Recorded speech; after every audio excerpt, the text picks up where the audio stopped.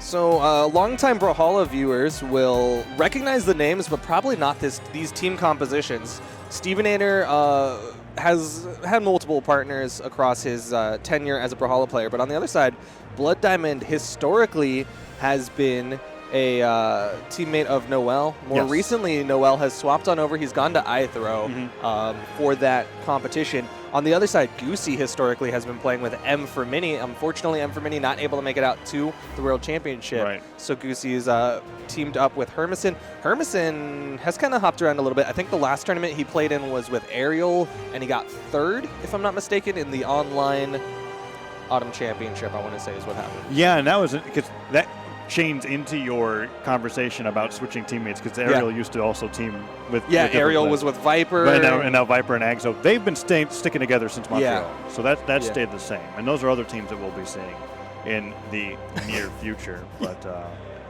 you didn't see, but Goosy basically pulled an egg soup where he leaned back and the chair just went and just like dropped back. From like all the way from BCX 2016. Jeez. Oh man, that was great. But no, we definitely have the players sitting here now. So we've got Goosy Emerson, Stevenator, and seeing them right so this is Steve and Blood Diamond. Steve on the left, Blood Diamond on the right. And then across from them are going to be the European team of Hermon and Goosy.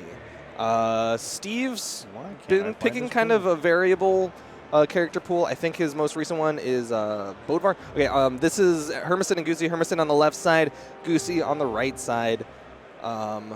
Yeah, those are the players. Yeah, I'm trying to think about, they're just getting all this stuff set up. The unique thing about Brawlhalla being at least as we've run the events, being a PC-centered console focused, is that like you've got so many different controllers that work with being able to play the game that a lot of the time when you move setups, a lot of the setting up process is just making sure your controllers work. Because you might have like a keyboard player, Xbox player, someone with Wii Nunchuck, and even inside of that, they're all using their own variations of the controllers, because some players will play with an Xbox One controller but try to have as close to like Smash controllers as they can, or you'll see PC players, like I think Creed uses the num keys for his like light attack, heavy attack.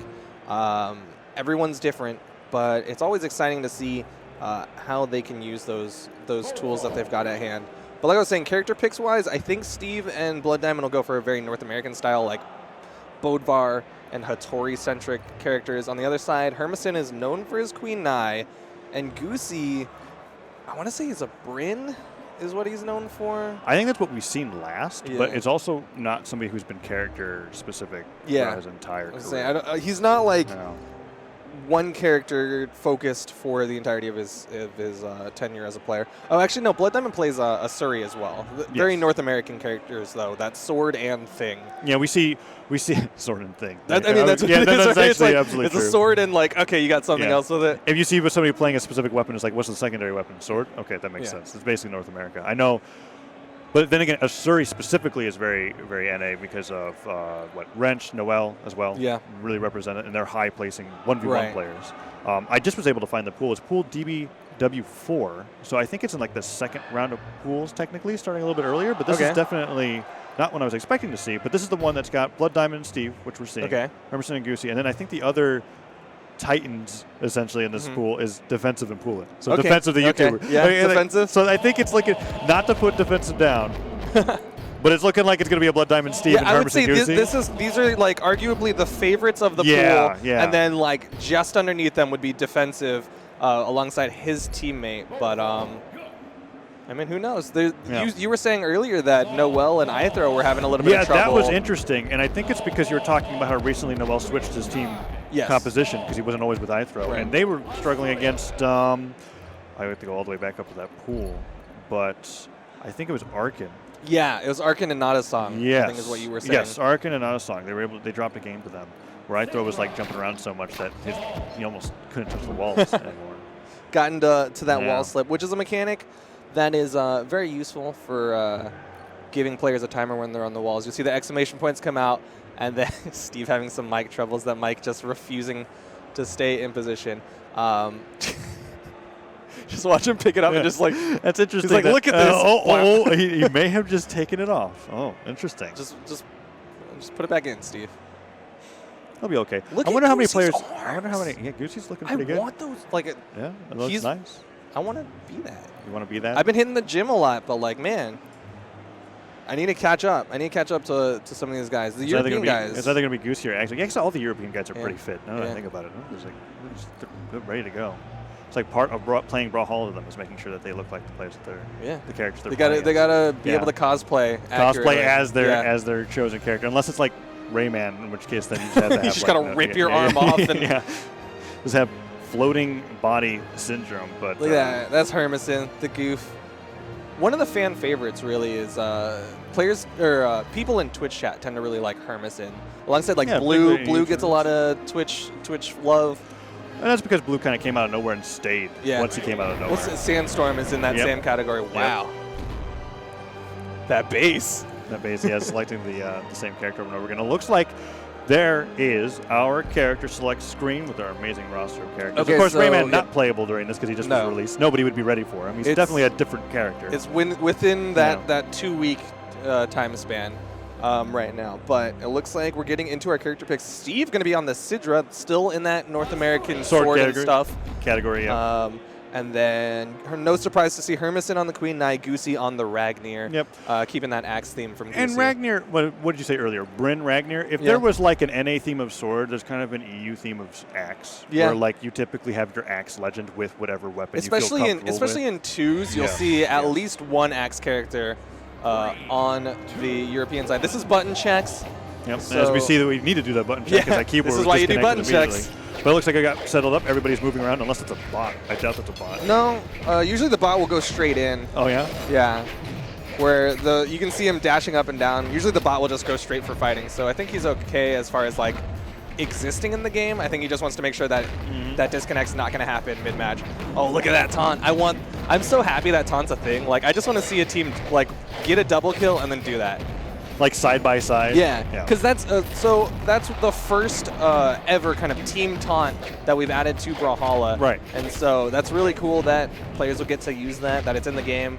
But I think the closest thing that we had to it before that was the flag, being able to represent the icon. you could both flag next to each other. But now you can put down the photo op and then go ahead and taunt next to him, and you'll get inside of that and take a picture together. Yeah, it's pretty nice. But here we go. I think we're doing stage striking now. Should be serious. Yeah, they're taking a lot more time thinking about these picks. Yeah, than what they were doing before, just to make sure that the buttons work. But we've got the red team versus blue team, Goosy and Hermon versus Stevenator and DoubleDime. They didn't like that ban. And they're going to make sure that they're banning things correctly. With competitive, for anybody that's joining us for the first time, you typically do stage striking in a sense. Like there are some maps that you like to play on more than others, and the enemy team has the same thing. So for the first game, to make it even, you kind of agree to strike to one map where everybody's kind of like, okay, we'll play here. And that's when counter picks get started. But there's generally some consistent maps that you'll see. Miami Dome is one of those maps that EU tends to favor more than North America. And Mammoth Fortress is definitely... Yeah, Mammoth is very North American favored. Generally, you'll see like the last maps are going to be Twilight, Blackguard, Mammoth are kind of like the last three. Sometimes you'll see Shipwreck, but it's not always a favorite. It's one of those ones that like some players like it, some players hate it. Shipwreck change in size between 2s and 1s? Because I think it stays the same. So it's a pretty small map. There are cases where like if you're playing 1v1s, you'll notice the name when we see 1v1s tomorrow. Yeah, and if you just play the game, it's just a small Blackguard Keep or small Twilight Grove or whatever. It's just... in 2s, you get a little bit more room because originally the game used to just be played on these maps as is for everything. Yes. And then it was condensed as the game was discovered and balanced over time. But Shipwreck Falls is definitely a small map. And not a lot of players like to go there. So we've got Mammoth and Blackguard and Twilight Grove. And Mammoth Fortress going to the Americans. Game number 1. So this is a little bit of an interesting pick coming out from Steve with the cannon on the Isidre. Cannon is going to have a lot of force and a lot of strings, but he does have that risk factor of hitting his teammate because this is 2s. He does have that team damage option where we're seeing the big damage coming out on the DoubleDime already from Hermon and Goosy. And Goosy landing with that downer to be able to convert off of Hermon, keeping DoubleDime in the air. DoubleDime already in the orange, and now Stevenator trying to get underneath his opponent. Steve kind of getting team comboed. Steve! Oh no! Goosy and Hermon completely demolished DoubleDime, and Stevenator there.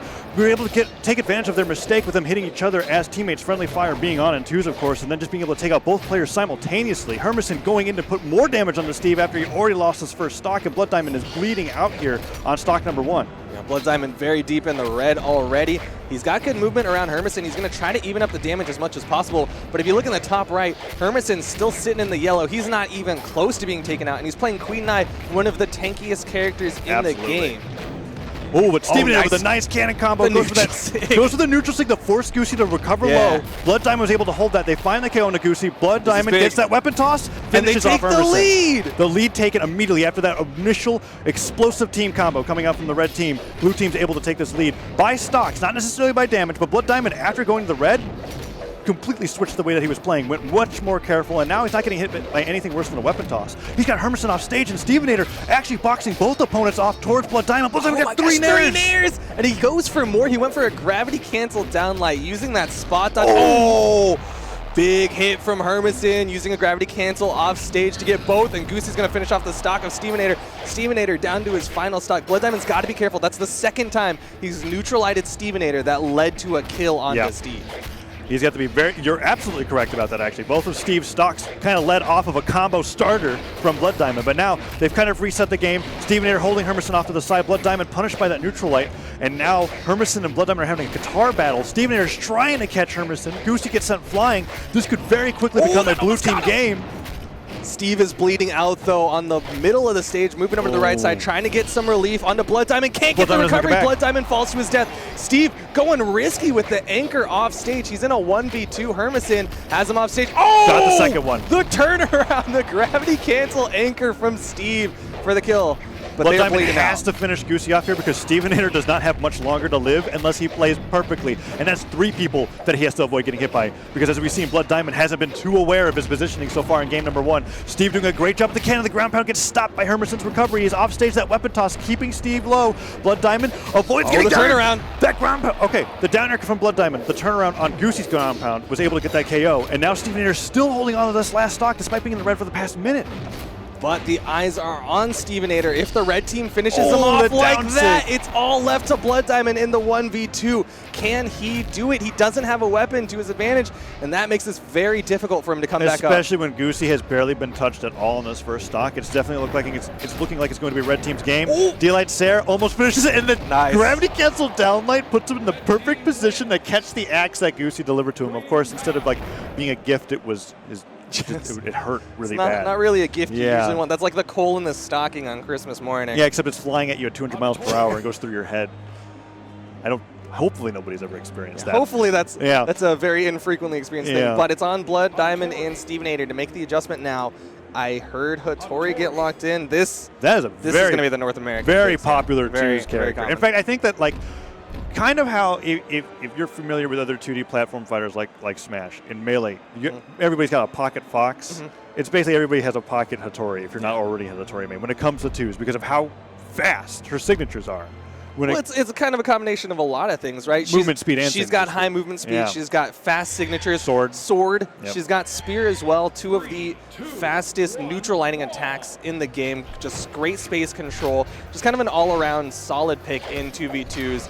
And we'll see how well that works out for this blue team. While Steve, not able to pick up a weapon, finally gets that sword. And they're doing really good moving around the red team, but no major movements one way or the other. They're playing much safer this game. Yeah, Steve and DaBrain already with this. Actually, this is a double Hattori switch? Yes. It definitely is. Okay, yeah, so both players on Hattori here. Neutral catches him off the island. Goosy putting it in the red really early. And we're already seeing. Oh my gosh, the wake up? Okay. The adjustments being made by the blue team has been phenomenal. They have not been touching each other too much, and already Goosy and Hermon have been put deep into kill percent. DaBrain falls onto Hermon. Hermon's able to take advantage of Steve. Then neutral light tries to combo into the side light from Blood, but Goosy goes falling to his death. First stock taken by blue team and the first solid lead that they've had in this set. And I respect the disengage from Hermon. He went straight for the island once Goosy fell. He wanted to kind of catch his breath on that right side, wait for his teammate to come back in so he wasn't caught in a 1v2. Yeah, 1v2 enables combos that are otherwise completely impossible on your own. And with Twilight Grove, with the island acting kind of as a third teammate sometimes, it could be a little rough. Jumping Sarah from DaBrain doesn't catch him, and Stevenator is caught between both players, but DaBrain is able to assist. Nice falling Sarah, that neutral sig gets punished. Hermon's trying to go off with that offstage weapon throw. Dive kick does not connect, and DaBrain just going to the island, recovering, picking up a spear. Steve and Blood, while not having control of center stage, aren't losing these stocks and are still getting damage. And Goosy, however, that neutral sig falling, catches Steve trying to recover high, but at the same time, Hermon loses his own stock to DaBrain, so DaBrain was able to secure this lead, and Stevenator's trying to finish him off. He's taking so much damage, but he's still living. Well, as long as he holds on to the stock, he holds on to the advantage. Goosy's in the red, but he's not even concerned. He's going in on top of Stevenator. Goosy going for the big damage. Blood Diamond underneath with the recovery. The kill though. And now Goosy with that weapon toss to be able to recover. Stevenator's trying to deny him some weapons, but that downer's not going to do it, and Blood Diamond goes flying. That's going to even up the stock count. The damage is actually not too terribly far from even as well. There's a real possibility for the red team to come back into this. Especially if they focus on the Steve. Oh, no. So, like, you don't have to have every player lose their stocks at the same time. Goosy gets knocked out by a good downer there. But if Stevenator is isolated and targeted down by Hermon and Goosy, they can then take the 1v2. Even if Blood Diamond's ahead in damage and stocks, that doesn't mean that it's an easy game for him to win. Even if they shove Blood Diamond off stage, that'll give him just a moment. But Hermon underneath. There's the targeting. Hits the neutral signature. This is so close. It's basically an even game at this point. And it was that targeting on the Steve, recognizing he's taking more damage and can be KO'd. Goosy with an excellent punish on the Blood. Steve wasn't able to convert off that side air from Blood Diamond. Weapon toss from Steve into a nice neutral light, but that chase dodge down light just doesn't lead to anything. And now Hermon and Goosy are on top of Blood Diamond. Steve gets recovered, but now they're trying to get each other onto the same side of the stage. But oh no, that gravity cancel gets punished by Steve. Punish. He takes so much damage from that, from white to deep yellow. Steve is looking like he's going to be in trouble. Goosy fireballs Hermon off stage, barely avoids that spear toss. Right side, though, Goosy with great movement between the blue team members. Goosy's got to be feeling confident right now. He's still sitting on that final stock alongside Steve. Nice neutral sig attempt from Stevenator. Doesn't get punished too hard, and then air comes out. Goosy accidentally catches Hermon while he's trying to travel, but the recovery from Blood Diamond takes off that second stock from Hermon. So now Hermon and Goosy are both on their set stock. If they lose this, and they don't win the game, they're out 0-2. Not out of the pools, but there's a good chance that if they're able to take out Blood Diamond here and then immediately convert onto Steve, oh no. Oh, that's it. That's done.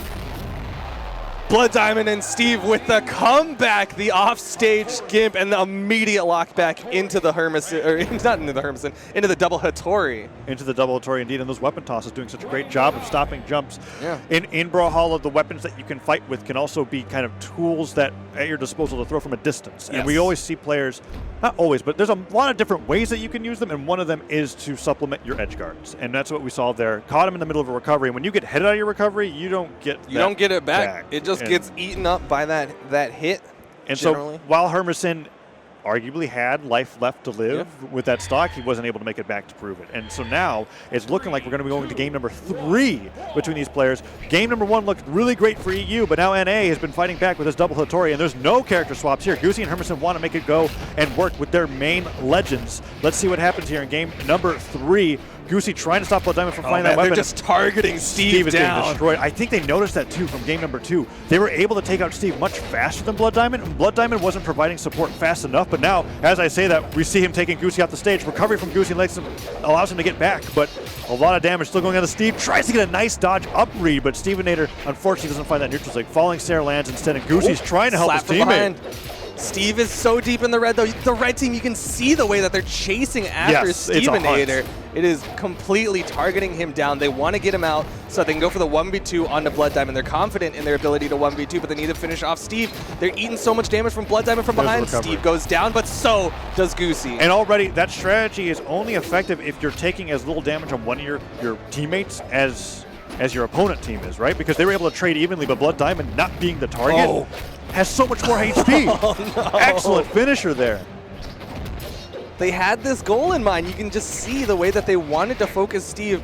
Goosy just avoiding Blood Diamond, rotating over. Nice turnaround for the neutral signature. I don't even think Blood Diamond was expecting him to focus on him with how much they've been targeting Steve, but he was able to pivot that down sig, hit him with the fire that sent him flying off the side of the stage, and if you get that in the right place, it's essentially a diagonal spike, as we just saw there. And now we're completely even. Blood Diamond on a fresh stock gets hit by that down sig, and Hermon, another one, is also pivoting his down sigs. They're adjusting appropriately to the fact that while they're trying to put most of their neutral game on the Stevenator, they're keeping Blood Diamond away to prevent him from supporting.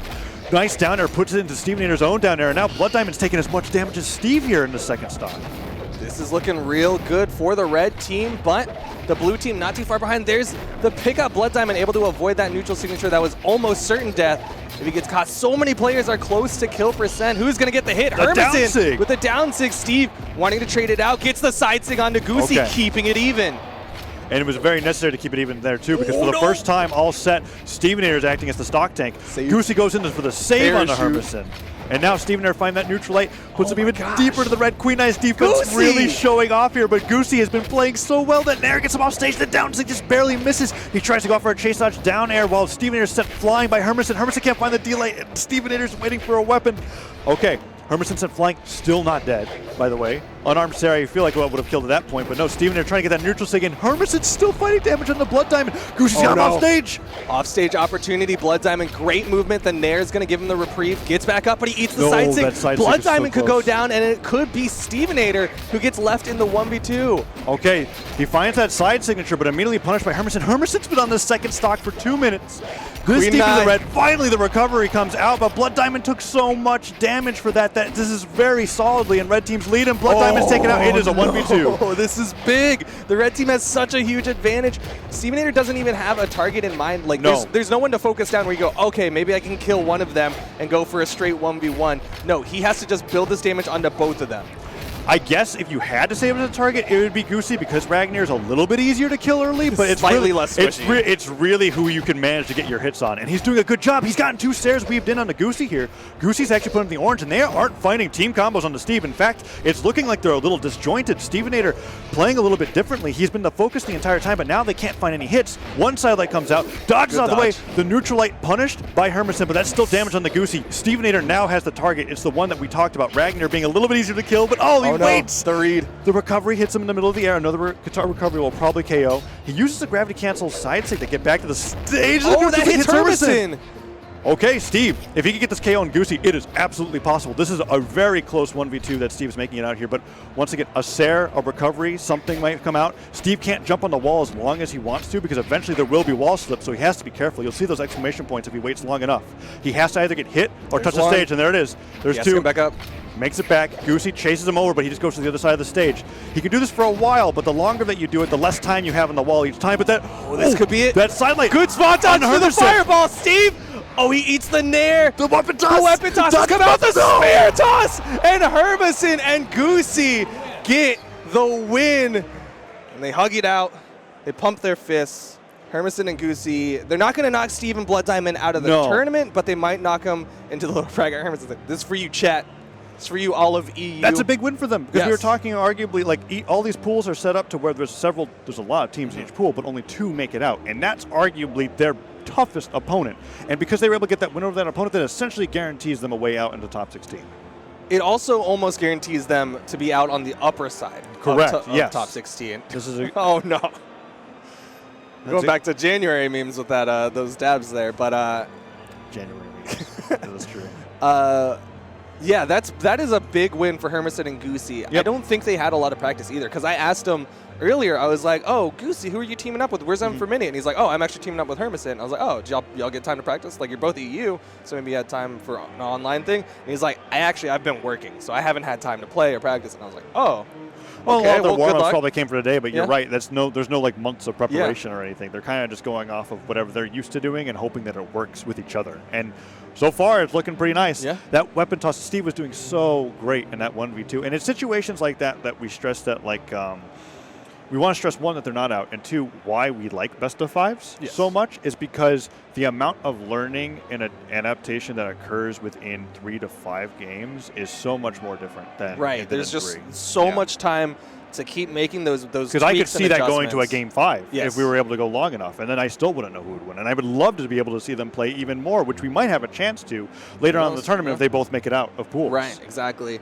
That's a very real possibility. I do kind of want to talk about that final game because it started off looking like Hermon and Goosy were like, okay, we're going to focus down Stevenator, and then they kind of ignored Blood Diamond. Blood Diamond started getting a lot of really good damage on top of them, and it was like, okay, maybe this is the North American win. They're going to just completely take advantage of the fact that Hermon and Goosy are kind of hyper-focused on Stevenator. But then they started making this adjustment of going for Steve and then faking back, hitting Blood Diamond with like a turnaround D-Sig, turnaround neutral Sig. It was the down sigs in particular. Goosy first did it as like an edge guard, and then we know it was so cool. Goosy was like hitting Steve back into the ground, and then Hermon was with Queen Eye, facing Steve, but then pivoting a down sig, which with Queen Eye it's very unique because it's got such amazing range, diagonal reach that you can essentially use it as a wall. And they did that several times to the point where it was very hard. And then Blood Diamond ended up getting hit so much by the technique that he died first instead of Steve going down. So it was crazy good team adaptation for two people that you said, like you said, they don't team together so much. Exactly. So that in particular is something that Hermon's a little bit known for with his Queen Eye. He likes to use a lot of that down sig for space control. So we'll likely be seeing more of that later on in the tournament, in the bracket, because again, this is round robin, and this is only just the beginning of the pools and waves area. So speaking about stream favorites, we've got some more stream favorites sitting in those chairs. I didn't get to see them. Oh, Player 2 camera. Oh, no, you're not even. That's both sides. Oh, wait, both sides are. So, I only saw Croaky and Doppy. So, yeah, Croaky and Doppy, more recognized players. They've been able to make it to more things. They've been in the tournament scene for quite a while now. Not to mention Croaky is a streaming titan. Yeah, and Croaky's a big old streamer. I was going to say stream monster, but he's not like a stream viewer monster. He's like a big streamer for Brawlhalla. Yep. And both of these guys are kind of crowd favorites, but on the other side are two other big crowd favorites that have blown up. That's Ethan and Sandstorm.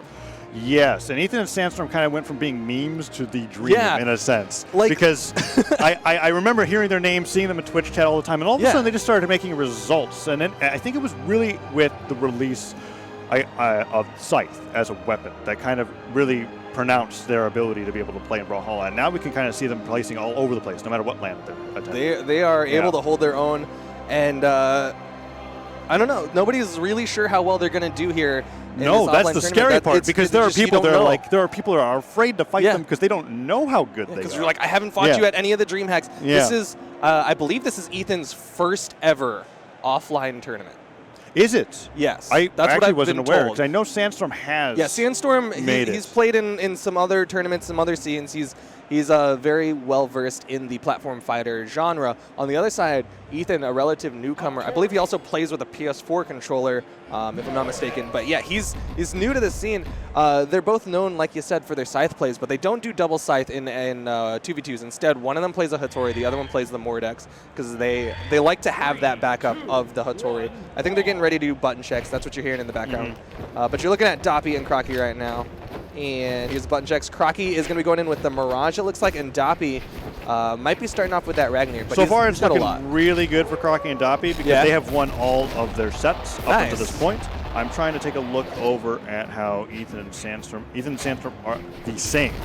So whoever loses this is going to be their first loss. I'm looking over at, I think, LittleCap and FaceOff are actually in this pool. Wow, this pool is kind of a death pool. Yeah, this is a very tough pool. Actually dropped 1-2 to Ethan and Sandstorm. Oh, wow. So LittleCap and FaceOff, if you don't recognize those two names, are typically top 3 contenders for 2v2s. They have been able to hold their own against the North American 2v2 favorites, Boomie and Remy. So to be able to make it out of this pool, they're going to have to beat Croaky and Doppy. That's what it's looking like. Because at the moment... Because they've already dropped to Ethan and Sandstorm. Whoever wins this match is out of the pools for sure. And then... afterwards, and the loser of this is going to be fighting against no, actually, because if Ethan and Sandstorm lose here, well, hold on. If Ethan and Sandstorm lose here, I think they have to. I'm not really sure. We'll have to look into it after the game. We'll take a look because I think we're getting right into this. Because that's the exciting part about round robin pools. Is kind of like, wait, there's like this whole math game of like, wait, who's got all the wins, who's got all the losses? But right side, Ethan taking control of Croaky. Croaky is not able to pick up a weapon. Finally picks up that spear. And what do we got? We got Doppy on the Ragnar, which we're used to seeing. Sandstorm on that Mordex. We've got Ethan on the Hattori, the team NA 2v2 favorite. And then we've got Croaky and Mirage. Yes. As we're opening this up here. And now, Sandstorm immediately with that offstage edge card. I don't know if Croaky can make it back unless he gets hit. Doppy tried to help. He tried, but he couldn't even reach. Yeah. You saw him go low, but he just recognized that he wasn't able to do it. Didn't overcommit. I like the follow-up from Sandstorm with the gravity cancel neutral sig off the downlight stare from Ethan. And he's going back in. He just got hit to the right side, got disarmed, and he still was like, all right, I'm going to follow up off of you, Ethan, to get more damage. And when we say go off to help, because there's friendly fire on, if you get hit by a move that's not too strong, it can kind of give you some momentum back and reset a jump so that you can make it back and wait long enough for your dodge timer to make it back as well. Doppy with 2 recoveries back-to-back doesn't KO Ethan, but it does KO Sandstorm off the top. They're trying to get this KO to secure... no, it would actually be a lead here. Doppy just now losing that stock, but if Croaky can get the return kill on Ethan, it's essentially an even game. Actually, wait, no.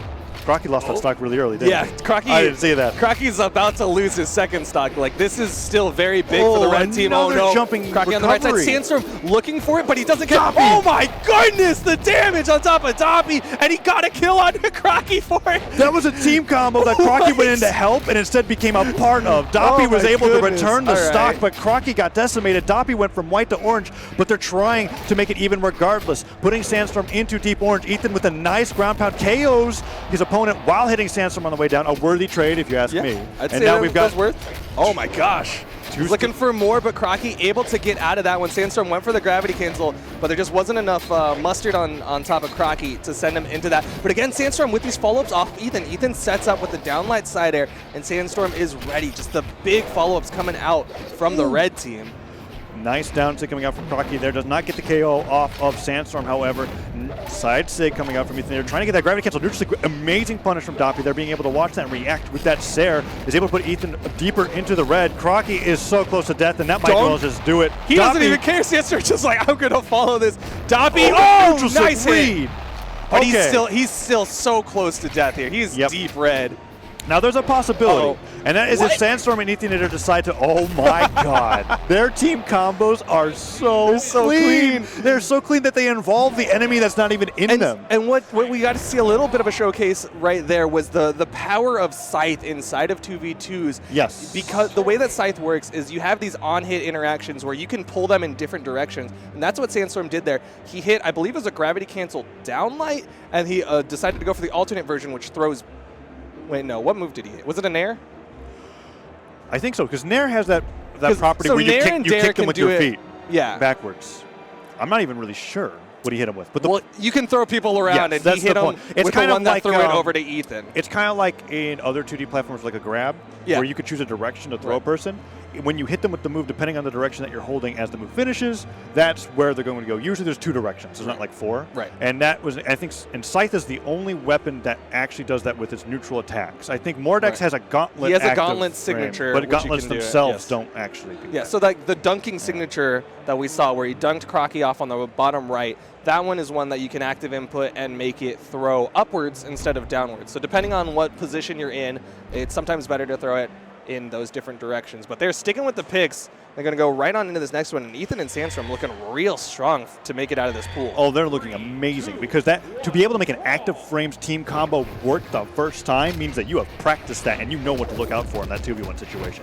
Going into game number 2 here, Twilight Grove definitely a Doppy and Croaky favorites. It's one of the maps that they used to play on all the time back when they were establishing themselves in this game. And we're going to be going into game number 2.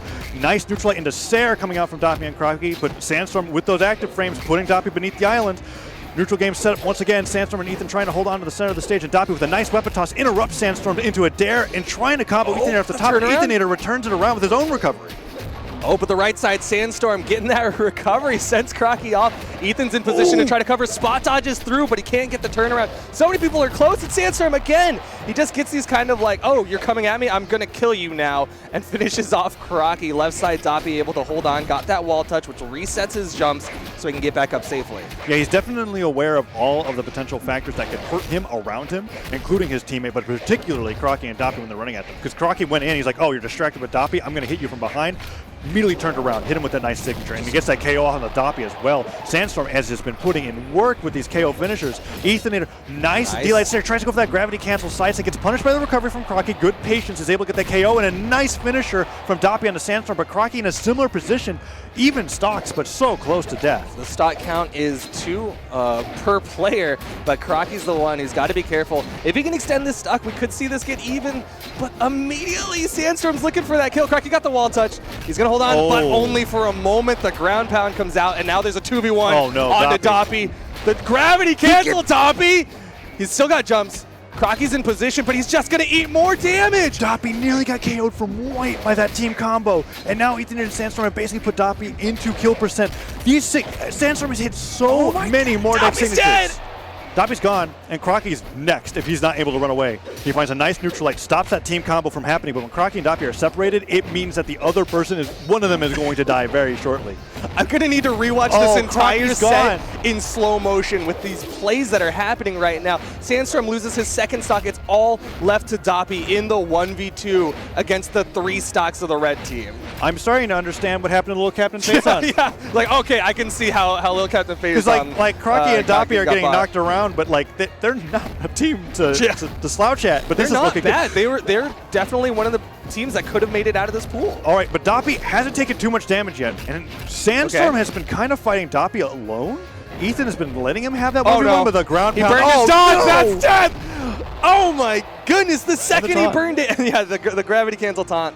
That was a convincing finish. That was brutal. That was we saw a close set the game before with Steve. Yeah. That was pretty much like Ethan and Sandstorm won out of winner's side. And I think they are out. So that was exactly what needed to happen for LittleCap and FaZe to have a chance to get out. Right, because if they can beat Croaky Doppy now, that means Croaky Doppy will end the round robin 0-2. Yep. And LittleCap and FaZe, assuming they win the rest of their games, will make it out. They have won the rest of their games. Okay, yes. In fact, Croaky and Doppy have won the rest of their games too. So this is the last match that needs to be played. Literally between the two of them, whoever wins makes it out. I'm hoping we get that on stream.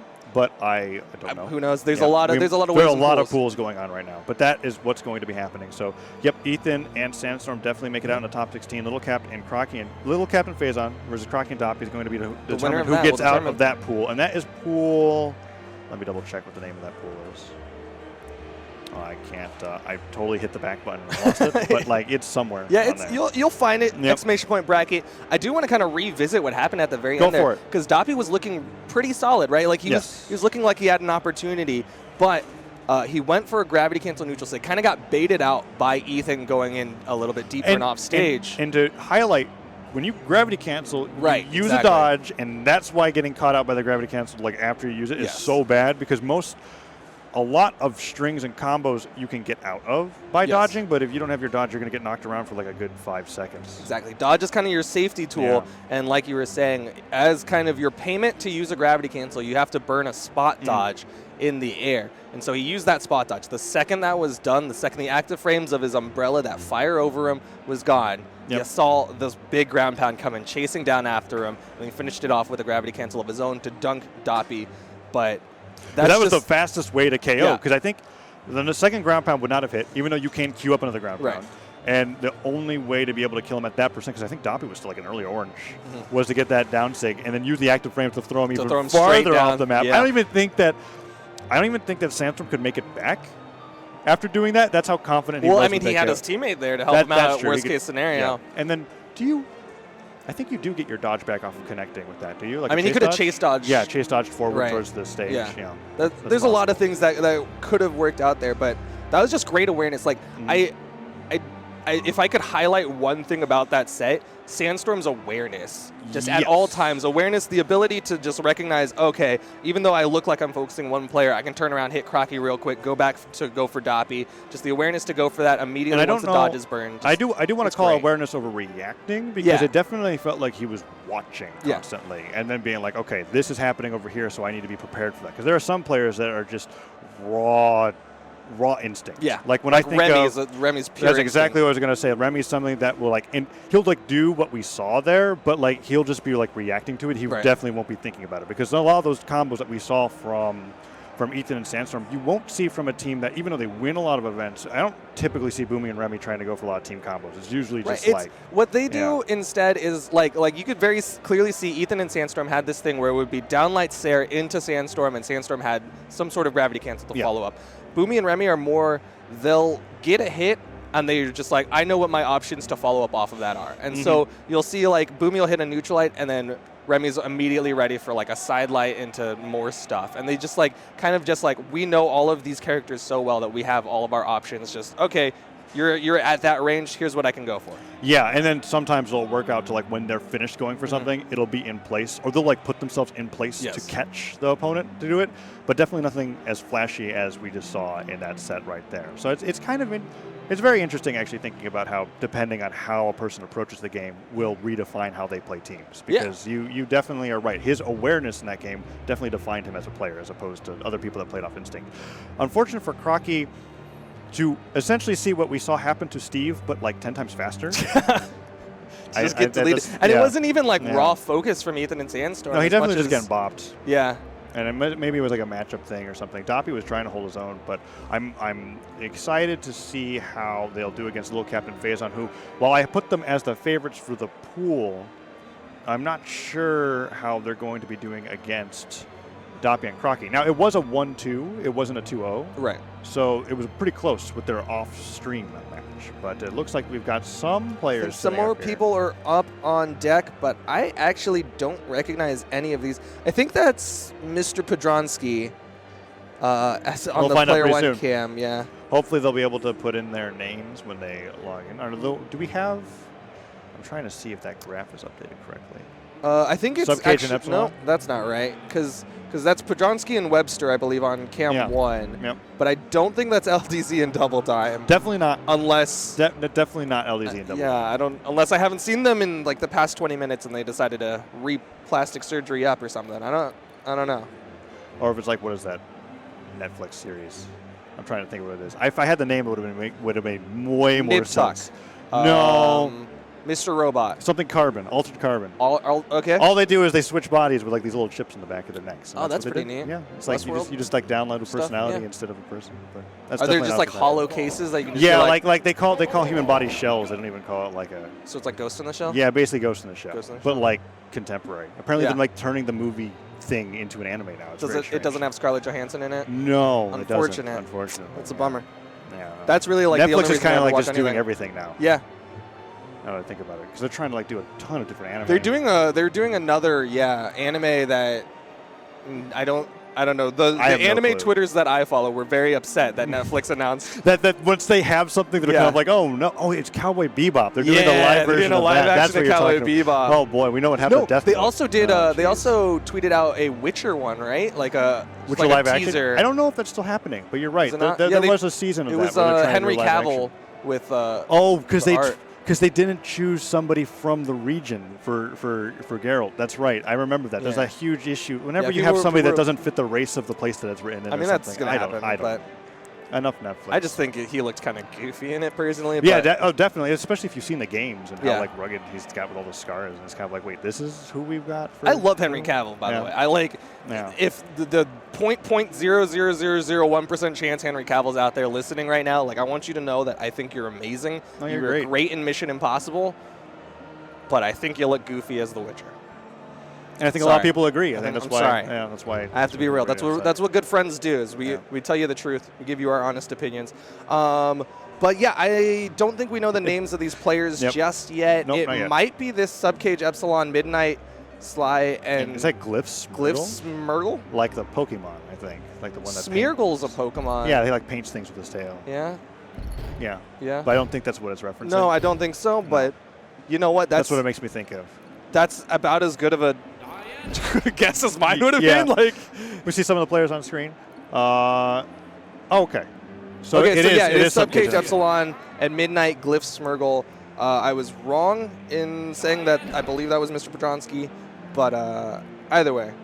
Epsilon is a name that I recognize. Well, I might not recognize the player. I remember seeing him on some online He's been in some online tournaments. Yes, and Subcage, also a name that I vaguely recognize. I can't really remember the legends that they're going to be picking, but we'll find out pretty soon, and that match will be on stream. I'm going to take a look to see what pool this is from. While they are getting all set up, making sure that the headsets work. So again, we're here out in Atlanta, Georgia for the World Championship. It's BCX, baby. It's awesome. That's so weird. It's great, man. Like I'm so excited. I've been running very late into the night, burning that midnight oil just out of pure excitement and energy for this. Because it's been difficult to sleep. It's been great, especially when the venue was like open yesterday too. Yeah. And everything's been going on, but it has been fantastic because there's just so many things that we're excited to see. I know how's it going to be going on Sunday? Because we've got the entire Sunday with our own setup here, with like our own stage for top 8. Yep. It's weird to say that I'm more excited about the amount of best of 5s that we've got more than anything else. Just to be able to really see. Yeah, you can really see how it's gonna shake out between everyone. Really see who has the ability to go the distance. Like As amazing as that is, though, I have to imagine if one person can make the lower bracket run from top 32, like however all the way up in best of fives, like that is a grueling run. But I will applaud you. Like you don't even have to make if you make top 8 going from lowers of 32. Like I will applaud you. I'll give you a hug. Like that's just such a marathon to have to go through. So I'm taking a look right now. I think it's who we've got BW3 playing. Is the pool. Yep, I'm looking at it right now just to see how the records are. This is the pool that Noel and IThrow, Koslix, and Midges. Yes. That's who he's playing with. Yes. And then Arkin, who we're playing. Arkin and Nadasan. Yeah, interesting enough, even though, so they have taken a game off of everybody in their pool, but they have not won a set. Oh, no. That's actually very interesting to me. Although sometimes with the way round robin works, that is a good thing because you get points. Every round robin is a little bit different, but you'll get points for like game wins. If there's like a tie in records. Subcage and Epsilon have been doing okay. I think they've only lost 2 of their sets, and they've not yet fought the 2 teams that we're expecting to get out, which is Noel's team and Koslix's team. Okay. And then they're going to be fighting against Midnight Sly and Glyph Smurgle, who haven't been doing as okay. Unfortunate. But so they have one. They're going in for this match, hopefully they can pick up their first win. Gotta play for the W. It's always nice to see players that you don't get to see normally. Yeah, well, and so a lot of our online tournaments are formatted in ways to where like we don't really start streaming until like the top 32 or top 16 way. So you don't see the up and coming or the players that are just entering tournaments in to try and get better. And these LANs provide great opportunities for people to get stream time that just don't normally get it. And that can be an inspiration in itself to be like, I want to do better so that I'm on there more. Yes. And it's the extra bonus of that is there's 2 streams. So maybe you don't make it on the main stage, but hey, maybe you made it over to Data FGC. You can go back, show your family the replay and be like, hey, look, this is me. This is what happened. Yeah, and that's going to be going on as much as we were going on right now here. So whenever we have downtime in between games, I think it's twitch.tv/data, like FGC. DATA FGC. And we're going to be having just as many 2v2 games going on over there. I'm sure Duke and I will be casting on this game at some point. So we'll be moving around all over the place. It's going to be a grand old time. You might see us in the background of some of these as we're like hanging out. But I think they are not even going into button. Nope. Okay, yeah, that's going to be button checks. Well, I was like they were straight up hitting each other for a hot moment. And then Midnight Sly there decided to stand around. And I was like, oh, okay, you're right. That's probably not button checks. Interesting picks, though. We got a Diana and Bodvar. And I believe that is the Spectre, which is Nyx, and then Caspian with the... Nyx has been not Caspian. Sorry, Lucian. Oh, it's Lucian. Okay. Yeah, because these are even skins that we rarely see. Not to mention they're not legends that we see. They're relatively new skins, but yeah. And they're legends that we don't really see picked too much in 2s. Although I guess I shouldn't say that. No, Nyx is played, and so is Lucian. I take it back, because FaceOff will do Lucian. Yeah, I don't see Nyx too often, though. There was a Nyx player. Yeah. Like I saw Effie was like the last Nyx I really remember. I remember there was like a Nyx player at Montreal that I saw a ton. And then since then, not really much. All right, well, those were button check characters, so not going to be the ultimate characters. It looks like it's going to be Diana v. Diana, and then a Lucian and a Bodvar. Wow, is he okay, so I think that's Epsilon playing under the tag Antipop. Unfortunately, Antipop, rest in peace, was not able to make it to BCX because he unfortunately passed away this past year. Very unfortunate. Was very involved in the Brawlhalla scene. He's probably calling out his old friend, being able to say like, "Hey, I'm here at BCX representing your tag." Kind of like, although of course it was a little confusing because I didn't know who it was at first because of A&T rather. Yeah. But now we know that it is. It is. It's kind of just like pouring one out for the homie. I'm going to try to do right by you. Not repping the Antipop in terms of character picks. He's not going to go in with the Asuri. That's true. That was Antipop. But sometimes it's harder. It's harder to represent character playstyle than it is to tag. But and Glyph on Diana. Vanessa playing Bodvar, which is just the go-to first character for a while. Brawlhalla's roster used to be a lot smaller. There used to be a lot less sword characters. It's a living game. New characters coming out. Oh, yes. But back when sword characters weren't as common, Bodvar was definitely one of the favorite ones, depending on his stat distribution and all that. But we're going into game number 1 here. Button checks are finished. Glyph and Midnight are going to be fighting against Subcage and Epsilon as we're going into this, and already Glyph's on the side of the stage. A lot of jumping on there with no connections. I saw that exclamation point super early. Yeah, he went straight for the wall, it looked like. But might be kind of regaining composure here. Liking these nairs coming out. Glyph looking for that turnaround down sig onto Epsilon. Nice neutral light. Tries to go for that chase out neutral sig and is punished immediately by Epsilon's neutral light as well. Neutral sig comes out from Glyph, not being able to find too much, and they're kind of playing a little disjointed here, but Midnight and Glyph, while fighting their own little 1v1s, are definitely winning out. A nice D-Light Sarah comes out from Sub, but okay, so Midnight's finally being put into the red, but it's looking pretty decent for the red team here, but they're evening it up, and these down sigs, if any of them connect specifically from Diana, that can KO so early. The recovery from Glyph almost taking down Andy. There you see the down sig, like you were saying. If he was a little bit closer to the left side, or like you said, had not hit the ground. Nice ground pound coming out from Epsilon. Going to give them the stock advantage for a hot second before Midnight finished off Sub not. And now, Subcage. Yeah, Subcage now finding that last stock being off. Now, Epsilon very close to kill percent here, as Glyph has been holding on to the second stock without taking too much damage. Midnight is also trying to stock tank as well, but that doesn't quite work out. I'm expecting a trade here, but no, instead, Glyph is able to put on a ton of hurt onto Subcage, and now, with that nice neutral sig, puts him back towards the stage. He's finding a lot of signatures that you're used to seeing being used as gimp tools and just hitting them raw and neutral onto the stage for extra damage. Just getting it, not getting big follow-ups. There you see the kill option coming out, that recovery. Looking like they were going to fake out on the left side. Got Glyph to come back up safely, but Glyph didn't have to worry about that 1v2. Meanwhile, Subcage looking for the juggle onto Midnight Sly. I'm liking the pivot nairs that he was doing to be able to juggle Glyph. Glyph, now with the sidelight, gets hit by that neutral sig, and that does actually send him off the stage, even at really early percents, but he gets a downer. Chase dodges up instead of after, and goes for a ground pound that just barely dodges out of that way of that weapon toss. Another downer catching Glyph into the weapon toss. Is that it? He can't make it back. Okay, excellent offstage play there coming out from Epsilon, and now he was able to take out Glyph to his last stock. Midnight trying to fight against Epsilon in the meantime to be able to get that trade hit. Subcage doing a very good job of being able to hold on to the second stock, but no neutral sigs are being able to be found. Okay. All right. Okay, able to pick up that neutral signature onto Midnight Sly. Midnight Sly burning a lot to come back up, and there you see the down sig punish coming out off that off of that moving platform. Left side though, Glyph unarmed immediately gets caught by the neutral sig on his return back up onto the stage, and the side air should finish him off. But the return able to trade out a stock, but this is still very difficult for Midnight Sly. Get that shutdown notification showing that Epsilon definitely had most of the KOs. You can go on a killing spree or whatever, and that will give you at some least notifications. 3 without dying. Yeah, but now Glyph is long dead, and it is a 2v1 where it is 3 stocks to 1. Oh wow, he's over there just powering up. Yep, Midnight doesn't have too much damage on him yet, but he has a lot of stocks to have to get through. If he can find a KO on Subcage, it doesn't really give him too much relief because he still has to fight the 1v2. So maybe the best bet is to try to get Epsilon to go off stage. That's a good opportunity. That dodge was used. Big.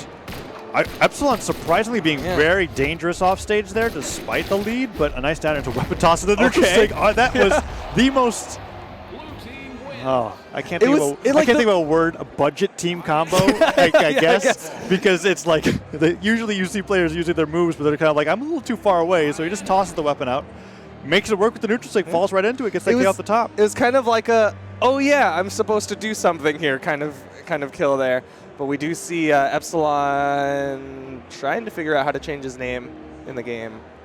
Nope, there's Midnight. It's almost got it right the first time. Dude. MDI? I haven't taken typing classes. MDI is kind of a nice tag by itself. Yeah. It's kind of like LDZ. I guess when you put D in the center of 3 letters, yeah, it kind of like works out. ADC. ADC. Yeah. Sounds nice. Yeah. MDI, definitely not though. He's Midnight. And now we'll see if we have any legend swaps. I saw that skin from Remy. Yeah, I saw the glow box. I was getting a little excited. So I don't want to get too excited before the glow box. He might just be hovering. Could just be a fake out. Oh, I heard it. Yo, I love that the lock-in animation where he just does the hands. He's like, hey. Did it actually say his name? Yeah, too? he says Glowbox. Wow. All the epic crossover skins, they say. Well, that's amazing. So it says Barbara, it says Glowbox, it says Shovel Knight, Plague Knight, Spectre Knight, all that. I definitely haven't locked in any of them. I've only ever played against them, so that was kind of cool to hear that. Yep, Cassidy crossover. Even Glowbox. All right, I'm rooting for Epsilon. He's gonna win it. 3-0. I don't know, but I want to be able to see it because I think that I want to see the neutral sig. The tongue replaces the lasso. Yes, that's kind of all of the effects have slight changes. So there's color changes and whatnot, but the tongue is one of my favorite parts of this. All right, and we're going right into it. Of course, Epsilon kind of getting destroyed by Midnight off the side of the stage there. Nice neutral air, was able to get himself back on. We haven't seen any signature representation Lots of nairs. just yet, but just keeping in mind that this is glow blocks, but it also is casty with how the character works. But you might as well, if it's the first time seeing it, might as well be glow blocks and casty. He threw out the tongue, but he went the wrong direction. The kill is going to come out from Subcage. But, oh, yeah, he's charging up. You can hear the tongue effects coming out from that's pretty nasty. Oh, and he hits him with it. Oh, no. Okay. It's going to be a tongue showcase. He's going to just lick all of his opponents. Oh, it's even got that purple whirlwind for the tornado. Exactly. Using that to be able to come back. Okay, Falling Stare comes out, trying to get some more stuff onto Midnight. And both players, okay, excellent side stick. Is able to get that KO. Return KO onto Subcage. Subcage, I want to say Subspace now. I keep thinking Subnautica. There's a ton of different sub things. There's a lot of, Yeah. Sub rewards, sub to Brawlhalla, you know, a lot of things. But it's going to be Epsilon. He is on the glow box. He's the one that I'm just focused on because I'm just so excited to see what he can do. The Glyph with the big pickup, the downlight into the recovery. Ooh. He's got the blasters tech. Glyph, when he gets the opportunities, he definitely knows what he's doing with blasters. But this is 2v2. It's not as easy. Oh, that was almost amazing. Try to go in for that GC downlight and a chase dodge. Oh, snap! Does it again. Gets the Uses recovery. The Weapon toss. Midnight is going to fall, and he's down to his final stock. Epsilon over to the Mosquito Blasters. Indeed, and now that recovery is able to get that kill off the top on the Glyph, this is looking very good for the blue team, and they're very excited about this lead because if they're able to get this counts for the 2-0 win. But that's an early KO. Oh no, where are you going, mid? Okay, all right, he got the wall touch. Oh, that's going to be a punish from his teammate, but he's still got jumps. He's good. Okay, took a ton of damage trying to get back up, though. There's not a lot of wall 2-touch on Shipwreck. Nice ground pound. The bow ground pound is the scariest one to get hit by early percents. That's it. That's done. That's done. He's done. Power up from Subcage. Epsilon trying to decide, okay.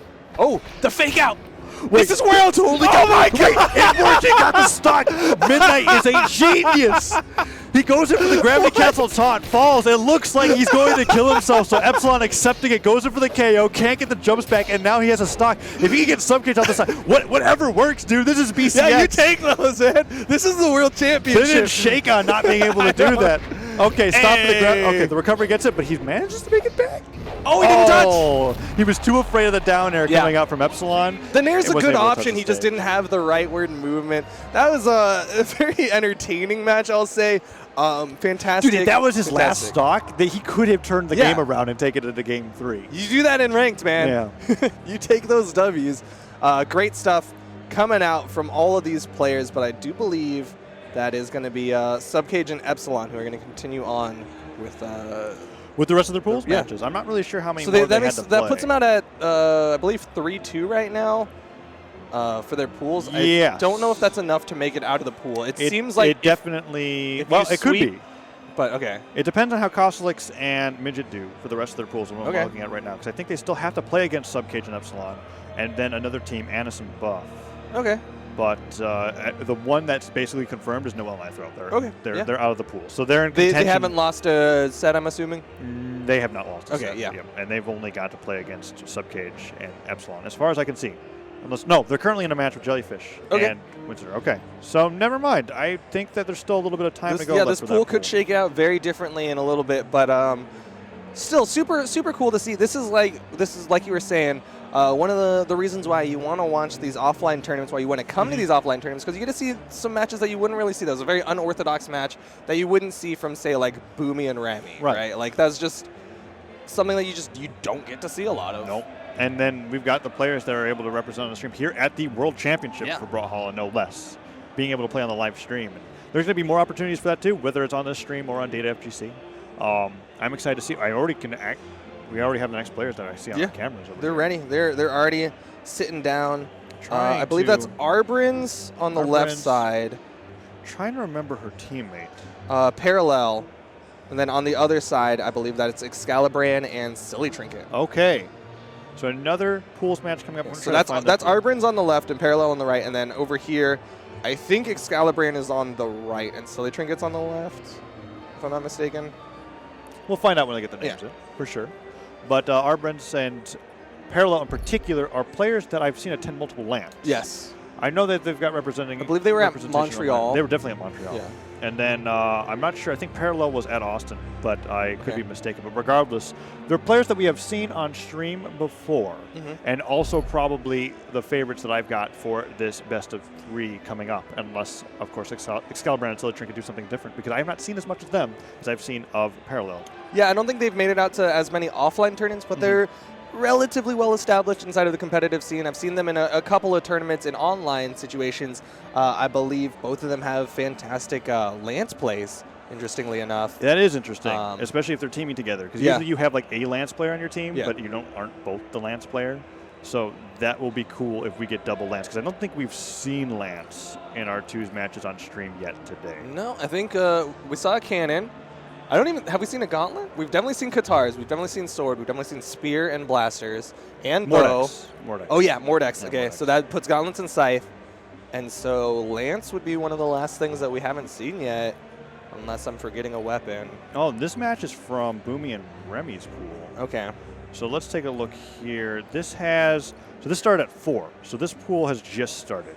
Okay. So there's barely been any matches played, and they're already in progress. So this is going to be the first match that's going to be played out of the pool so far. I'm seeing right now, I think Boomie and Remy are fighting against Cody Travis, and who's Cody teaming with? I didn't see that Cody Travis was in that pool.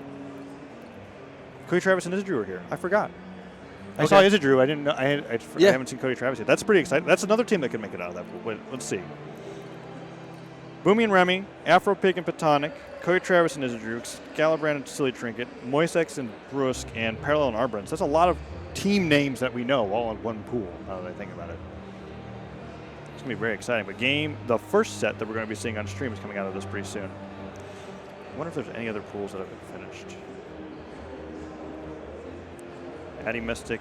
I believe at this point all the 2 o'clock pools are done, so that we should have 8 of our top 16 by this point. I don't know if you want to pull up like the top 16 bracket and maybe see what's currently in there. It's the semifinals one, right? I think so. Nothing has Okay, hasn't filled it out yet. Okay. Probably because they might be finishing up the last match. Maybe, yeah. That's possible. But yeah, it looks like they're getting settled. I did see a Roland, so we're going to see at least one Lance potentially. Maybe not. I don't know. Someone just hopped out of the game. Well, they're making sure all their controls work. Yeah, you got to make sure everything works correctly. That you can hop in, hop out at any point. Another new player tip for the heck of it, because we haven't talked about it yet, is when we talk about weapons. Yes. We're talking about weapons specifically because even though characters are different, you can have the same weapons. We haven't talked about it. Yeah, so that's something that's kind of. We were talking about Lance. We're like, why are we excited about Lance? It's because a lot of characters that have the Lance as a weapon are not always represented as much as, say, the characters that have the sword. And every character gets 2 weapons, respectively, that they can play with. They can't pick up other people's weapons. Otherwise, then it would just be like a free-for-all item. Right, exactly. And the little things that spawn are usually for those little flaming swords are the weapon pickups. You go over to it, you pick up, and you get one of your 2, and it'll alternate between the 2. So you'll see players, like, especially in 1v1, you'll see it a lot. They'll get a kill, and they'll go to the weapon pickup, and then kind of juggle it for a little bit, but it'll prime their next weapon pickup. And there's also the reason of, like, I think, I don't know exactly what the value is, but if you get hit enough or hard enough, you can. Yes, your weapon will lose durability. You can disarm yourself. Yeah, you get disarmed a lot faster. Yep. So there is an advantage to doing that as well, which is something that not a lot of players really take advantage of. Like, you'll see them, they'll like have an axe, they'll throw it up, pick up another axe, and then they'll throw that one away and pick up the first axe. And it's one of those like little nuanced things where you're like, you should have stuck with the other one because it had better durability. Yeah, I actually. Personally, I've never even thought about that, and then it just makes me realize that's an aspect of the game. I guess a lot of the times when you get hit out of things, you're just kind of like, oh, his weapon's gone, that's good, but you don't like plan for it. Yeah. Because I don't think a lot of players have that in mind. But it is a mechanic that is in Brawlhalla. But you're right, there is a Lance legend there. Yes. That is Sir Roland. And Core, the gauntlets and the hammer, the first gauntlet legend ever released. Wow, he really is. There. Yeah. This feels so long ago. Quite a long time ago. I remember when gauntlets were the new thing. I mean, I don't know when you joined Brawlhalla, but when I joined, Axe was the new thing. Yeah, Axe had just come out. Bryn was released. Is when I started playing. Okay. Yeah. And I think Bryn was after Taros? Yes. Yeah. It's in release order on the roster. So if you're ever like looking at it and you're like, oh, hey, why is like this person way down here? It's because that's release order. Yep. Because there's no like specific ways of sorting it. It'd be kind of cool if we could have like a way to sort like favorite legends and other things. But yeah, our roster's not that big. Sort by a weapon, sort by stat, Things like that would be nice, but right now, what works works. Most players know what they want. Definitely know what they want, or are just fun to, or they're just like, hey, that guy looks cool. Yep, absolutely. But I think the button check's done. We're going to go into game number 1. Arbrins and Parallel versus Excalibur and Silly Trinket. And we've got some interesting heavyweight legends. They're not the most tanky, but actually Roland's pretty tanky. Yeah, Roland and Queen Nai are tied for 8 defense. I didn't catch the stands. And then Core is like 6 or 7, I think. Core's pretty high in the defense. Like you said, at least 6. Yeah, but now, the team combo coming out from Arbrins and Parallel here. Silly Trinket is able to take Arbrins off the side of the stage. Hattori with his sword trying to find his neutralized. Second neutral that comes out. D-Light recovery actually puts Silly into the air. Excalibur's got to be careful. He gets a combo onto Silly and falling in from Arbrins. Both players are kind of like willingly hitting both teams at the same time. So you have momentum in this game, and you'll see players try to slide charge chargeable attacks like the signature. Excalibur went for it, didn't quite slide down. Lots of players post that kill percent. It's going to be Arbrins who dies first. Whoa! And he gets onto both, but that results in a double. Excalibur able to make it back. That's the defense of Roland working out for him, as well as the fact that Intu's, yes, you can do team damage, but you have slightly less force on your teammate. So if you hit both with the same attack and they're at the same damage, then your teammate will go slightly less far. That worked out for the blue team. Worked out for the blue team entirely, and now Silly Trinket being on the stock tanking side. Excalibur lost his stock, taking a little bit more damage. Ooh, Arbrins has him really close towards the top, nearly KOs him off the top, but he manages to make it back, and there's the finisher on the Trinket. Can they get the team combo onto Excalibur? And there's the Nair, no recovery, but his dodge has gone. The neutral catches him. He has very few jumps, actually. Parallel, if he just waited a little bit longer, could have punished, but the weapon toss, he gets thrown towards Excalibur, and he takes advantage of it. Turnaround, Parallel able to get to the wall. Excalibur still hanging out off stage. He tries to come up, but he eats the down light. He's finally going to fall, but that's just, that's the second stock of Excalibur, and the red team somehow took the lead. I thought Excalibur was extending that stock for so long. No, Excalibur definitely just got on a fresh stock, got sent off stage off of a good dodge read from Arbrins, and just took the entire time trying to recover. The boulder, no less, coming up from Core. That down sig, arguably one of the worst signatures of the game, but the coolest. He turns into a rock, sends his opponents flying with the hammer finisher. The rollout finishes it off and secures that lead for blue team, which temporarily went over to the red team until he was able to find that signature. Nice recovery, manages to get him back, but if Silly Trinket loses the stock, it is anybody's game. Ground pound interrupted by the weapon toss from Excalibur. An excellent choice being able to cover that hitbox above his head. You'll see a lot of Lance players use it. It's got a big hitbox, but there you see the downlight cider comes out from Arbrins, and it's going to be on Excalibur to hold on for just a moment while Silly Trinket respawns. He comes back up safely. And now Excalibur's got to be careful. He did not succeed off stage with the last stock, and that D-Light Sarah puts him into the red, and he still isn't managing to touch the side of the stage. Silly Trinket, however, doing a great job with Parallel. They've kind of got the same situations, but for both players' teams, where like one player's losing off stage, and they're trying to help them out, but also keep the other player off stage. Excalibur with a nice weapon toss. Ooh, Parallel dodges out of the way of that, but the Sarah on the way down gets the KO. Can Excalibur make it back, or will Arbrins be able to find that ground pound, the down or something? Silly Trinket trying to provide support for Excalibur. The D-Light recovery doesn't do it. That defense really holding on to that stock there for Excalibur, making usage of Roland's stats. Nice D-Light recovery. That one will do it, though. It only takes so many D-Light recoveries before nothing's going to be able to save you. The neutral comes out. Arbrins is going to be able to pull off this 1v2. She's playing this very well. She got the stock off of Excalibur, but she does eat the neutral. Just outside of that neutral signature. It would have whipped her down towards the ground. The down heavy and the weapon toss. Arbrins. Wait, that wasn't on arm down heavy, wasn't it? Yeah, it was the disco. The disco coming out, being able to get that KO unarmed into the weapon toss follow-up, being able to get that extra momentum on the weapon toss to have more force, more knockback coming out, is able to pull a 1v2, the first 1v2 upset that we've seen all day. That was very well played from her. She played, it could have gone either direction, really, but the way she played that 1v2, she didn't make any big risky plays. She ended up getting those kills very cleanly with no punish. She noticed that she was able to find D-Lights, and so from there on, it's just an execution chest of being able to make sure that you know how to do your sword strings. Oh, this swap from Excalibur is very interesting, though. Over to the Isaiah. Isaiah is incredibly unrepresented when it comes to both singles and doubles. He is a guns and cannon legend. I think we've only seen one cannon so far, and that was the Isidre from Stevenator. But we're going to be seeing this Master of Arms coming in here in this 2v2 in game number 2. Parallel also switching over to the Ragnar, not feeling so successful in his last pick, and Excalibur really flying all across the map here with this cannon. But he hasn't taken too much damage. He's actually the least damaged of everyone on the screen currently. Nice down sig connects onto Arbrin. Silly Trinket trying to get that follow-up, but he eats the ground pound from his teammate. Excalibur really looking at his ground pound. He's going to eat 2 dares, but he gets back up, and Silly Trinket with the recovery gives him more breathing room to come back up safely. And now they're able to even this game out. In fact, take a solid lead here in damage, but no stocks lost yet. They have to be able to get these KOs, otherwise, excellent finisher coming out, using that rifle, pulling up the signature to be able to get that KO, sends him flying, and now blue team is a solid 2 stocks ahead.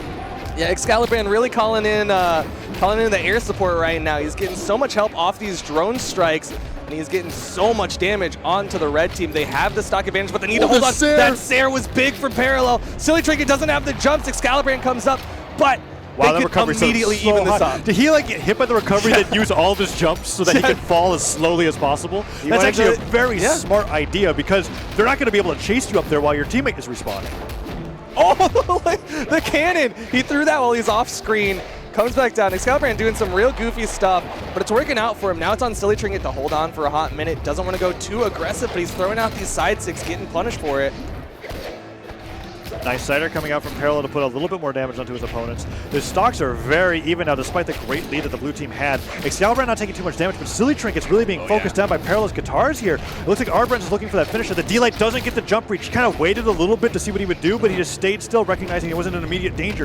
That sidelight stopped Arbrands from finding the neutral sig. D-Light recovery puts more damage. Oh, nice gravity cancel sidelight into a gravity cancel follow-up. Amazing sword strings coming out from Arbrands here. Neutral sig weapon toss. Barely dodged out by that weapon toss, and Parallel's trying to recover, but an excellent signature coming out from Excalibur, being able to pull out those missiles. Nice finish on a Silly Trinket, however, and red team takes the lead for the first time in game 2. Oh, but that side air from Excalibur is going to be a double.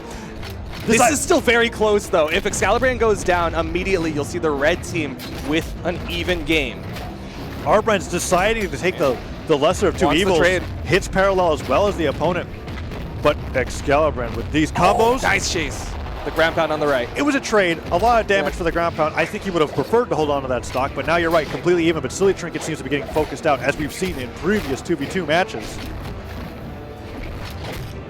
But Silly Trinket, yeah, he's got to be careful. If he leaves Excalibur in the 1v2, I'm not sure how confident Excalibur is in his ability to 1v2 right now, as he's eating so much guitar damage from Parallel, trying to help out Silly Trinket with that side air. Arbran's getting a recovery underneath.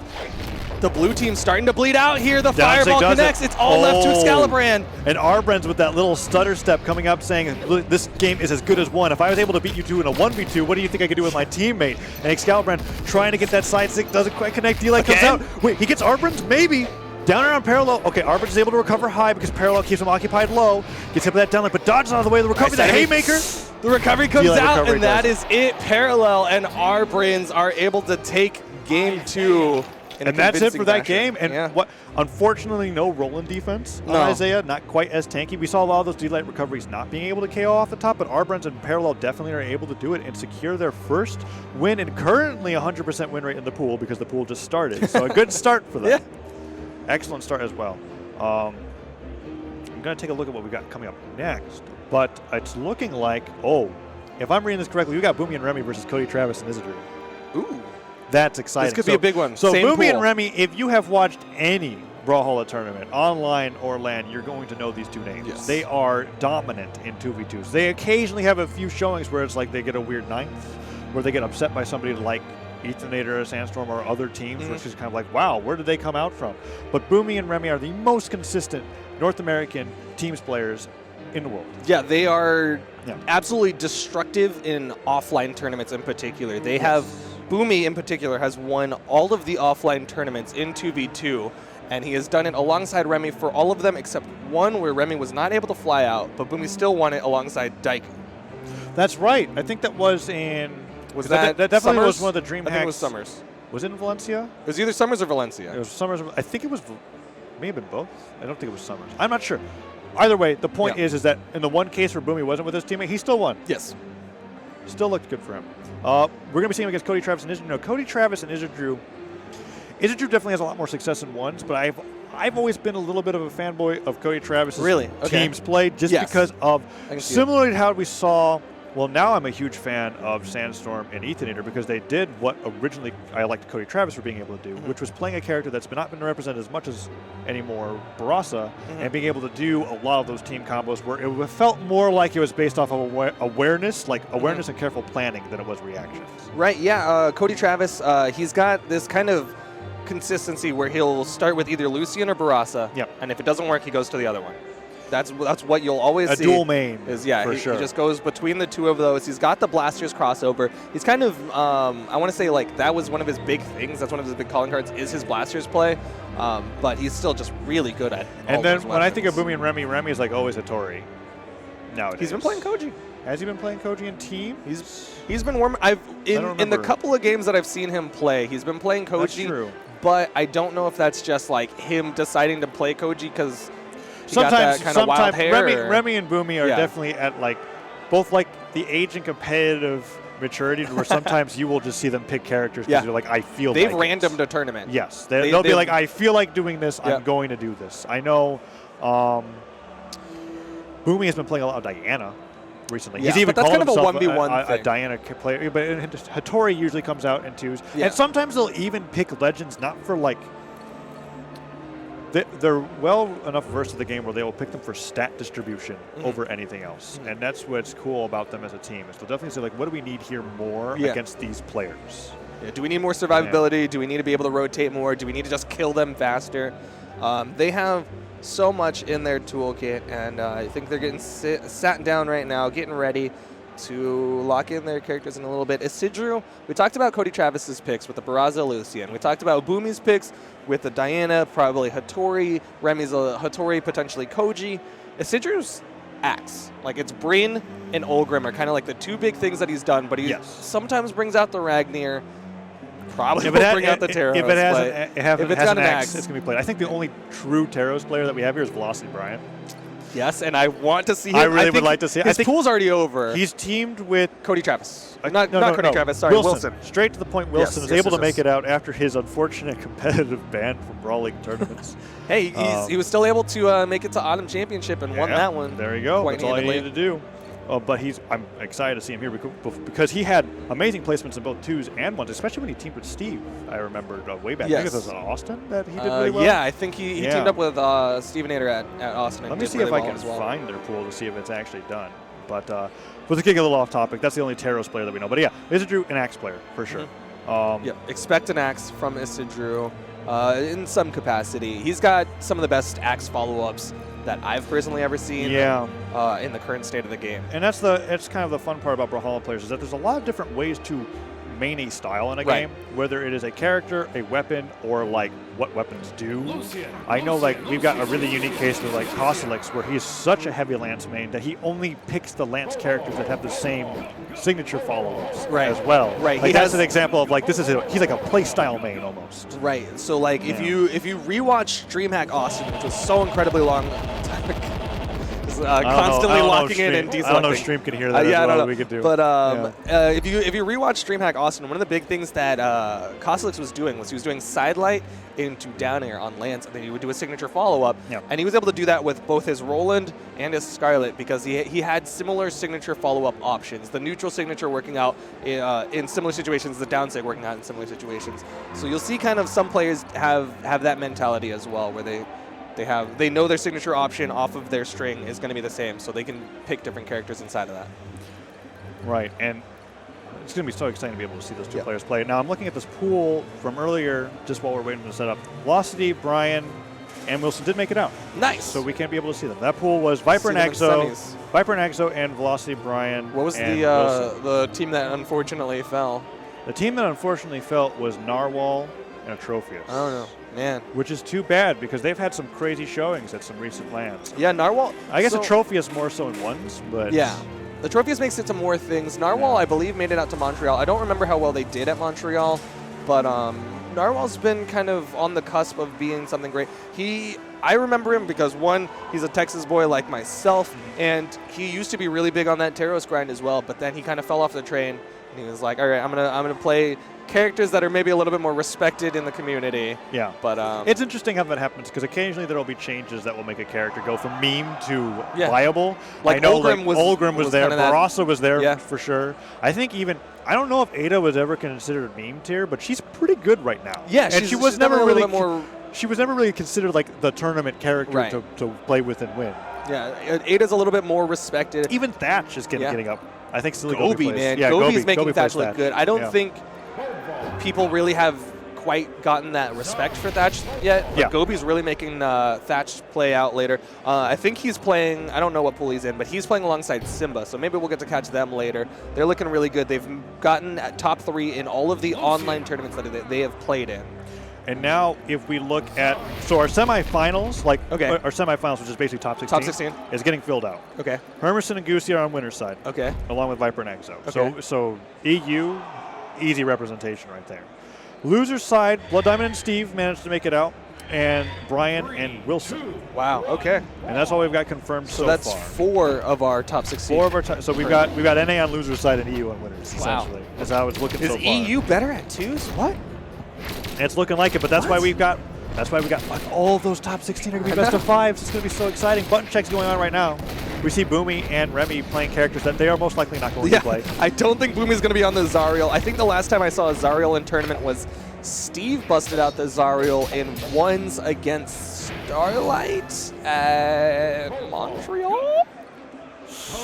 That's about it. Yeah, it's very few and far between. I know, that's totally kind your of memory. The point is that Yeah. Steve maybe played it for a game.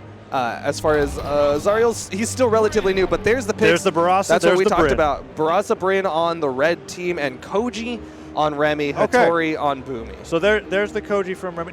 Now Remy has the potential to switch to Hattori because as we talked about, pocket pick Hattori in 2v2 is like the thing. I mean, really, like, Boomie and Remy kind of spawned the double Hattori. Yes, they did. There was a long period in time where it was like double Bodvar. You'll see like a Bodvar and Koji coming out. Hammer really fell out of favor over time, didn't it?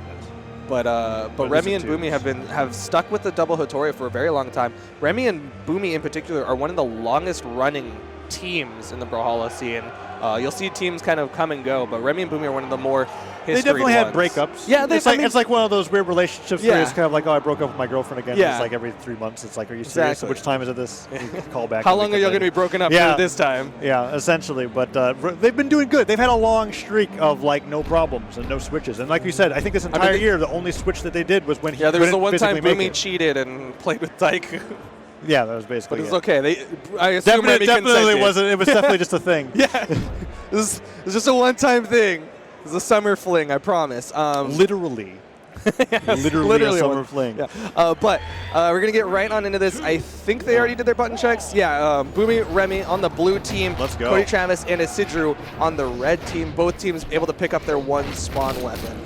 So Bryn with that axe and spear. Barasa, very tanky, similar to Roland. But then we've got Koji and Hattori, very quick, like movement speed focused characters, literally. Both those swords. Fastest character in the game. Generally not run in the speed stance. You'll put into the defense because you have so much speed already. 7, yeah. But we're already seeing this game getting on the way, and Isidre with a nice sideline Sarah combo onto Remy. They're trying to dash back. I guess he was expecting Remy to dodge in place maybe to be able to get more off the team combo. Already seeing Cody trying to set up with these nairs and the recoveries. Isidre doing a good job of like trying to control the ground while Cody's in the air, and I think he's trying to sidelight nair him into a Cody Travis combo. Yeah, that's looks what like, it's looking like. That's the plan is sidelight nair. Cody Travis hits a recovery afterwards. Cody Travis hasn't quite been able to get the hits. He gets the down sig onto Remy, looking for a second sig, but just walks a little bit too far forward. Ends up getting punished from Boomie, but Remy's off stage. Boomie's going to try to give him some reprieve, but Cody Travis with these stairs shoves Remy back off. And now Isidre going off stage with that downer. Nice recovery coming out into Cody Travis. Falling Sarah comes out, down 6 not caught out, and that KO finally comes out into Boomie, immediately trades onto Isidre, and double knockout coming out from Cody Travis. There's a little bit of that 2v2 strength that I'm talking about coming out from this player, but Boomie and Remy have the time to adapt and adjust to this. He's a little bit tankier because of that defense, so it's going to take a few more hits to be able to KO him, but he's finding some nice damage before he loses the stock. Boomie, we go for the edge guard. No, they're just going to focus on Isidre. That's the nice thing. An opponent being in red doesn't mean we got to finish him quickly. It could just mean hit him once, make him fly far away. So take him off stage so we get the 1v2. And that's something that Boomie and Remy will do a lot, is they'll knock one off. You see Cody Travis get sent flying, and instead they'll just go for a quick 1v2, just get a burst of damage onto the opponent, Isidre's almost dead again. Yeah, he might be onto his final stock, but it's going to be Cody Travis who goes down to his second. Oh, he avoids the Sarah. Isidre, though, is so incredibly damaged. It's going to be dangerous. They need more team combos, but Isidre falls. It's all left. Oh no, and there's the team combo kind of starts up there on Cody Travis. He can't land. It's one nair after another. He catches that landing with a neutral light, sends Cody back, and now Cody is the one being knocked around instead of Isidre, because Isidre kind of going into that back to a corner phase of like, this is my last stock. I can't be as risky as I was earlier, and it's just giving them so much time to hit Cody. Cody neutral six Isidre, gets hit into Remy. So much damage comes out. There's the recovery though. Stock advantage. And Remy gets sent flying. That's very odd. It felt very strongly in the blue team's favor. You're like, yeah. what? It took 2 good reads, but there it is. Evens it up almost immediately. This is bad, and because Isidre wasn't the focus, it was Cody, they kind of evened things up instead of going for the 1v2. And Isidre's finding so much damage on the Boomie here. Goes for that triple jump, falling downer onto Remy. Cody Travis goes to the recovery, just get out of the way, caught by the nair. Not too much damage, good downer. Chase dodges super far from the nair, and Boomie trying to KO Isidre so early. He recovers so high. Okay. Good follow from Cody Travis, forces Boomie to have to go low to make it back to the stage. This is very close for either team. Whoever gets knocked out first essentially might be able to win it, but all these players are 1v2 comeback potential. Cody Travis, though, looking like a Secret Service agent right now, trying to keep Isidre alive. He's doing such a good job of building his damage. The neutral stick. It's all left to Boomie. Can they take a game off of the favorites? They are the 2017 world champions in 2v2. If Cody Travis and Isidre, that was a sider opportunity. Jumps. Okay. Weapon tosses. Good movement from Boomie. If Boomie can KO Isidre, this game is anybody's. He's going for Cody Travis even. Other Sarah gets it. Game 1. Game 1 goes Isidre and Cody Travis. And I'm very happy to be backed up by my bias because Cody Travis is pretty insane at 2s. He's they're nice. good. But again, you gotta keep in mind, this is Boomie and Remy we're talking about. 2017 world champions. They have dominated this year in offline tournaments. They are, by and large, the favorites of this tournament. What was the most recent LAN? What was their placement in the most recent LAN? Montreal, they won. No, not LAN. Sorry. Online tournament. Didn't they win Autumns? I don't remember. That's why I'm trying to ask. I'll have to look that up. I know Wilson won in 1v1s. Maybe, I think there was like a winner's upset that happened. But no, I'm thinking about Simba and Boomie. That's not too. Yeah, Simba and Boomie doing really well was kind of a surprise. Yeah. Simba knocking out him. But I'm thinking about something completely different. Sorry, not Simba and Gobi. Yeah. But yeah, Boomie and Remy, like, I cannot understate how well Cody Travis and Isidre just played in order to get that win. But it's going to be Boomie and Remy. You know who they are. You know that they can make the adjustment. Yeah. And they might even see some, I'm not sure if there was, there was no swaps. No swaps. Okay, so they're sticking to it. So this is essentially the decider match for who gets out on first seed. Yeah, basically. Because at the rest of the points, I don't see anybody else in that bracket that could really upset them. Cody Travis and Isidre maybe could lose matches to other people, but if they're doing this well against Boomie and Remy, I don't know. If Cody and Travis win this and lose against other people, then maybe Boomie and Remy will still come out top. But who else is? No, this is the pool with our Brens and Silly Trinket. Okay. I think the next big team is Parallel and our Brens. Okay. And as well as they did in their match, I'm going to make the hard prediction. Yeah, I'll say Cody Travis and Isidre are a little bit more favored than they are. But we shouldn't be making any calls yet. No. Thunderguard Stadium, first time that we've seen this map being played in 2s, actually, is coming out here in game number 2 between Cody Travis and Isidre and Remy and Boomie.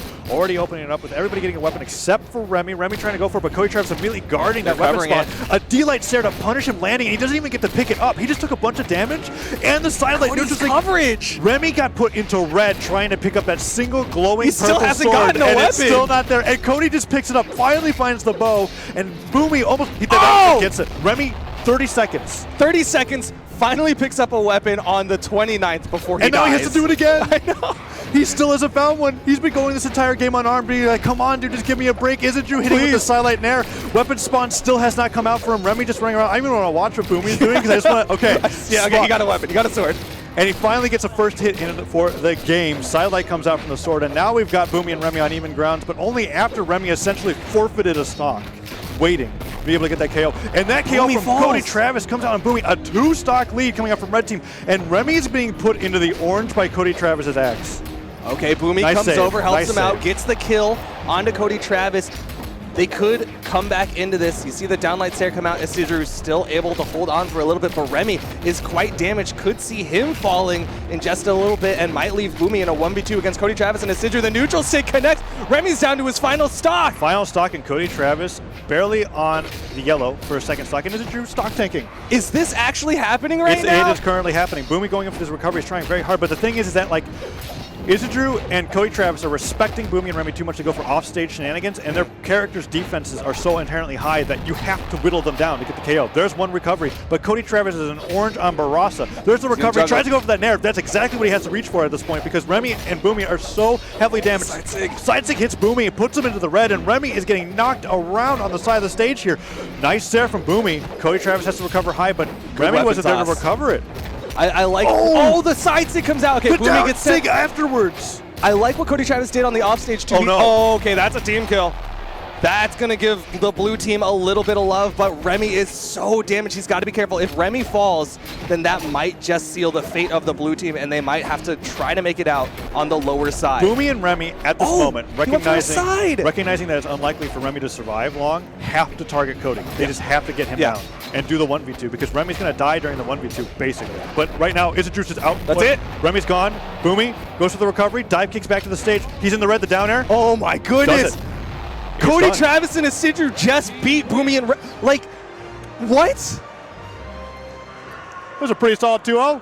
Yeah. And that's not the upset that I was expecting to see out of all the people that could potentially put them into losers. But that, like, so there's a chance that Boomie and Remy make it out on the winner's side. I think it would take Cody. It would take Cody Travis and Isidre losing twice. Yes. And or they lose once and then go to a round robin tiebreaker. Yes. Those are the two ways that Boomie and Remy can make it out on the upper side. But otherwise, they're making a lower bracket run. Cody and Isidre just made the people in the losers bracket groan very loudly. Yeah, like if you're in the loser side right now, you just went, oh snap! You made this so much more difficult. I think making it on the winner's side means something more than anything because everybody's watching out for anyone Boomie can make it through the winners bracket now. Yep. Like this is actually crazy what just happened. Yeah, no, that's an insane upset. Boomie and Remy go down 0-2 to Cody Travis and Isidre. And now, I mean, I was talking up Cody Travis. I think his twos play is amazing. Did I expect it to be that one-sided? I expected it to be closer. Maybe game 3. But it was like one-sided. Remy kind of. I don't want to say it looked like he didn't look like he was sandbagging, but the way that he got knocked around for picking up that weapon was kind of a novice mistake. So it's like something to talk about in Brawlhalla. We talked earlier about how weapons are unique to the game and how you pick them up and you can throw them. But when they spawn, part of the strategy in ones or twos is to be like, hey, I have a weapon and you don't, and it's way easier for me to hit you than it is for you to hit me. You could still hit unarmed. Like you can use there's unarmed attacks. Yeah, but it's not as it doesn't have as much priority. And he, for an entire 30 seconds, got knocked around trying to pick up the same weapon spawn. And instead of just backing off, communicating with his teammate to say, like, hey, let's go to this side of the stage until I can actually help you, and lost his stock in under 30 seconds because of that. He hyper-focused on just getting a weapon. And sometimes it's worth it. Like, sometimes there's players who are just they level up once they finally pick up that weapon. But I wouldn't have expected that out of Remy. I would have figured that he would have backed up, like you said, and just kind of waited and been like, all right, you know what? Like, there wasn't any room for, like, comebacks because we saw that the second the blue team started inching in, Cody Travis and Isidre adjusted. So losing a stock that early on isn't one of those, like, oh, it's okay, I'll just outplay them. Yeah. They showed that they weren't really outplaying them during that set, and that's what caused them to go down. Now, best of fives obviously make everything a much different, but when you're in those pools matches, you're expected to perform. Now, like I said, they're not out. But it's likely that they're going to get out on loser side top 16 instead of that. I mean, they're no longer the favorites to make it out on the upper side of that pool. That's actually very crazy, and I want to keep an eye on that pool. But we've got another match coming up pretty soon, and we see a BCX favorite taking a seat right here. Because that's basically can't really call it a tournament favorite anymore because he hasn't done anything all year. But he's here today. And there's a chance that he might be able to do very well today. LDZ is going to be sitting down with his new team member as of today, 8 hours ago. His last minute tag in. So for fans of Brawlhalla, unfortunately, Egg Soup and Cyclist, 2 players that are on stream all the time, got snowed in New York, and they were not able to make it out. Like, the flight just got delayed infinitely, and they were refunded, and they're just not going to be able to make it. LDZ was teaming with Egg Soup, and DoubleDime was teaming with Cyclists, so they decided to join forces and fight evil together. Yeah, exactly. Take their halves of their sandwiches and then just put them together and make a whole I'm not sure if DoubleDime is going to be playing Lance, and I'm not really even sure what LDZ plays anymore. I don't know. He used to be Koji only. Yeah, he was Koji only. Good. He did Lucian last year. That's true. And this year, who knows what he's doing? He's just been in the dark. The game changes quite a bit, and people's preferences and what they think they can do and what they're comfortable doing changes, but I imagine we're still going to get a very movement speed stat high character. So like we haven't talked about the stats either. There's 4 stats in Brawlhalla. Yes. Force generally for just putting building more damage. Building damage, defense for not taking damage as much. Dex for making your moves safer, less recovery on them. Yes, and then movement speed is just actually how fast your character moves and dashes. And some players have different preferences. Like I've seen some, I think, what was it, that famous character player from Brazil that did like 2 speed Queen Nai. Like, oh no, that's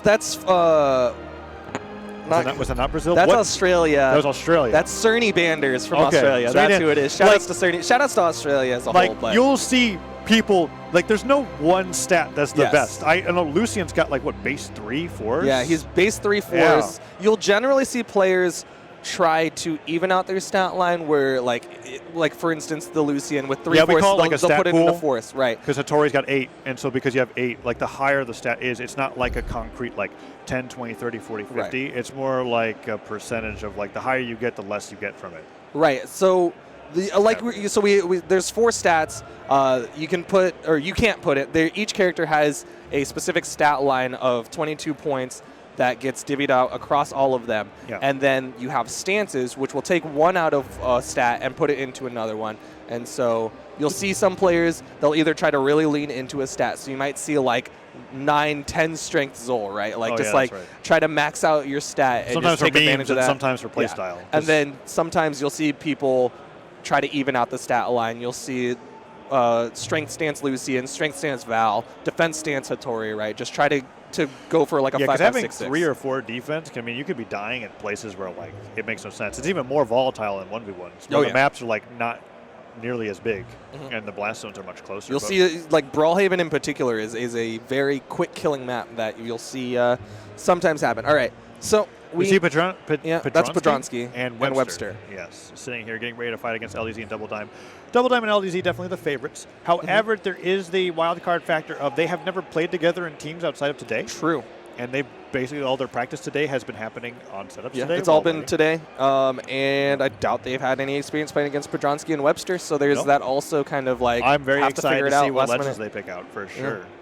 This is going to be a match. And I'm thinking we've even got a nice little list of things that are coming up now. I'm taking a look and I think we're going to be seeing Addy, Mystic, and Cake versus Bacon and Pugsy. That's going to be a good one to watch Canada later. being represented there by Pugsy. Was able to see him over DoubleDime's Canadian.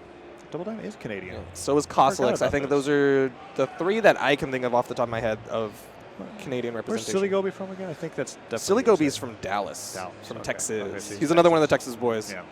I think SillyGoose and Narwhal are kind of the 2 big Texas players.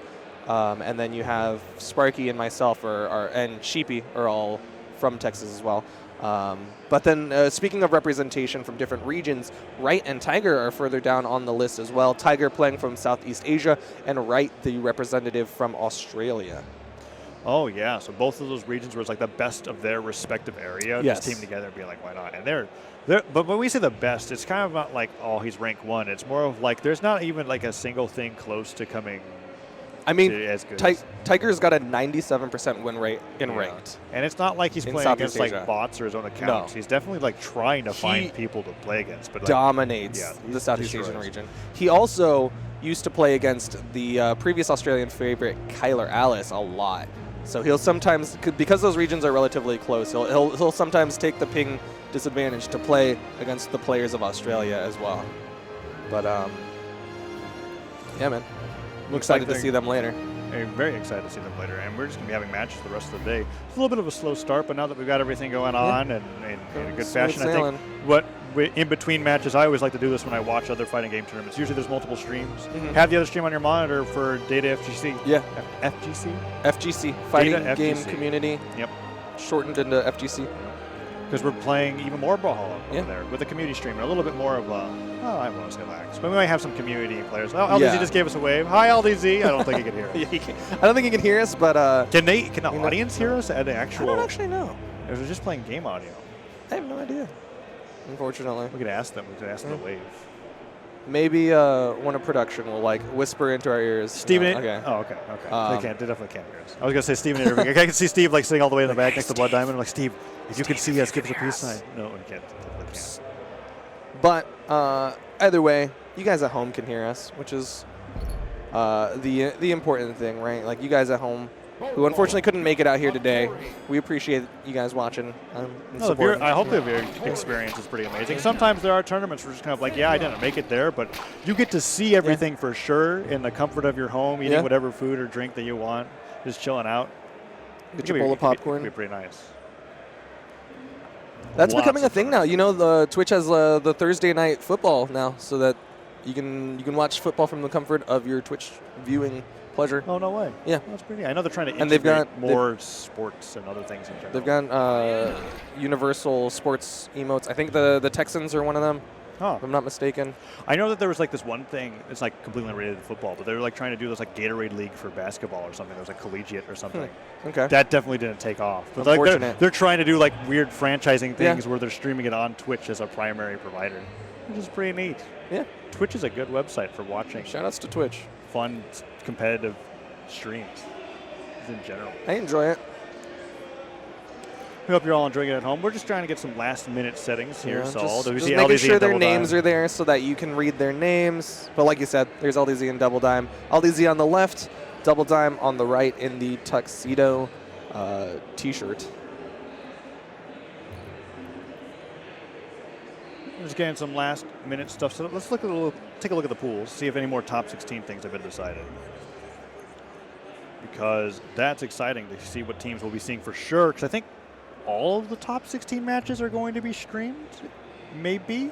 Yeah, I would imagine that. I would hope so. Most of them, because we've got 2 streams to do it. Yeah, as long as something doesn't interfere, as long as something doesn't end up causing problems, that they'll be streamed. Do we have any new names? No, we don't have any new names. That's been updated on the bracket so far. No. But I could probably guess if I went through each one of the pools. All right, getting ready to do button checks. You can hear it in the background. Might be the picks, though. I'm not too familiar with what Pugsy and Webster play, but LDZ, like you said, he does have that Diana, and DoubleDime, he's generally known for his Lance play. His Roland and Orion were kind of the 2 big things, but Cannon's not too far from Lance. Are they actually playing? No. Are they? No, they're definitely not. LDZ. The way that LDZ was eating those neutralites, I was like, Pugsy is looking like he's trying to play right now, but. Okay, got some little nice sidelights on, making sure the settings are there. And we're going to go into game number 1. So Bodvar and Hattori. All right, basically the faces of Brawlhalla when it comes to the legends. So we see them on artwork all over the place. Isidre, one of the newer relatively legends, I guess. Definitely representing canon. And Diana from LDZ, similar to Isaiah, representing 2 ranged quote-unquote weapons. Definitely more focused on being able to hit like in a specific area a distance away. It's hard to explain because guns obviously don't reach across the stage. Right, so blasters, they just have extended hitboxes. It's a little bit further away from you. And there's a spot in between where like nothing hits. And then bow is kind of like a really pinpoint area of like this line will definitely hit you. It's like an arrow that extends out a certain place. It also has quite a bit of range on it as well. You'll see like the down light and the neutral light able to control a lot of space. Same with the down air. But we'll see what LDZ decides to use to his advantage. Back in 2016 when he played the Koji, his bow off stage was one of the big things he was able to push. So he's looking to shove Pugsy off stage on the left side, but Pugsy with good movement able to get back onto the main stage for at least a little bit. Nice falling. Sarah tries to go for an early ground pound. Bow ground pound with that stacked ground pound hitbox can KO so early, even in the yellow, depending on how you're able to find it. And LDZ having Pugsy off the side of the stage. DoubleDime is fighting Webster in their own little 1v1 here. And that kind of seems to be the agreement of both teams. Pugsy kind of going over to help Webster now that he saw that he was losing it, but not a lot of really like long strings have occurred so much. LDZ actually trying to combo on a Webster there, hitting DoubleDime. Nice D-light into Sarah, disarms Webster. There's that weapon durability that we talked about a little bit earlier, being lost, and he picks up the guns, but a D-light Sarah in the air. Weapon toss comes out, doesn't quite hit, but the dive kick, does he get his jumps back? Yeah, he denied the touch. He was really close to the touch. The recovery was coming out, but LDZ was able to kick him before he got the wall touch, which did not reset his jumps. And that means Webster is going to fall first. And now Webster trying to be able to even up the score. Nice D-Light down air comes out. Tries to down air LDZ as he's ground pounding down and just misses him with some slight spacing mishaps. DoubleDime trying to chase over his opponent. Hasn't been able to find the KO yet on Podolsky just yet. And a nice Sair comes out. Actually catches him out of DoubleDime Sair. Can he Sair to the stage? I think he... Oh, he's so close! Wow, and the first stock of DoubleDime being lost before Podolsky. A rather close game one coming out here so far. No players really finding more than fleeting hits, which is unusual for what we've seen so far today, at least in most of the doubles matches that have been streamed. Yeah, it's kind of just been like hits here and there, like you're saying, 1 for 1. We're going to see LDZ Red fall, team's and in the lead. Red Team, yeah, in the lead. Podolsky holding down the stocks for his team. Gravity cancel sidelight, interesting option to give himself movement back towards the stage. The neutral stick comes out, will even it up, and Webster, the fact that he's so incredibly damaged means the blue team has that slight advantage. Tries to go for that gravity cancel neutral sig with Isidre. The cannon is launched out. Oh, he tried to help. Cannon balls rather land. So there goes Webster falling to his death once more. Seems to be kind of like the weakest link when it comes to who's being able to take the most damage so far, and LDZ finding a lot of damage on the bow here on Webster. Just both agreeing to, like, I think we're noticing that, like, yes, LDZ and DoubleDime definitely did start teaming today. Yeah, you don't see the same kind of synergy that you'll see from other teams. Even the red team has a little bit more synergy, which is one of the reasons why they're able to make it look their so own. close, even though it looks like in neutral they might be out skilled. Yeah, a little bit. And we're seeing that actually kind of work to their advantage. Like, Podolsky is baiting LDZ and DoubleDime over to Webster, and Webster's trying to get a punish after a dodge. Recovery comes out, just barely misses, manages to tag Webster, but a good weapon toss. Oh no, Webster is actually hitting They're kind of hitting each other more often now that we started to highlight it out. That's what happens when you start pointing it out. They just like, no. We're like, no, we don't work together well. We're terrible. Webster able to take down DoubleDime. I believe LDZ is currently dominating. That means he's gotten 3 kills without falling to his death, but he is incredibly damaged. The red team could finish this stock off. That weapon toss almost did it. Good weapon toss. Tries to jump up that downlight. Neutral light from LDZ does not connect, and they have an opportunity to take out LDZ's second stock here. Good damage comes out. Nice weapon toss. Comes out. LDZ manages to touch the wall. No ground pound fall from Webster. He wants to kind of reset, and Podolsky actually finishes LDZ off. They have an opportunity to go for a team combo, but DoubleDime intelligently goes to the ledge, and it doesn't look like Webster or Podolsky want anything to do with it. Nope. So they allow LDZ to respawn, go back into this 1 versus 1 team game that they've got going on, and DoubleDime trying to find that recovery. Nice narrative recovery from Podolsky, actually. Puts LDZ into the yellow. And DoubleDime's nearing the red himself. Webster's hold on to this last stock for a while until I say it. Yeah. So much Caster's Curse happening in this set. Nice finisher coming out from LDZ. He was able to find that down. So nice recovery. Really good neutral signature. But Podolsky has to play this 1v2. Going to channel his inner Arbrins right now and see if he can get this 1v2 against the blue team. But the juggles are coming out. LDZ going real high in this guy. Tries to get that turnaround neutral signature. Podolsky staying low with the punish. Sometimes 1v2s can be the hardest, especially for teams that don't play together, but there they just decide, okay, I'm going to hold him in place, use side stick him, sends him flying off the side of the stage. I don't care, hit me. Just lock him down with a hit stun. It's the Goku and Piccolo versus Raditz. Yes.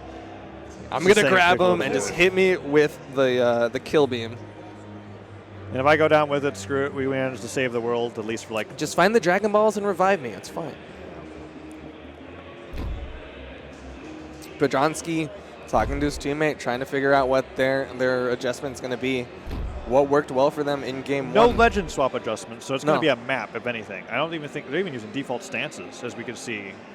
The only stance changes happening here are with DoubleDime and LDZ. LDZ taking out a force for more defense, valuing that.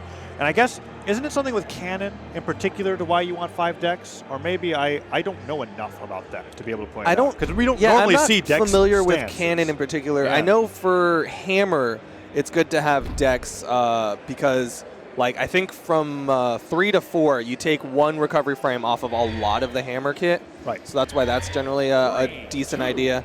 But I'm not too sure why DoubleDime is going into that stance in particular. Definitely something to ask about later, but now we're going to go into game number 2 here.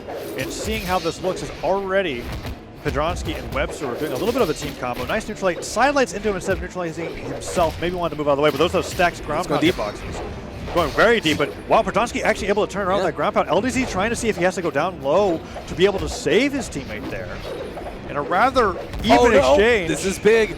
That ground pound and the down air, LDZ sniping that stock out. And Mr. Podolsky falling very early, 30 seconds and next to no damage on anyone else. Now Nairs are coming up from LDZ, tries to go in for that gravity cancel side sig, does not quite connect, and DoubleDime on the side of the stage trying to wait for some sort of opportunity that comes up with a good ground pound to neutralite coming out from Webster. Webster being the one that holds on to the stocks longer this time. LDZ trying to get this KO. It really looks like LDZ's taking charge of this game, as opposed to the last game where it was a little all over the place. DoubleDime getting focused down by Podronski, actually. And now stocks are pretty close. LDZ only in the orange, but he has not been getting hit as much. It kind of seems like he's turned up another level here. He's really holding it down for the blue team, playing so well, next to no damage on top of him. He's deleted stocks off the red team, and even though both red team members are relatively undamaged, kind of yellow-orangish, LDZ could immediately turn that to death if he can get them off stage. Down airs managed to catch both players there on the red team. With that falling Sarah will probably do it. LDZ is DoubleDime trying to? Nope.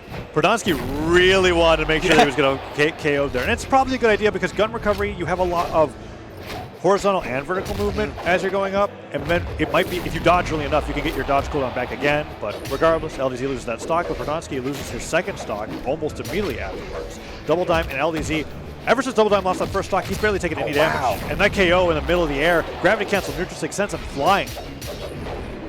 Podronski going deep again against LDZ. He has got confidence in spades going off stage against LDZ, even though he lost his first stock so quickly to the off stage from LDZ. Looking at the top of the map, almost got that turnaround. Gravity cancel downlight, likely would have tried to follow up with a recovery, but unfortunately was just shy of getting that hit. Punishes his teammate for going off stage. And LDZ going the weapon tosses. That's a lot of weapons that are being thrown off the stage. And LDZ is dominating, and for good reason, besides that stock. So that means, the gravity cancel down stick for good measure, and that actually was enough. And the okay. That's more of what I was expecting. LDZ had almost 700 damage. That's the LDZ we know. That's looking good. DoubleDime was definitely there for the ride on game number 2. Game 1, it was an even effort, but in LDZ was just kind of like, no, we can't. I don't. If this is close, what is the rest of our bracket? I'm not looking good enough right now. What is the rest of our bracket going to look like if I don't put in the extra work? So DoubleDime and LDZ were able to secure themselves a win in their pool and make it that much closer to being able to get into top 16. You can see some playful banter going on between both players, and I'm expecting some polite conversation. I'm expecting to see the players from EU, Addy, Mestic, and Cake coming up to fight against Canada, Pugsy and Bacon, shortly afterwards. Yeah, I think we might see a little bit more Canadian representation, as well as Addy, Mestic, and Cake. Addy, Mestic, and Cake are, I believe, they are I think they're the second and third power-ranked 2v2 players. So this pool is mostly finished. Okay. Let's see. Addy, Mestic, and Cake just have to fight against Pugsy and Bacon. No, LDZ and DoubleDime. Oh, they're okay. the same pool. So only 2 of the 3 teams that we've just named will be able to make it out of this. Have any of them dropped a game yet? So LDZ and DoubleDime have not dropped a game yet. Okay. That was actually Bacon and Pugsy have not dropped a game yet. And Podronski, so Addy and Cake have dropped a game?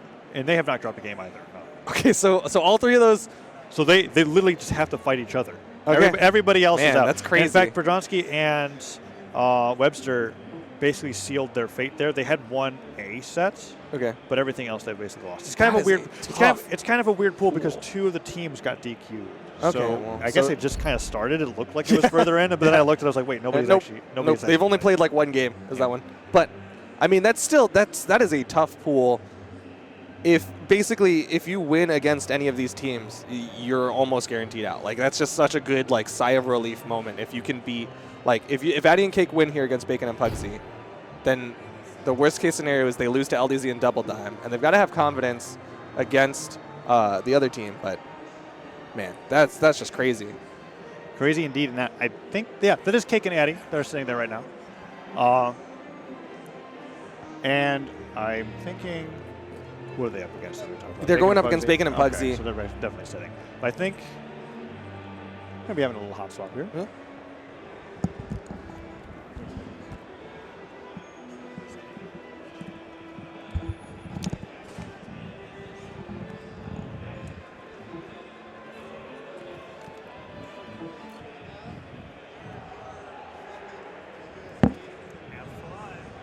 You see them right in front of you right now. Cake and Addy Mestic. This is the first time they've been on stream today, right? Yeah. I mean, it's the EU boys heading over. Second place at last year's 2v2 World Championship. Now, I know Addy has had some fair issues in ones. Definitely not achieving the success recently that he was kind of used to throughout his entire career. That wasn't quite the case with 2v2s. He was still performing pretty well in 2s. Yep. Cake also performing very well in 2s, but then again, same story with Cake in 1s as well. Just not the same Cake that we were used to. I think he was just maybe struggling a little bit to adapt to the way 1v1 was changing and being played. And as everybody kind of got better, it seemed like Cake, while still playing at an extremely high level, wasn't progressing as much as everyone else seemed to. But still, we're a very strong 2v2 team, still one of the best 2v2 teams in EU. I know Blue and Simple have recently played very well together. Simple, of course, not making it out to this lane. We do have Blue here. But Addy and Cake have struggled just a little bit here recently. I think they're feeling good going into this. They placed extremely well at Autumn Champs. Then at the Brawl to the Future, which isn't a huge tournament. It was put on by Brawl League, and it's not on the level of a LAN or a seasonal championship, but still a pretty big tournament. That was the one that they placed third in. So a little bit of a recent return to form. Yeah, it's not the Addy and Cake that we were used to for like a very, very long time, where everyone was like, who's the #1 2v2 team? Addy. Pretty much nobody would say anything other than Addy and Cake. Right. Same kind of thing for Boomie and Remy in North America, except apparently not today, as Isidre and Cody Travis came in. That was a big upset. That was a big slap. But then on the other side, you see him right now on your screen. On the left side is Pugsy. On the right side is Bacon_. Now, the last year, very important. Yeah, absolutely. There's a reason that I pronounced the underscore there, because it's very important. Last year, Pugsy came in to BCX after not really playing that much that entire year. Yep. That's 1. 2, he had a very new 2v2 teammate. 3, it was a player from EU, so virtually no time together. Yeah, just they didn't all get to of a practice sudden at all. deciding to play together at kind of the last minute, and really only having the morning of and maybe the day before to really play together and learn how each one moves around the other and how their play styles are going to come together.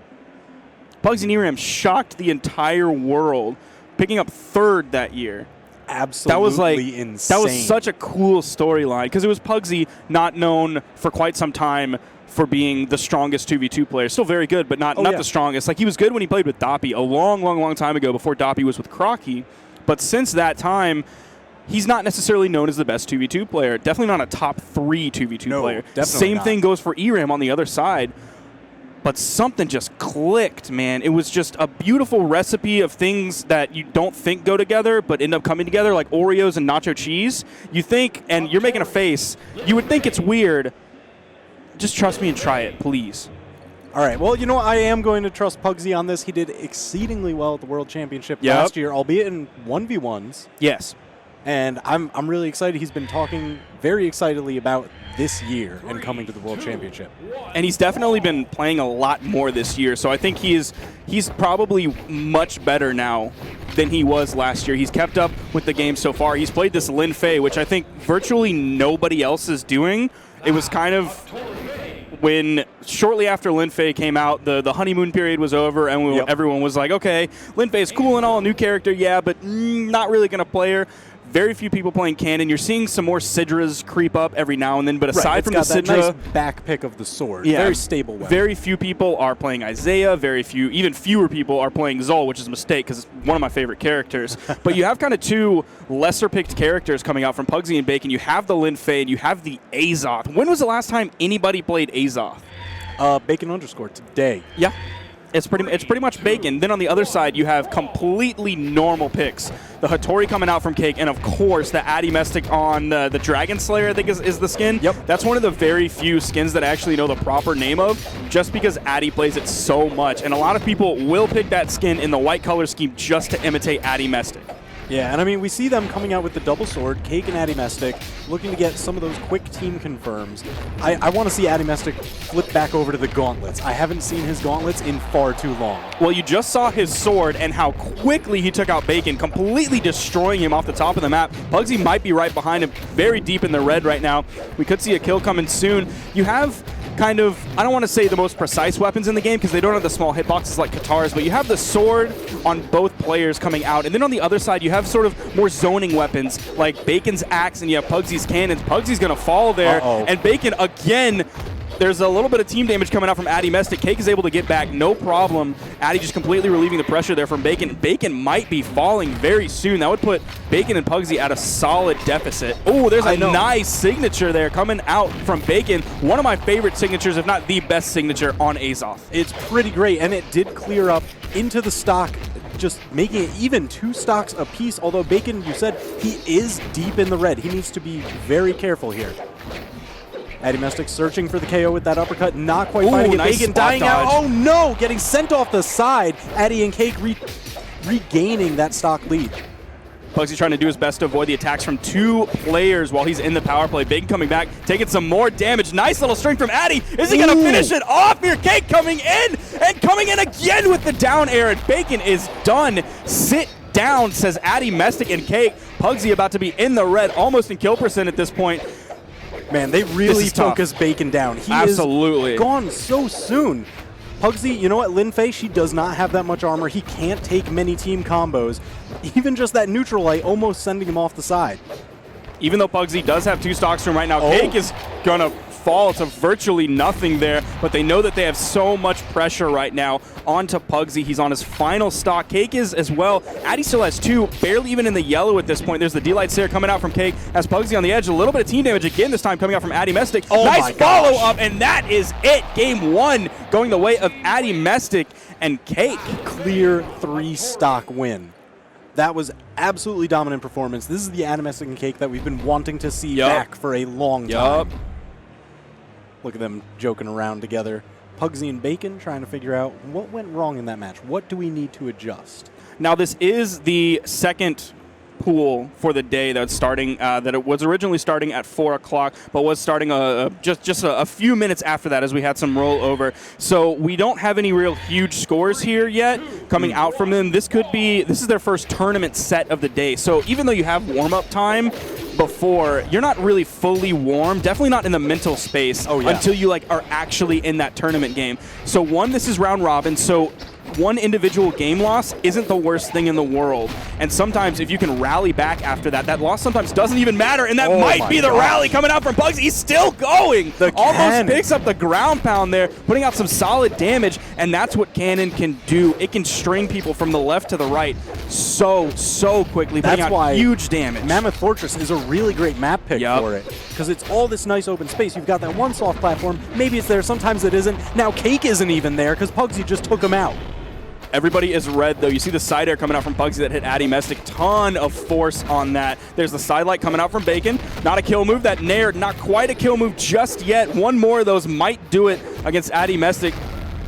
Oh, and it's going to be the follow-up there, covering low and then covering one jump height up in case Addy tried to jump over the signature coming out from Bacon. If he would have spot dodged, Bacon had the active frames. He also had the hitboxes if there was going to be a directional back dodge or a back dash or anything like that. So there was great zone coverage there coming out from Pugsy and Bacon. Cake is in the red right now, in danger, going deep with that ground pound. He's got to be careful. He takes out Pugsy in the meantime, but if Pugsy would have hit that, if Bacon would have hit that down air, that would have been it for Cake's second stock. Now they've evened up the stocks, but this time it's a complete 180. Bacon was in the red on his second stock before. Now it's Cake on the other side here. A little bit of damage coming out from Cake and Addy Mestic. All right, here we go. Bacon trying to get something started with the axe. Immediate rotation. Save Pugsy from Addy Mestic. Oh, and clear out Cake. Bacon is just playing so well. His spacing impeccable. And this is that rally that I was talking about happening. Didn't even need to lose the first set for the wake-up call. After the first game, ooh, nice down air. Doesn't quite get the second one. The nair coming in from Cake, letting him get back. Pugsy's trying to find his kill option here. Was maybe trying to spike off the top with that nair. The stocks have been evened up, though. Cake taking a little bit more damage here, but Pugsy and Addy both red on their second. Bacon and Cake on their final. Cake starting to take a little bit more damage there. There's a signature, almost killing Cake, sending him off screen. There's a kill from Pugsy on the Addy on his final stock. You know what, Linfei? She's got those fast signatures. She can leap far with the cannon side, or that neutral is an amazing anti-air, and Pugsy uses it to great effect. I believe Steve calls it a light attack signature because it comes out like a light attack, but then hits like a signature. Oh my gosh, but Addy hitting a big signature of his own, and Cake cleaning up Bacon. Oh, Cake's down airs.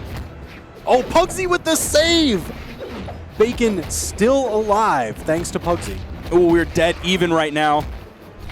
Falling side air, Pugsy has a weapon. He was disarmed for just a second. A little bit of team damage coming out, but Pugsy is able to continue that string. Oh, the recovery picks up Bacon or Pugsy, and then Bacon takes hanging on. a recovery. Addy very red right now. Pugsy's doing the best in the surviving game at this moment. Oh, There's Cake the is recovery. gone. Taking out Cake. Addy almost getting hit by the first weapon toss, gets hit by the second. There's the unarmed recovery, not quite enough strength. Addy gets the kill on the Bacon. It's a 1v1 right now. Pugsy, oh, so close. The weapon toss. Is he going to throw it again? There's Forces out the dodge. Oh, misses the dive kick. Addy just the wrong just way. outside. And that's something that really good players will do on their recovery back to the stage is they won't immediately tunnel vision back and use everything. Yep. They can hover there just a little bit and then use a down air or some other in-air movement option. There's the side stick coming out from Addy. He loves that side signature. He used to use it all the time for his kills. Ooh. Both deep in the red. The you see how next far that hit nair could be the sent him? last. Ooh, almost gets the pickup. Addy gets out of stun just in time to get the dodge to get through Pugsy's recovery. Is Pugsy going to look for a recovery? Tries to find the unarmed damage. He's looking for the side airs. He's looking for the recoveries. The down air, but it's on stage. Pugsy with the weapon toss. Both players and almost completely any hit will kill right now. I don't think Addy has any other the color side air changes. over the signature. Oh Pugsy my closes it gosh. out. Ties up the set 1-1. Can we talk about how much damage Addy just completely soaked up like a please sponge? do. I don't think he had a color change left in the game. He could have taken 100 more damage, and it wouldn't have made any difference on that little red. Well, it's not deep even barbecue sauce. Yeah, it's not even like a red slice anymore. That is exactly barbecue sauce. I think is the perfect color to describe that. And it's looking tasty. I think they have some barbecue back here now because it smells like they cooked it about 10 feet to the right of us because I can smell that barbecue. Maybe it was just that you know what? stock. It smells like bacon's cooking because him and Pugsy were discussing some strategy. Great haul change. What do you think about this map pick?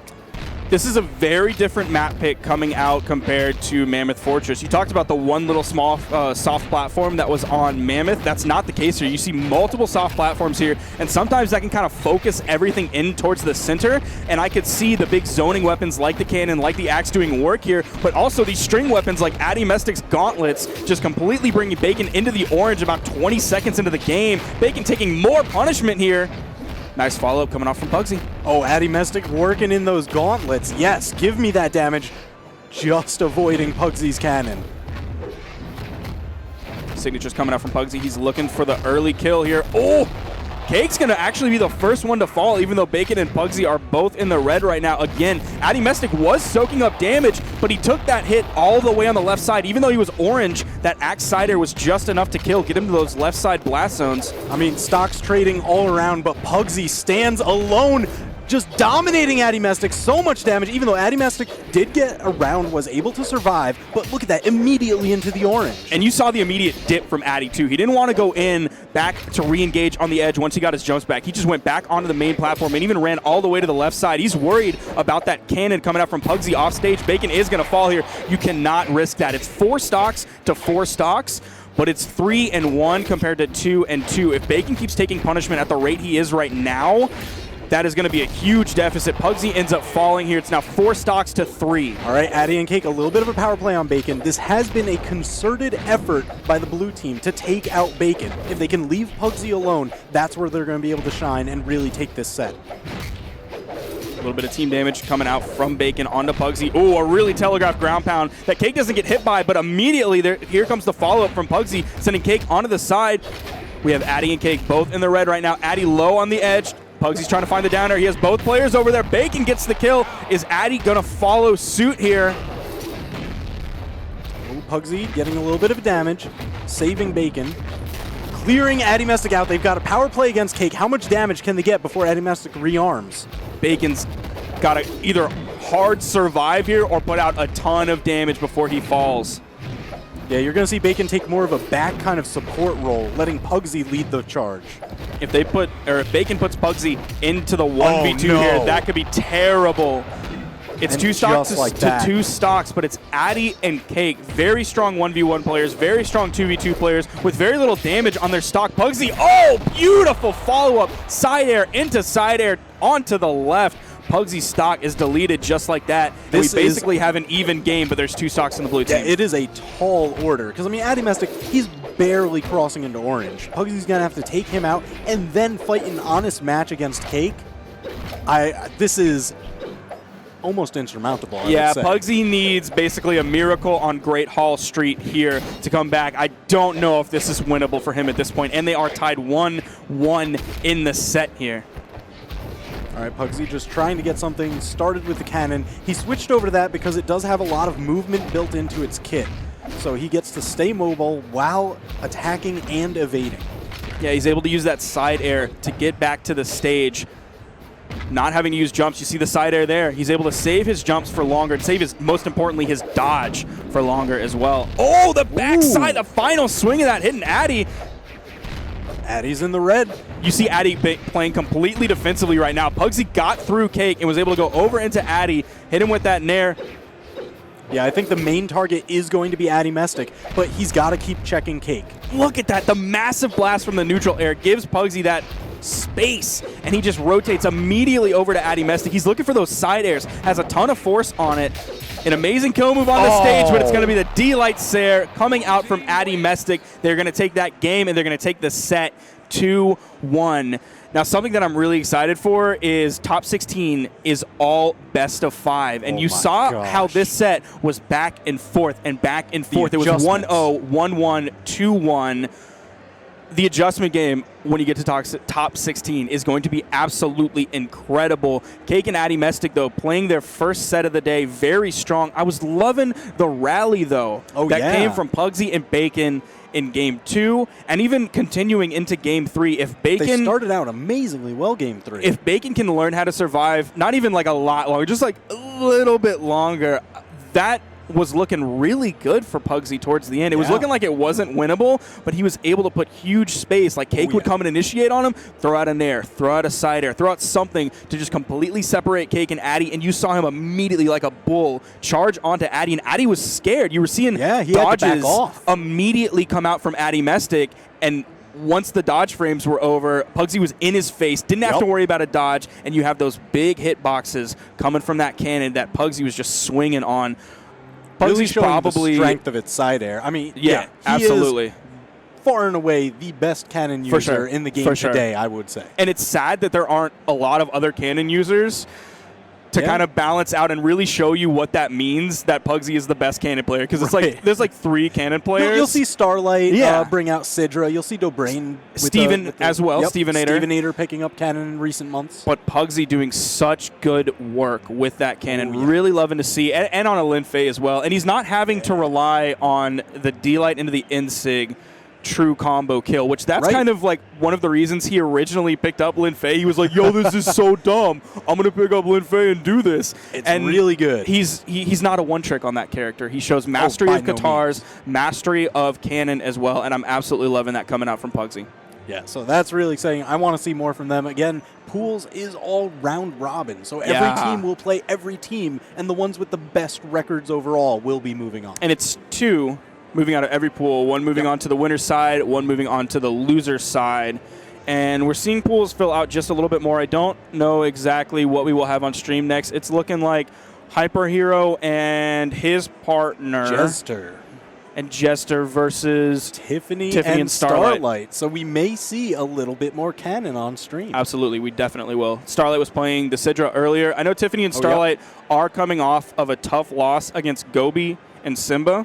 And I don't know if I can reveal who said this, because he said shh, or sorry, the person said shh as the person walked away, but the person said, if Gobi dies right here, which he probably will, Simba will 1v2.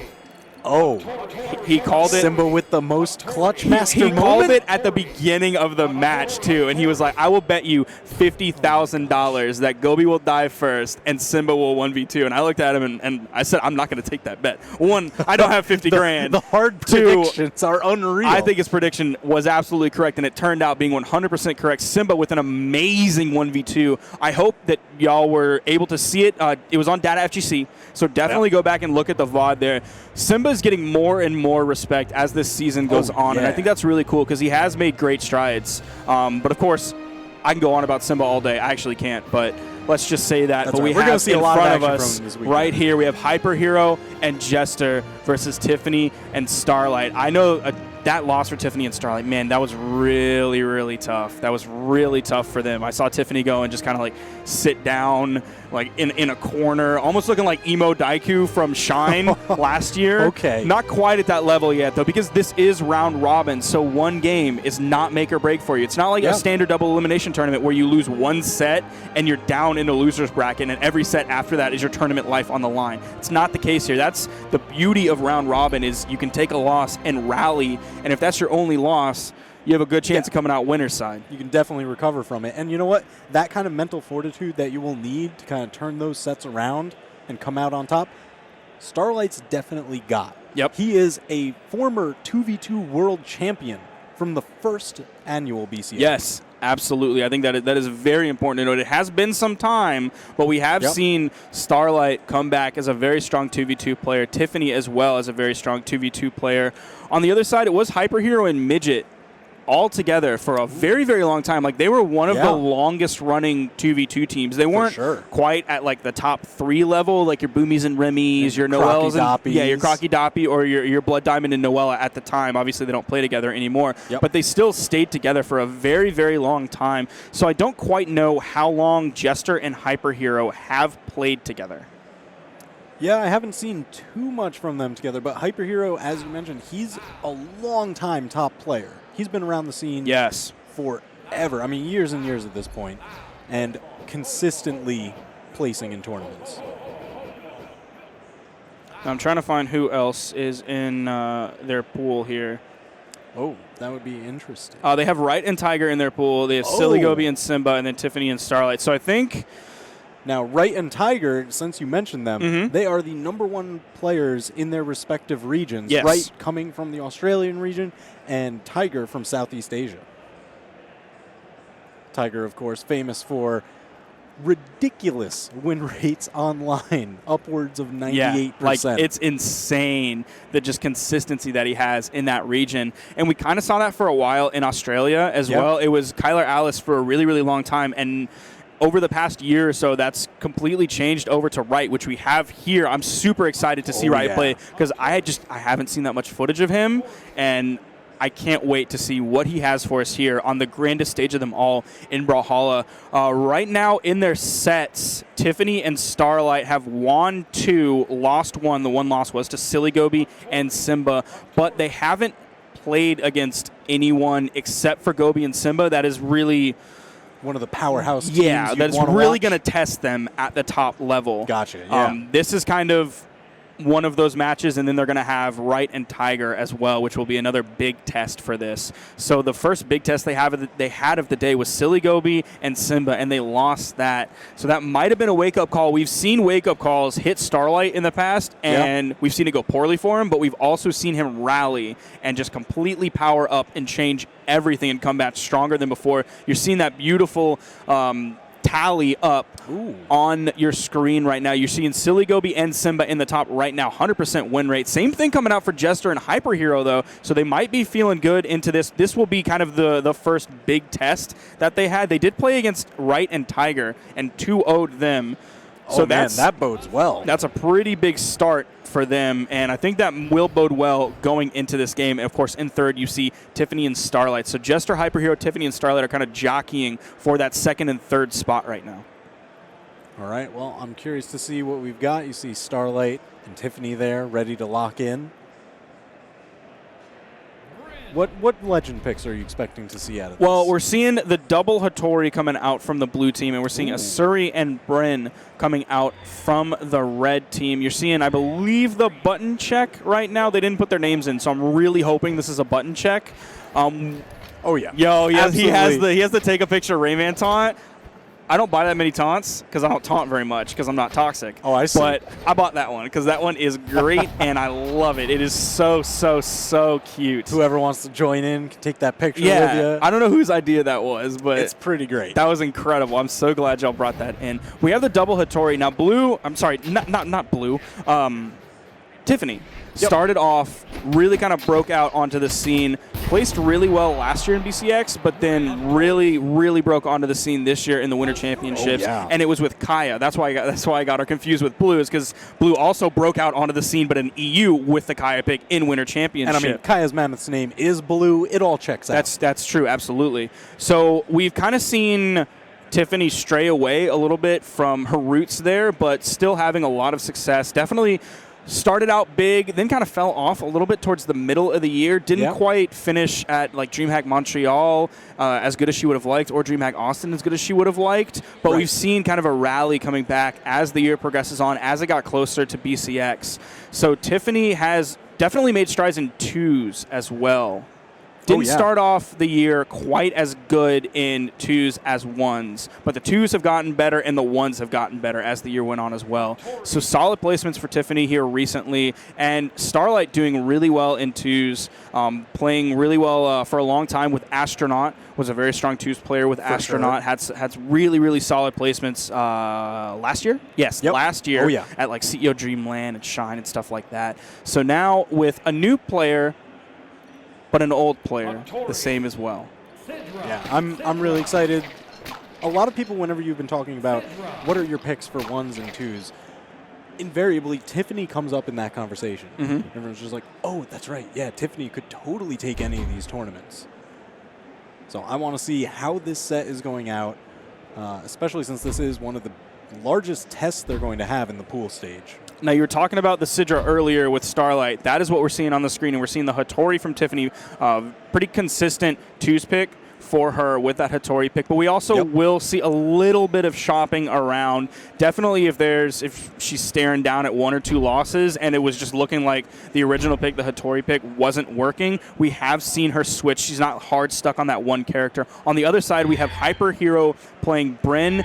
We used to see other characters coming out from Hyper Hero, but it seems like he's been sticking with this Brynn for quite some time. A lot of players will favor the Axe in 2s because you have big hit boxes. You have a lot slower startup frames compared to your quick hitting weapons like your Katars, like your Gauntlets, like your Sword.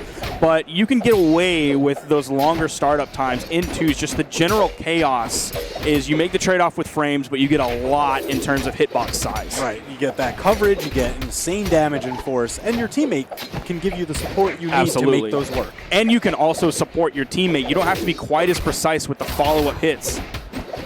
Yeah, ooh, Jester trying to rotate over to Starlight, but instead hopping over to Tiffany, going for the edge guard. It's a fight on the right-hand side.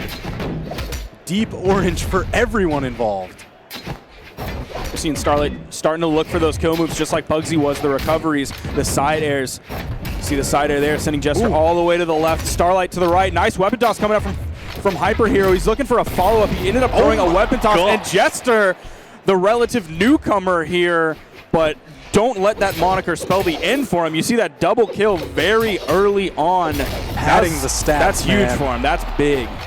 Just all those KOs, but immediately resetting the stage. 2 stocks apiece. Yeah. Tiffany and Starlight just fighting back. And that's that rally that we've come to know from Starlight over the years, and we've also come to know from Tiffany here recently.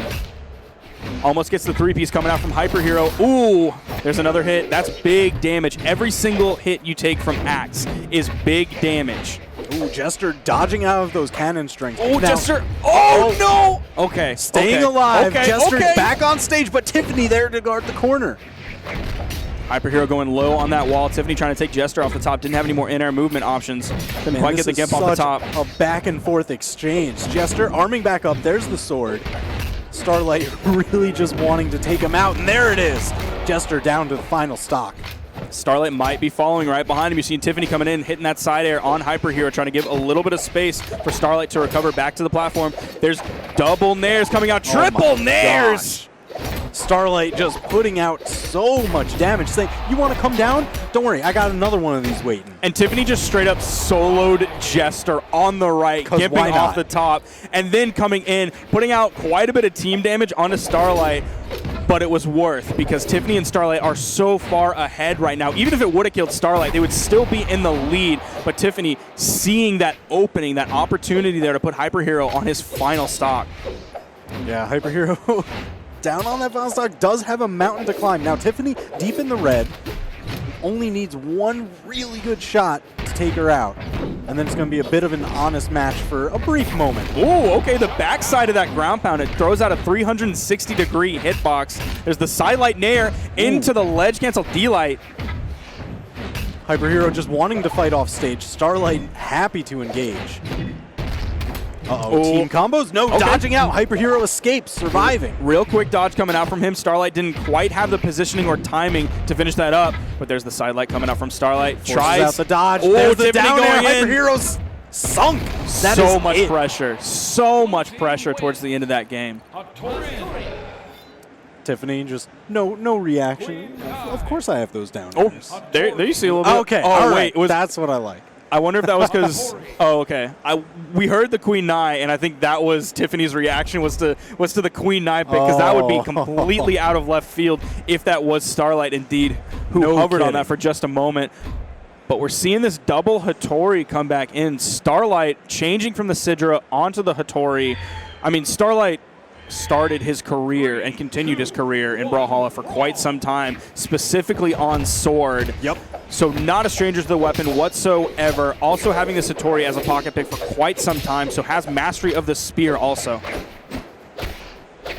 You see that Starlight always so good at just guarding the corners. Doesn't Yes. really hunt far off stage because he can shut down almost all avenues of recovery. We go back to stage. Oh, going for the ground. Now we pound see him against actually Hyper going deep. Hero. Oh, okay. He had the recovery there to get back to the wall, to reset his jumps. The hit coming out from Jester on his teammate to get the chase dodge on hit so he could chase dodge straight up and get back to the wall. Jester over far on the left, disarmed right now. You saw Hyper Hero coming in for the relief, but Tiffany was right on his heels. Jester's going to end up falling. Hyper Hero might fall here too. Nice turnaround with the side air. Tiffany with the save. Starlight was out of his recovery. He got hit out of it earlier. So very smart move. Great teamwork. Great follow-up here coming off of Tiffany and Starlight. We aren't seeing huge damage like we saw from Ethan and Sandstorm earlier. Right. They've done some of the best follow-ups that I've seen in a very, very long time, but still, it's one or two hits here and there, and if Starlight and Tiffany are able to do that regularly, that's an extra 15, 20, 25 damage. That adds up over time, and if you're able to take stocks early or even in like 150, 170 range, that 20 to 25 damage adds up. Absolutely. And you see him getting so much damage onto Hyper Hero, but Hyper Hero answering in kind. Now hunting for that KO. You see those signatures come out, those big blue sparks. You also see that big down air, though, sending Starlight down below. Oh, big side air as well coming out from Hyper Hero. You saw him wait there. He was going for the sidelight nair gravity cancel D-light before. That time he did the sidelight wait, because he wanted to wait to get that immediate dodge out of Starlight. Wanted the panic dodge so that he could really send out that string. Oh, yeah. And I mean, really, since dodge, if you dodge in the air, you've got like about that almost 3-second cooldown running your way. So if you're able to bait those out from your opponent, you can get so much more damage than would have been guaranteed. And I think we're seeing Hyper Hero try to switch things up just a little bit, to try to get those dodges, do something that's not necessarily what he was doing before. Like you saw back-to-back neutral signatures before on the axe. Then he threw out two side signatures. Then he did the sidelight into the weight. But a beautiful side signature coming out from Tiffany from the right, sending to the left. Hyper Hero on the edge again. Tiffany picking up another kill. There's a kill there coming out from Jester. It's not a double kill this time, which would have been really great. I take that back. I take it back. I'm sorry, Jester. I should have known that it was coming. I should have put respect on the name. You've got to. I mean, they've got it tied up. Almost dead even across damage as well. I mean, they are down 1-0 in the set, but I mean, it's completely changed this game. Absolutely. It is so much closer. And even health-wise across the characters is pretty similar. Like Starlight a little bit into yellow, Tiffany a little bit into yellow, Jester a little bit into orange, Hyper Hero just now really getting into the yellow here. If Jester can just play safe here on the edge, give him a little bit more time to put out some damage, he ends up taking a nair from Hyper Hero, which is exactly what they don't want right now. He's getting closer and closer to kill percent. No. That's sending him pretty far to the right. He's still able to get back. Oh no, Tiffany! Always so there! Just swooping right into those corners, clearing the field. And it was looking like with how deep he was down on the edge, it was looking like Tiffany was going to say, okay, I'm just going to abandon this and go for the power play 2v1 against Hyper Hero. But in the last second, turning around saying, oh, you want to recover back up? No, you're dead. Man, Hyper Hero doing such a good job threading this needle. pushing Starlight into the red, Tiffany into the orange. Oh, he's going to take some punishment for that. Every single signature he throws out has kill potential, but also punish potential. That's the thing about 1v2s that are so scary. It's like, oh, you landed a hit. That's great. But don't miscount the people. There's one more person think about there. What happens immediately after? You can get punished so quickly. The signatures that might give you that huge kill potential put you in animation frames, and they also put you in huge recovery frames. Oh, yeah. You aren't going to be able to dodge as quickly as after a light attack, and you can get punished so quickly. That's why 1v2s can be so scary, is you might get a hit, but there's also a huge chance that you will get hit as well. That's why positioning, but good positioning in a 1v2 is absolutely pertinent, and it's the hardest thing to do. It's a lot like playing, 9-ball. You don't need to just think about your shot. What are you going to do after that? I don't know what 9-ball is. Pool. Okay. Except with, just 9 balls. You might make the shot in, but if you put your ball in a terrible spot, then you're losing that. Exactly. I don't know if that's a stroke or whatever they call it. Yeah, you got it. Okay. All right, we'll play some after this. That'll be all right. But yeah, so Starlight and Tiffany taking that set 2-0. That's a 2-0. That was a 2-0 as well. 2-0. Coming off of an 0-2 into a 2-0 on the other side, Jester and Hyper Hero coming off of a 2-0 into an 0-2. So we have mirror images here. We're seeing the rally coming back from Starlight and from Tiffany as well. And their next most difficult match is going to be against Right and Tiger, who were already beaten by Jester and Hyper Hero. Oh, wow. So if you're looking at sheer numbers, statistics-wise, that goes the way of Tiffany and Starlight pretty heavily. I mean, you would have to say, for sure. But you know what? We do have coming up. I see them sitting down on stage. Oh, it's now. Right and Tiger. It's Right and Tiger against SillyGoose and Simba. It's wild how much Right looks like Leffen. Yeah? Like, it is so wild. The first time somebody pointed that out, I can't remember who it was, but they pointed it out on Twitter.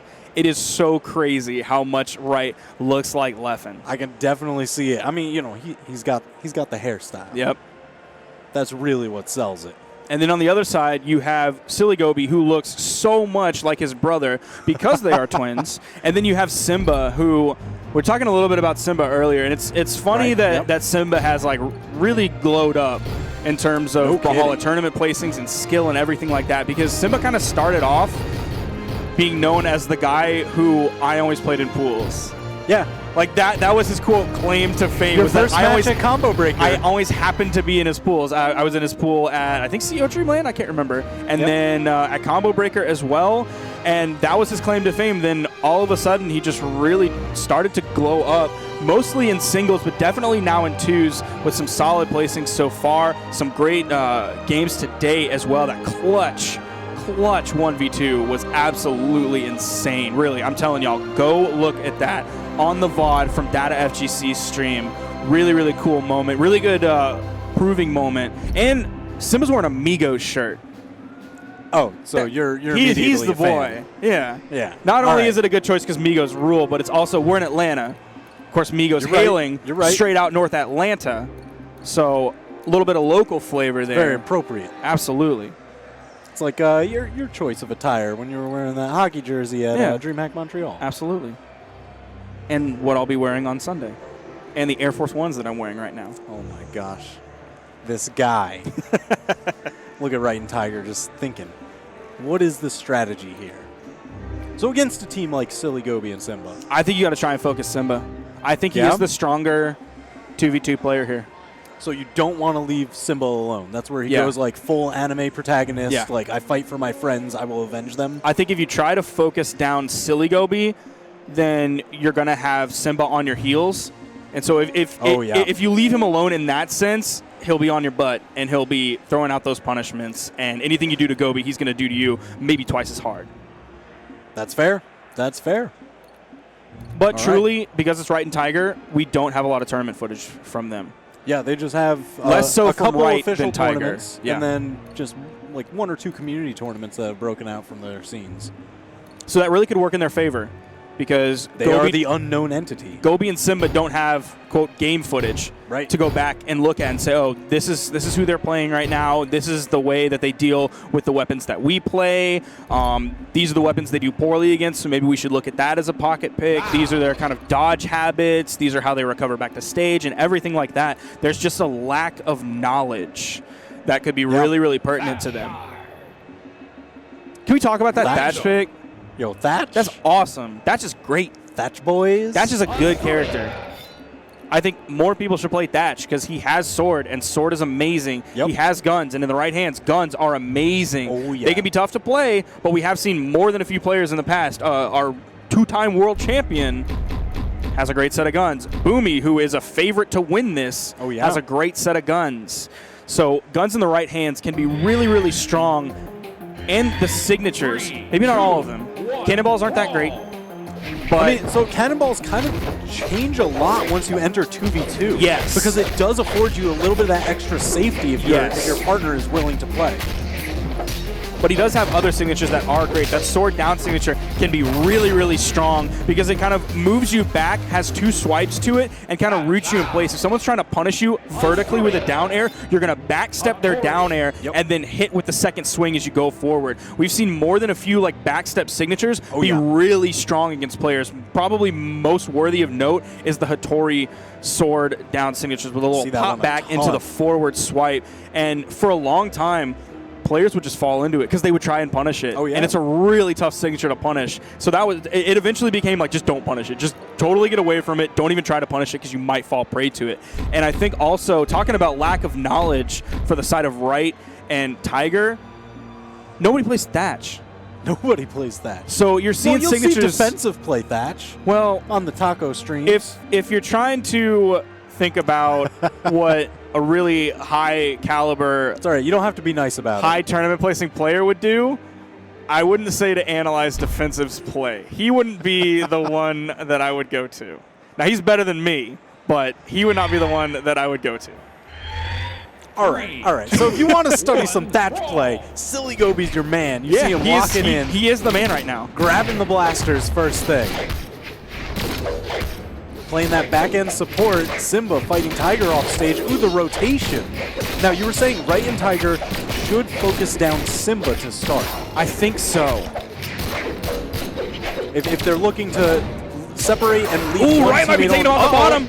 Oh, the gravity gets a D-Light into the ground. He's still going in. Sends one to the stage, but Simba is able to go all the way onto the stage and go back to the other side. Great recovery there from Simba. He honestly didn't take that much punishment from that. Like, he was reasonably close to death, but it wasn't a lot of damage because there was unarmed damage. Ooh. Beautiful signature coming out from SillyGobe. A little bit of team damage there, but it's not the worst thing in the world. The other thing with the Thatch pick, though, that you have to worry about is low defense. Even with the extra defense point, it's only 4, which in 2s, you're going to take damage. Oh, yeah. Like, there is no just don't get hit. That really doesn't work in 2s. There's so much going on. You know what? SillyGobe, it doesn't seem to be a problem. Dude, his damage is unreal right now. He has taken so little and put out so much. Oh, another kill! And Right is actually almost dead on his second stock. I take it back. Like, SillyGobe, he's a good player, but he's more of a threat than I thought he was. That's what's going to bite a lot of his opponents. No one expects the Gobi. No one expects the Thatch. D-Light recovery. And I'm wondering what Gobi's... Oh, the turnaround there, taking out Gobi, but that was just his first stock. So I'm wondering what Gobi's kill options are going to be. I wonder if he's going to maybe rely more on signatures, if he's going to try and rely on side airs, which a lot of gun players used to do. I'm looking at you Lucian players out there. Ooh, Simba almost getting taken off the bottom. He's trying to turn around against Tiger here. He's been getting a lot of down airs, a lot of down lights, and you know what? They do last a long time, so you need to be careful when you use them because it's highly likely that you'll get punished for doing so.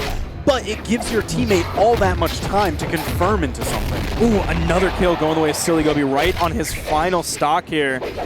Now, I didn't notice what stance Gobi is using. I would assume that he's using the defense stance because this is 2s. Oh, might take Right off the side. That recovery coming in. SillyGobe is still going back in. See him trying to get the spot dodge there to punish maybe a ground pound coming out from Right. Oh, there's the punish. SillyGobe just happy to stay off stage. All right, I guess I'll fight here. He is not afraid to do that, almost dodging in a way that would have maybe led to his death, but he's still able to get back to the wall. There's the D-Light side air from SillyGoose. He's showing a lot of versatility with this Thatch pick. You have the D-Light into the Insig, which I didn't know for a long time was a true combo until, shouts out to Magma Bob, he was the one who showed that to me.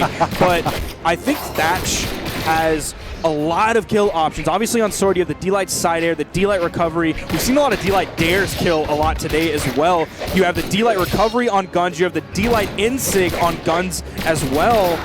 Oh, beautiful. I love that. I love the downlight into the neutral light when they're trying to punish the D-Light. Love that option. That frontal approach. Make him go above. Oh, getting bonked on the head. He's on his final stock here, but Tiger very much in the red. You're seeing Tiger commit quite a bit off stage with that ground pound. Qatar's not one of the strongest, definitely not one of the most favored ground pounds in the game. You don't see very many people throwing that out like candy. Tiger trying to put some damage onto SillyGoose, fight him off so that way he can take out Simba, but it's really not working out for him. SillyGoose is just everywhere. I'm really curious to see Gobi's damage numbers. And there you see that gravity cancel down signature. There's the D-Light recovery in the air. He's picked up more than a few of those gravity cancels. 18 damage, SillyGoose. Oh my gosh. Unreal. SillyGoose definitely MVP of that look match. At him. He's got to be feeling so good after that. And I think that's amazing. The fact that we saw the 1v2, the clutch from Simba earlier, and this time we saw clutch work, not only damage but kills as well coming out from Gobi. And I want to say shouts out to the Migos shirt here because Simba and SillyGoose are kind of like the Migos. When the Migos are doing a song together, you have like Quavo doing his verse, and then in the background you have Offset or Takeoff doing the ad-libs in. They're supporting one another, and then Takeoff will go into his verse, and you have Offset and Quavo doing the support. So it's passing the ball and supporting their teammate. I get you. Yeah, it's not the Gobi show. You don't it's have not the Simba ad-libs, show. you got the Thatch lips. Yeah, absolutely. I'm Look sorry, at that. Gobi. Everyone's already deep him. yellow, and SillyGoose just, well, he was untouched, but there it is. I think they've identified, hey, we kind of need to pay attention to Gobi now. They did want to focus Simba. Gobi took such little damage in the first, 2 minutes of that game. You cannot leave him to wreak havoc. Oh, did you see the beautiful downlight that picked up Simba, and then Gobi noticed he hit his teammate, so he turned around and did a gravity cancel downlight the other direction that was so close to hitting. That was just a really clutch, because a lot of people will do the muscle memory of the D-Light side air, because that's just ingrained in Brawlhalla history. Gosh. Oh, the weapon doesn't even hit! It's a minefield. You Dude, can't Gobi get and through. Simba are actually freaking nuts. It's that rain of arrows, you know? Yeah. Then we'll fight in the shade. There is no fighting. You're just knocked out. That's it. Simba, SillyGoose. You don't fight in the shade. You died in the shade. Oh, that weapon toss. What a great weapon toss coming out from Tiger. All right. I respect the decision. Simba rotating over to the side that SillyGoose was at in case he would be able to save him. That's the third time we've seen him rotate under the stage. He did it once last game. That was the second time this game. I wonder if you're right in Tiger and you take this game, do you go to Miami Dome so Simba doesn't have that option to go under the stage? It has that scaffolding there that is completely a wall. You cannot go under the stage in Miami Dome. That'd be a really smart map pick. Unfortunately, they're going to have to make sure to push it to a game 3. And right now, Tiger, he is incredibly damaged, and SillyGoose just finding more. There we go. Gravity cancel D-Light into the recovery. That's not easy to hit. D-Light recovery on guns straight up is not easy to hit. You have to be pretty careful with your positioning. You have to be really careful with your timing. And that's why we see a lot of gun players don't even go for that. Like you see Boomie's able to hit it because he's one of the best gun players in the world. Of course. But that's somewhat a rarity for a true combo kill option. Tiger trying to fight SillyGoose, but every time SillyGoose just comes out ahead on damage. Oh, Simba turning it around. That soft platform going all the way down to pick up Tiger right there. Oh, no. Great dodge read by usage. Right. Yep. That's going to close him out. SillyGoose down to his final another kill. Simba down to his final stock. Right and Tiger have taken the lead. And Right is only on his never mind. Right is on his final stock. Tiger just a little bit behind. Protect Tiger. He is precious. Absolutely. Protect Tiger at all costs. He is he's a national treasure and a global icon. Where's Tiger from? Southeast Asia. Yeah, I know that. But do you know what country he's I don't repping? know Is he Indonesia? Possibly. I feel like he's Indonesia, but I don't know. And Right, oh no, might be Oh no, Right is dead here. It is all up to Tiger. Tiger is in the red. He protected Tiger at all costs, but Tiger couldn't protect himself. He's gonna fall there, and we're seeing really low damage numbers. It's like 466 and like 370. Well, SillyGoose was like, all right, I flexed a little. Now we just go for the efficiency. Absolutely. And I think that was an instance because it's Blackguard Keep, because you have those soft platforms on the side. People will play on those soft platforms, and you saw when that soft platform on the right was all the way down at its valley of travel, all the way down. There were like 3 people over there. Let's just do this. And you saw in game 1 that Gobi was willing to play off stage. So being down there, it's off stage, which he likes, and you have a soft platform. It's just a little bit extra safety for him. He absolutely will love that. He will spend his time there. I underestimated SillyGoose and Simba. I have a lot of respect for them as players. Well, I mean, you were reading off their statistics for the day, and they've just been trouncing all comers. That's true. I do think that they have somewhat of an easier pool here. If they were in another pool, there are other pools that would have much greater tests for them than this, but I really don't want to discount what they've done so far here. You saw incredible damage numbers from SillyGoose. I saw the 1v2 clutch earlier that Simba had. I saw great kill option versatility from both players. Gobi not afraid to go off stage. Gobi's incredible. Crazy. We saw Simba doing multiple recoveries under the stage and getting back safely. I think Gobi and Simba are a very scary team to deal with. Oh, yeah. Well, I mean, earlier they did win 2-0 over Tiffany and Starlight, former world champion. I think there is a very good chance, if not absolute 100% chance, that they will be coming out on the winner's side of the 2v2 bracket from this pool. I mean, from what we've been seeing today, I would be surprised. Their other sets are Jester and Hyper Hero, and then Hot Shot Scott and Hiken Viken. And Boy Jellyfish, I don't know if that's like Jellyfish that we know. I don't know. Or if that's another homie coming through. Boy Jellyfish and Marco Polo. I don't know if that's Marco Polo or if it's Marco Pollo, because it is Pollo, like Spanish for chicken. So it could be either one. Well, that'd be interesting. But it's looking like SillyGoose and Simba are going to be coming out of this without losing a set. Jeez. Actually, without losing a game. I think the biggest chance that anyone has to take a game off of them is Jester and Hyper Hero. But even if they do take a game, I do not think they're going to take the set. Yeah, I would have to give that to Gobi and Simba. I think this pool is for sure going to be the Gobi and Simba show. And that will set them all going real well as when we head into the actual bracket stage. And it's looking like for Jester and Hyper Hero, I think based on everything we've seen so far, the only set that Tiffany and Starlight have left to play is Right and Tiger. So they are 5-1 right now. And playing up against Hotshot Scott and Hiken Viken, which I would assume that they're going to win. Right and Tiger, I'm not sure. But that one's tough to call. Yeah. My guess is they're going to come out of this 7-1. SillyGoose and Starlight are going to be coming out of this 8-0. And I think it is Right and Tiger. I think that depends who wins. I think Jester and Hyper Hero have to win all their sets, and Right and Tiger have to win all their sets, and I think it might be a tie in that case. Ooh. That's the thing with round robin. Stage is crazy. Yeah, dude, that's the thing with round robin is there's like a million different variables. Like, if this team wins all their sets, then they go all the way through. But if this team loses one, and if this team wins all but one, then we have like a 3-way tie and a 4-way tie. Because again, it is round robin. Yeah. Every team plays every other team in their pool, and the ones with the best record will be moving on. So yeah, that second spot that's going to be moving on to the loser side of the bracket, that's the one that's really going to be in contention here, unless SillyGoose and Simba just completely fall apart, which I do not see happening. All right. Who do we have? I know you're excited. I'm very excited because over in the other pool, also doing their round robins, we've got Daiku and DaBrain. You see them sitting down there. DaBrain rocking his Delight Sayer shirt. Yeah, bro, that's his. That's his merch. That is the DaBrain merch. You can find Delight Sayer in such films as Every Combo and String You Need to Know and the Ultimate Brawlhalla Guide series.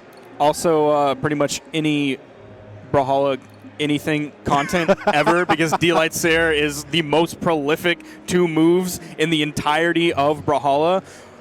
But we have the DaBrain and Daiku, and then we have the Wrenched and man, what is his face? I don't know. Oh, it's Blue. It's Blue. Yeah, It's Blue, I met him man. earlier. This is the first time I've met him. This is his first land. Giving the finger guns to the camera. He's My not gosh. dabbing, so we've moved on from the dab, which is great. Too bad Hermon dabbed earlier. You know, sometimes And you got to evolve. That just really lowered Hermon in my book with that dab. It's 2018. We are not doing that anymore. Well, you know what? I mean, it's EU, right? It hits a little bit later. That's true. I think they just got friends. Oh, okay. Well, I mean, they've got a lot to go through then. I'm not going to tell them what happens with Ross and Rachel. I'm not going to be the one to ruin that. Now, how would they be as a 2v2 team? Would they be as good as Daiku and DaBrain? That's a lot of history to overcome. Yeah. Daiku, a strong player. DaBrain, a very, very strong player. People that have played together for quite some time. Years. I know DaBrain was like possibly thinking about going with someone else, but then he was like, no, I'm just gonna go. Okay, oh my. Whoa. That was wrenched. You saw him. You saw him. You make got me to flex smile. the micro. You Wow. know? All right, guys. Oh boy. How fast can you hit your gravity cancels? I think Wrenched has done that faster than anyone I've ever seen. Man. All right, so Daiku, another former 2v2 world champion. Yep. That year, he was actually supposed to team with DaBrain, but DaBrain was not able to make it. Still won the tournament anyway. Now they actually get to team together here. How are you feeling? I'm loving it. I like DaBrain and Daiku. I'm not sure if I would like to see DaBrain with somebody else.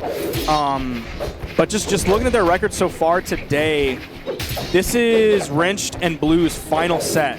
They have won everything so far, or there's been a DQ from their opponent. They are 7-0 right now. Whoa. And they're projected to win this. I'm not sure if they're. I think they might be projected to win this. But DaBrain and Daiku also have won every set today. Other than this, they have one more set between Cobwy and Rosta. I know Rosta from Twitter. Don't know who Cobwy is. But this is kind of going to set the stage for who is going to come out on the winner's side of this bracket. The other strong teams here, it's Snowball and Logic. Oh, wow. But yeah. if I was going to project it, I would put Snowball and Logic probably in third place. But between DaBrain and Daiku and Wrenched and Blue, I honestly don't know. History-wise, I would say DaBrain and Daiku. But we've seen Blue do some great stuff. Blue's been absolutely amazing this year. Yeah. Wrenched as well. Consistently placing well in pretty much all the offline lands and doing well in online tournaments. If there was an XXL freshman list for Brawlhalla, Blue would be probably in the #1 spot on that freshman list for just one of the best breakout seasons that we've ever seen. EU Yeah, entirely. it's kind of like LDZ's first season when he was winning every gravy cancel week after week after week after week and just completely looking like an unstoppable force. But I think it's going to come down to Wrenched and Blue versus DaBrain and Daiku. This is going to be an interesting set because, again, we saw last year BCX, Pugsy and ERAM, the transnational intercontinental team. Nice amalgam team. Yeah, crossing borderlines, crossing oceans, crossing halfway across the world, coming together and doing amazing. We saw Wrenched at DreamHack Austin come in second place, which I think is something nobody would have predicted except probably Wrenched. And reportedly, Wrenched has said for quite some time now recently that BCX isn't going to win itself, but he's going to be the one to win it. Oh, man. Well, we're going to have to see how he does in this matchup here. We are back on Blackguard Keep. You were talking about before, it's got those platforms on the both left and right-hand sides, and they can dip pretty low, reaching very close to the edge of the screen where you can get knocked out. And if you want to play down there, you have to do kind of everything right and try not to make a mistake because your opponent will completely capitalize on that. You could be dying in the late stages of yellow to early stages of orange, and those stocks can just melt away. DaBrain's taking quite a bit of damage here. He's coming in with this Jala pick, another character that has on their own 3 defense. I didn't see if he's putting in a defense stance to give himself 4. That side signature, I think he probably did, or that might have killed there. Ooh, DaBrain trying to get back to the stage with a neutral signature. Doesn't end up hitting Blue as Daiku over on the edge. Nice nair coming out from Daiku. There was no down air coming out from Blue. There we have one. Almost a team damage coming out from Daiku. The weapon toss going right in between them. Everybody in the red now. But when you're going against a Jala, I take that back. Wrench like just doesn't have to clearing the worry. field. Double kill. That's what I like to see. Man, Wrenched really just backing up all the talk he's been doing leading up to this World Championship. Downlight cider there. True to the shirt. Yep. He's got to plug that merch, man. And Wrench Daiku trying to just hold on to his stock. Speaking of DoBrain merch, when Daiku came to the airport, he was wearing his underwater shirt, also from DoBrain. Yeah. DoBrain kind of has the best design in BH right now. Absolutely. But Wrench is looking like he has the best play so far in this game. Still on his first stock. DoBrain is in the orange. We might see a switch to another character. Maybe one that's a little bit less squishy coming out from DoBrain. Again, another D-Light coming out from Daiku that doesn't get auto-comboed into the side air or any other option. Daiku's able to not just muscle memory that. He's able to realize that he hit only his teammate. Nice gravity cancel signature coming out from DoBrain right on the edge. Doesn't lead to a kill. Oh, big ground pound coming out from Wrench. Immediate answer from Daiku, keeping it even. That's okay. Wrench was 3 for 1 on that stock. Absolutely. And because of that, DoBrain is on his final stock. Wrench has kill potential out the wazoo so far in this game. I mean, look at him just how he weaves between all these players. Is absolutely unreal. Almost gets that neutral signature. Oh no. A little bit of team damage. Can he save him? Yes! Blue hitting Wrench, but that gives him access to that chase dodge, able to get that extra distance back up to the stage. And we're seeing some great synergy. Even though they're a new 2v2 team, we're seeing some solid synergy between Wrench and Blue. Now everybody's in the red, but DoBrain is the one in danger of getting knocked out of this game. You're seeing the ground pound there come out from Daiku, trying to cover that whole edge, but you have that soft platform. The weapon toss going under Daiku. The dodge is gone for Daiku. He has it back now. Oh, DoBrain has to be very careful. There is the signature coming out from Blue. Is DoBrain going to be able to get back? He touched. No, he didn't. That's it. It was He's right gone. on that corner. It was right on that 45-degree corner, which doesn't reset your jumps. You have to touch that full vertical wall, and now it's Daiku in the 1v2. Looking at 4 stocks. Nice ground pound there, but it's not going to lead to a kill. Man, this is a mountain to climb. Oh, but they're taking off the peak. Now he just needs to keep dismantling it. There we go, Daiku. Just break it down. 2 stocks to get through. Daiku in the orange. Oh, that could have spelled disaster. And that's the thing. One hit that Daiku hits can lead to him trading for 1 hit, which puts him behind.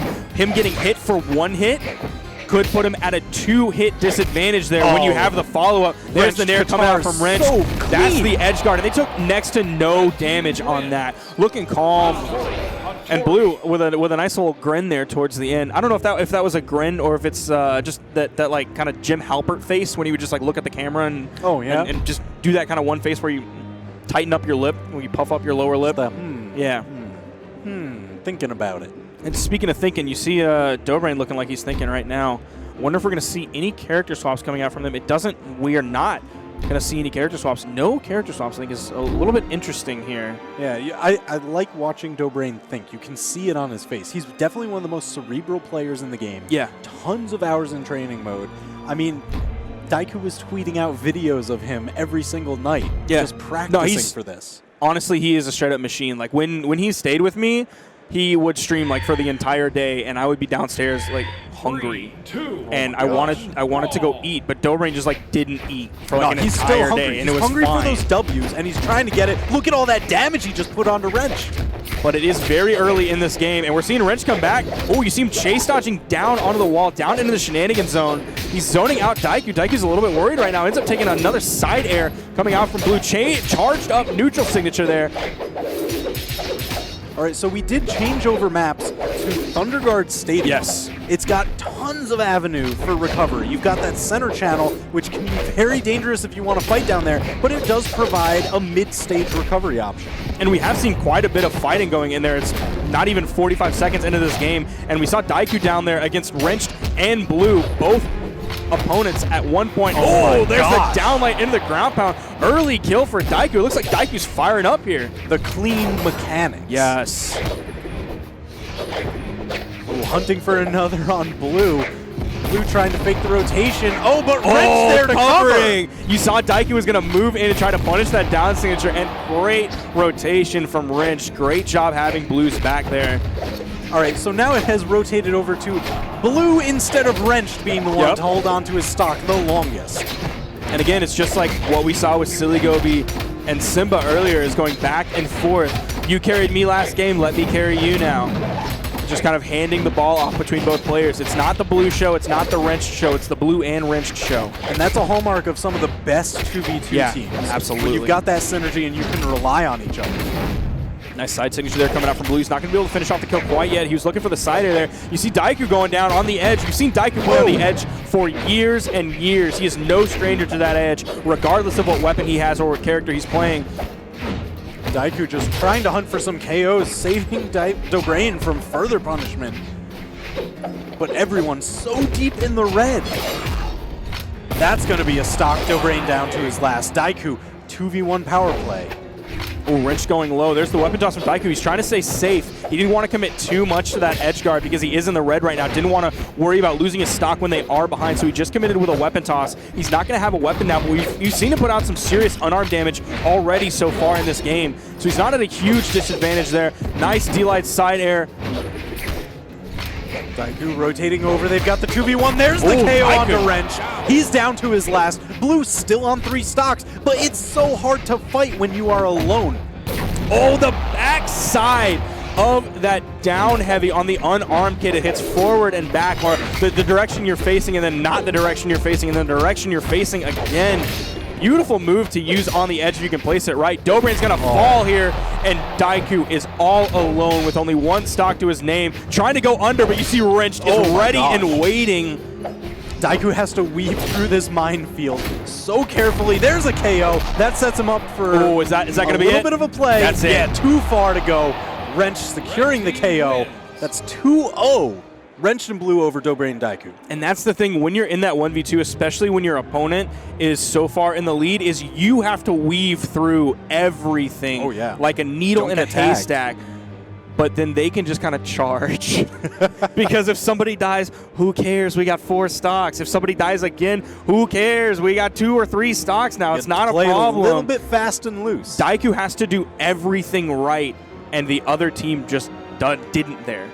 So that's just a luxury that they can really afford that Daiku just can't whatsoever. He's stuck there. And I think that is going to solidify who are the top 2 in this. It is going to be Wrenched and Blue coming out on top, going to the winner's side of this pool. And it's going to be Daiku and DoBrain going into the loser's side from this pool. Right. But, I mean, we still have matches to go in this pool. We've got Snowball and Logic that'll be heading up to the stage with Grizzly and Scythe as their opponents. So, statistically, Daiku and DoBrain have won every match except that one. I assume they're going to beat Cobwy and who was his teammate? Yeah, and Rosta. Yep. I assume they're going to win that, so they will come out of this with only 1 set loss. Wrenched and Blue are going to come out of this with all victories, all dubs so far. Meanwhile, Snowball and Logic have lost 2 sets. Okay. I mean, they still have to play Grizzly and Scythe, and which my guess Cobwy and Rosta. Probably a dub, and then probably a dub coming out from against Cobwy and Rosta as well. So it's looking like this pool might be pretty much wrapped up. I don't know who we have in front of us yet. I mean, with DoBrain and Daiku still having to play a set, I don't want to say anything for sure. That's true. If they lost to Cobwy and Rosta and Snowball, I mean, that would shake it up beat entirely. Cobwy and Rosta, it's going to be a 2-way tie. Wait. Let's see. If Grizzly, the 3rd place is very much in contention right now. And if there's a Hail Mary and DoBrain and Daiku lose to Cobwy and Rosta, that's just going to be all the dominoes are going to fall down. All the marbles are going to be rolling across the floor and under the couch. It's a house of cards. Don't bump the table. Yeah, absolutely. Keep everything nice Don't and breathe. steady. Well, breathe, but like not out of your mouth. Breathe slowly. All right, just lay down all the rules for us, Sparky. Now, who do we have in front of us? I don't recognize these faces. I see Logic on stage. Yep, we're going to have I don't know Logic what he's on and that Snowball side, against Grizzly and Scythe. That's it's right here in front of me. It has the Brawlhalla stream tag. That would be the one that is going on stream. You got to point those out to me. Oh, okay. Yeah, it's that one. You see it? Oh, right there it is. Yeah, Thank you. Thank you. I need you to point out the obvious things Twitch to me. Symbol. Yeah. Right. It's like you need to like sketch a picture when the Transformers are hiding in plain sight. Yeah, those are things I don't see. It's more than meets the eye, so I don't blame you. Robots in disguise. So I know virtually nothing about Snowball until like the other night when I was looking up who was like I was looking up previous tournament placings for the top 80 ranked power rankings players that are coming here. And I was looking through Logic's tournament placings, and Logic's been around for a long time. He was here for the first BCX. Yep. And I just thought he was kind of gone from the scene. And I thought he just watched, because I think I've seen his name pop up in like Twitch chat for like the big tourneys or something like that. He's always and I kind of thought he was Twitch just chat. like gone as a high-ranking player. And then I was like looking up, like, okay, Logic. Okay, Logic, you're still here, bro. You may not be top 8, but like you're still here. Yeah, man, he's still grinding. He's still putting in the work. And then I was also looking up Snowball. I was like, I've never heard of this person before. He's top 80 power ranking. Let's see what his power ranking exactly is. Snowball's 63 power rankings. So like, oh wow, like that's solid in the entire world overall. In the world, for someone who hasn't been to LANs before, so he doesn't have those quote unquote like points to boost up his power rankings. Dream hacks, yeah. Right? Sure. So he's had some solid placings. Like he's had multiple top 32 placings, and because he's in EU, that's just another level of what's the word I'm trying to think of? Familiarity. Yeah. That I just don't have with him, because he's not going to be a player that I run into in ranked. Oh, and I don't think he streams, and I don't think he's a big personality on Twitter or anything like that. Right. So you don't really get to catch him in the Discord at the same hours as you. It's a level of unfamiliarity that once I got a little bit more familiar with him and saw his placings, I was like, all right, dude. Solid. Go off. Let's go. And then like I see who he loses to in tournaments, and it's like Daiku, it's Rain, it's DoBrain. It's like he's not just losing to randos out there. Yeah. Okay. Yeah. Like, if you lose a tournament and it's to the people who place first and second, like let's go. I mean, that's the story of everybody else, right? Then on the other side, I'm even less familiar with them. It is Grizzly and Scythe. Yeah, it's Grizzly and Scythe. I don't remember what Scythe is power ranked. I don't know if he's even top 80, and I definitely don't think Grizzly is power ranked. So I think numbers-wise, they are a little bit outclassed right here. Yep. I talked about Logic's placing, so I do want to pull those up. Yeah, I mean, he's 54 power ranked. Like he's almost top 50 power ranked in the world. In Brawl League Spring Fling, coming out 9th. And then he has like multiple ties for 17th. So he's like right on the precipice of top 16 for like the last 3 or 4 tournaments that he played, which is really solid for someone I thought that was gone. It's like just because he's not top 8 does not mean he's gone. He's stayed with it so far. And like you look at some of his losses too, like he's losing to ERAM, he's losing to Stickia, he's losing to Axo, he's losing to DoBrain, he's the Inframini. Like those are all big boys. He's losing to Stickia again. Those are the guys you see on podiums. Those are some big boys, yeah. Absolutely. Straight up. Jeez. So, Scythe, we've seen him around in the community a bunch. Yes. Real monster on the forums, the Discords, everywhere. So I'm really happy to see him like here at this event and getting to play, like talk to him in person. Just because it's finally putting a name, face to that name. Yeah. That's the weirdest thing is people will come up and they won't even introduce themselves first. Like they'll say hi and then your name. They'll be like, "Hi, Sparky," and I'm always like, "Who are you? What's your name?" And then they'll just be like, "I'm this guy," and I'm like, "Yo, what's up, dude?"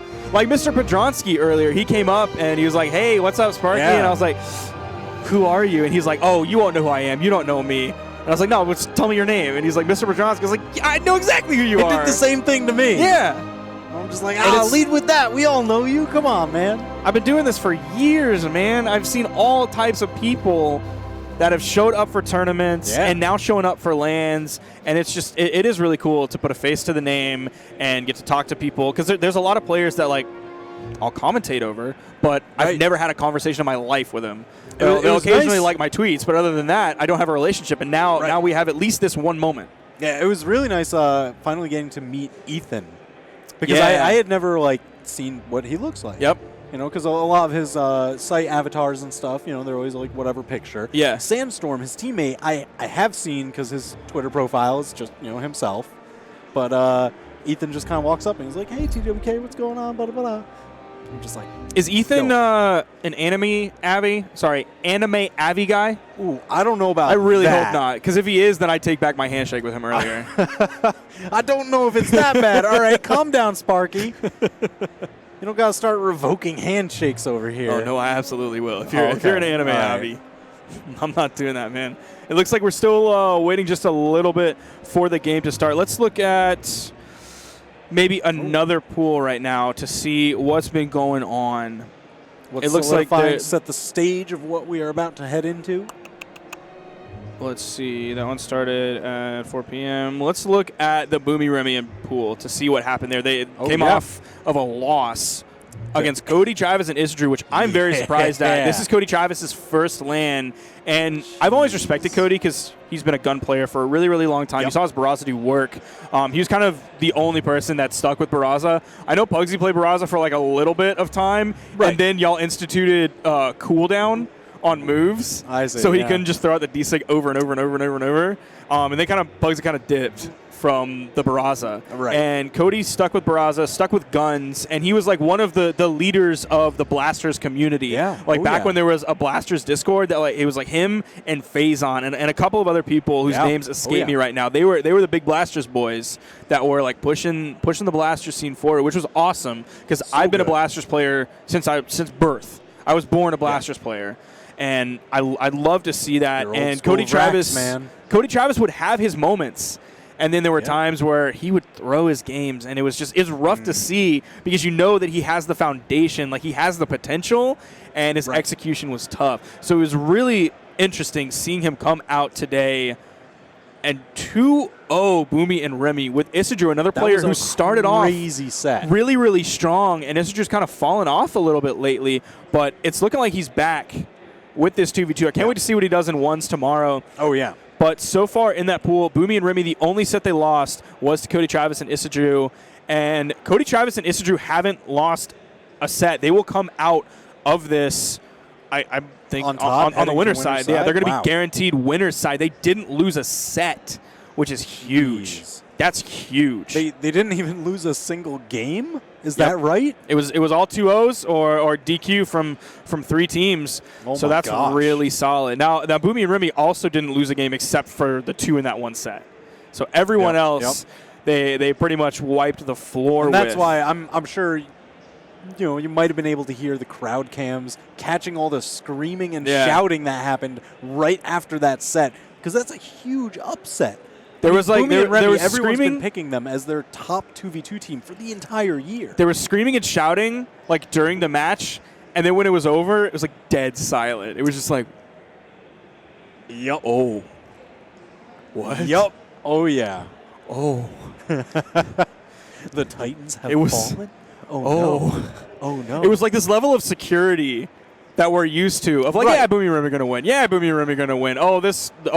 These guys are good. Sure, you're like, all right, pool stages, I'll see them on winner's side bracket, sure. Oh, they lost one game. All right, they were just messing around. It's little Captain Phazon who have struggled a little bit more on land than they have online. Okay, it's whatever. But then, it's not something I expected. And I don't think anybody did. It makes me nervous because I was talking to Manny earlier and I was like, Boomie and Remy, 100% are going to win 2s. I don't think there is anybody that is going to even come close to outclassing them. And, of course, this could be just the wake-up call that they needed. Yeah. But looking at Boomie and Remy as they walked off the stage, I've never seen Boomie look like that on a loss before.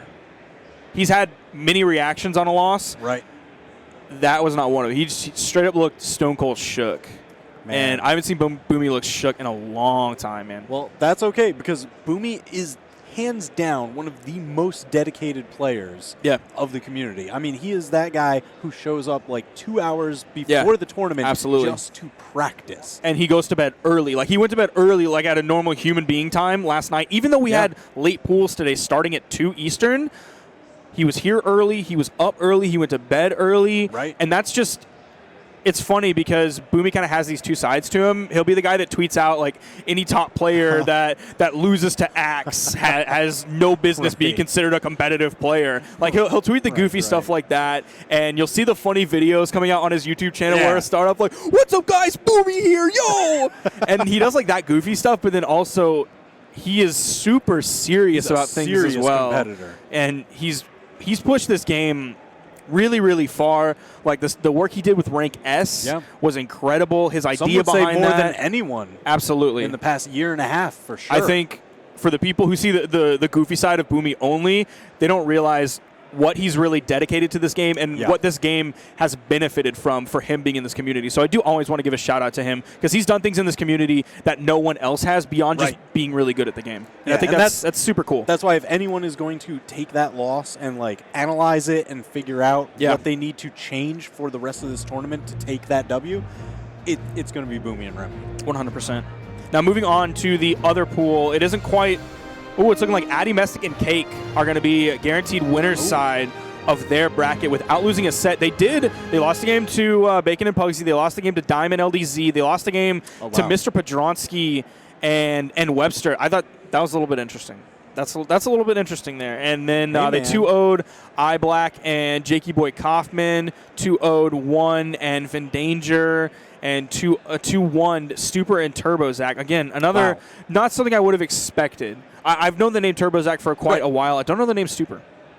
Yeah, I mean, they've been around the community quite a while. I met Stuper earlier today, actually, when TurboZac was coming around introducing himself to everybody. I met him, but I don't think Stuper was with him at that time, so I only said hi to TurboZac. But then on the other side, it looks like Bacon and Pugsy have lost one set, and then DoubleDime and LDZ have lost one set.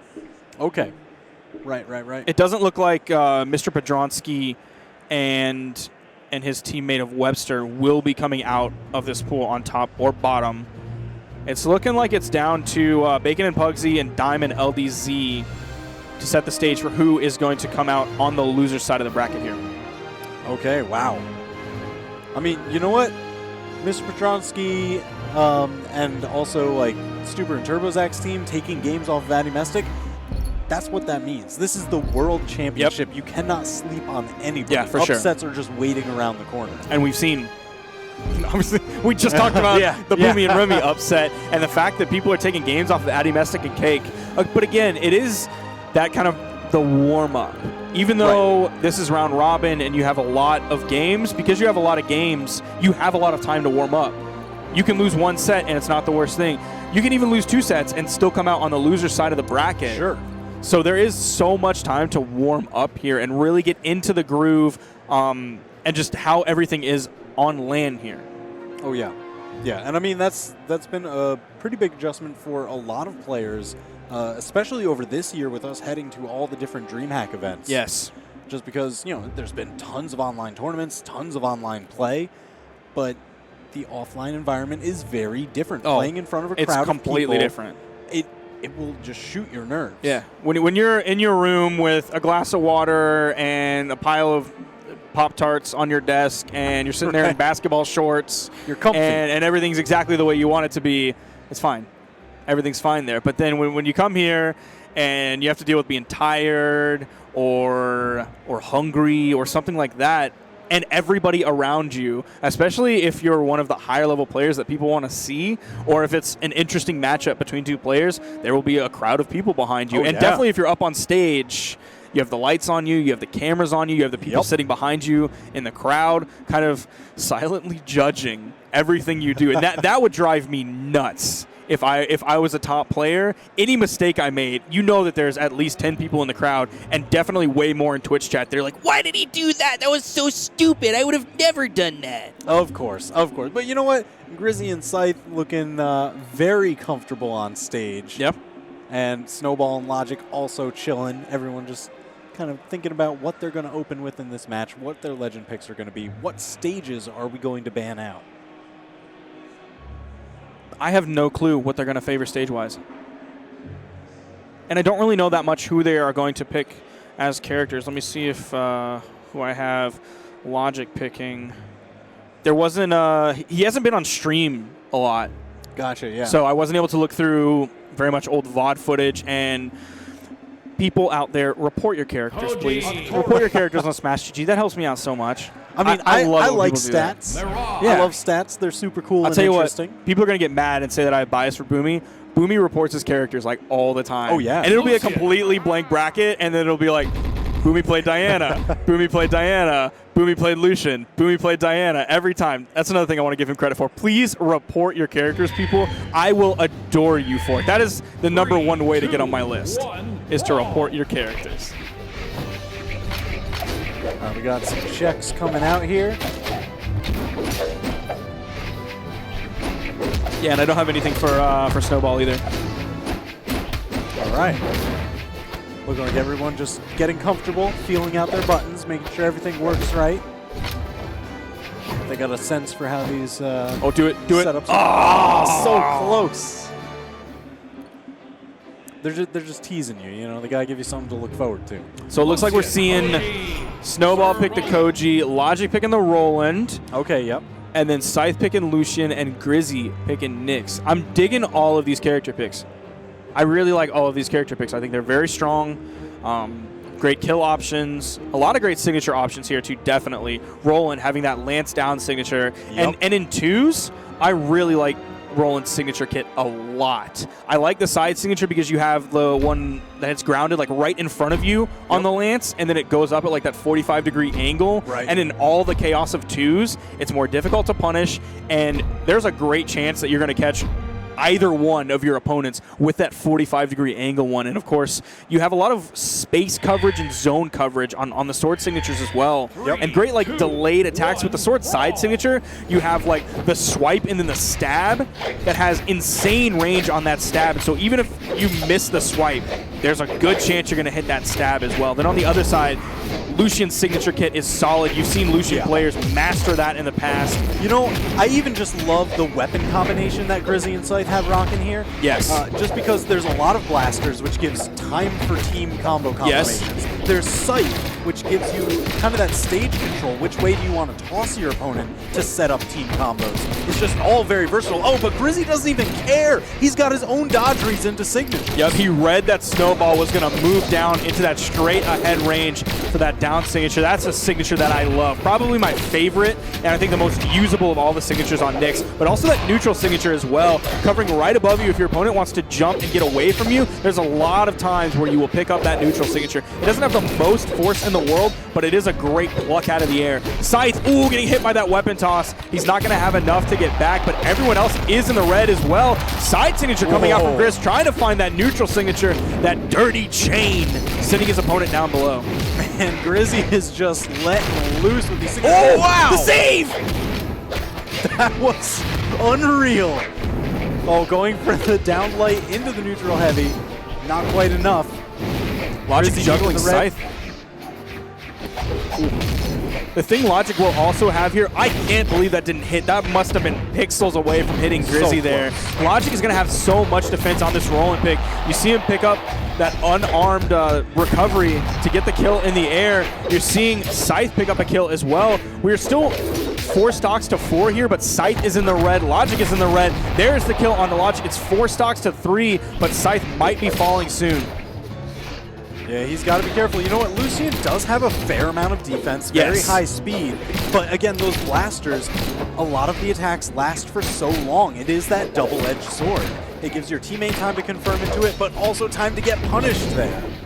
And that's something that really is scary when you're in the 1v2 and you're the one with blasters. Hitting someone with a down air is a great way to build up damage. It's also a great way to be stuck in animation frames and active frames and in recovery frames for a long time. Snowball almost getting the kill off the top there. Scythe has done a great job of waiting for everyone else to catch up in terms of damage taken here. He might be taking off Logic here on the bottom. Ooh, reads Logic going back off of the wall into that push-off column, but Logic just hugged that wall. He expected that ground pound coming out from Scythe. Oh, finding a big signature, knocking Scythe down to his last stock. Ooh, Logic though on the edge, dropping the D-Light side air, that auto combo, but picking up the weapon toss there. Ooh, great option from Scythe, just alternating targets, staying alive. Man, this defense pick on Roland really showing up. Ooh, that's Logic the second D-line into the gravity cancel neutral heavy that Grizzly has struggled to hit onto Logic. There's the recovery that is going to kill. The defense isn't going to be able to help him out there, but it did help him survive for as long as he did. Also his movement as well. He's doing a solid job dodging and just avoiding damage. Man, look at Snowball just trying to command so much of the ground with that bow. The down lights and the side lights cover so much distance. D-Light into the neutral light. Yep. Tried to go in for the dash neutral signature to punish right above him. Oh, Grizzly's not careful. That is all going to be a kill there. Nice follow-up there with the weapon toss because the ground pound itself wasn't going to kill. He didn't want to commit too much to that edge guard as well. It was use that weapon toss to be safe, and it's looking like Scythe might be about to fall here. Snowball is also in the red. That's all right. You know what? They can kind of gamble with Snowball's luck. All right, never mind. Doesn't even need to. Scythe getting cleared out. The Koji, the 1-2 swipe.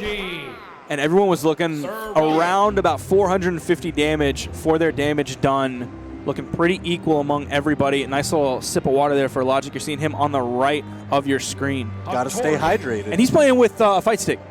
Ooh. Somebody mentioned that earlier. Yeah. I think he's like the only person that does that.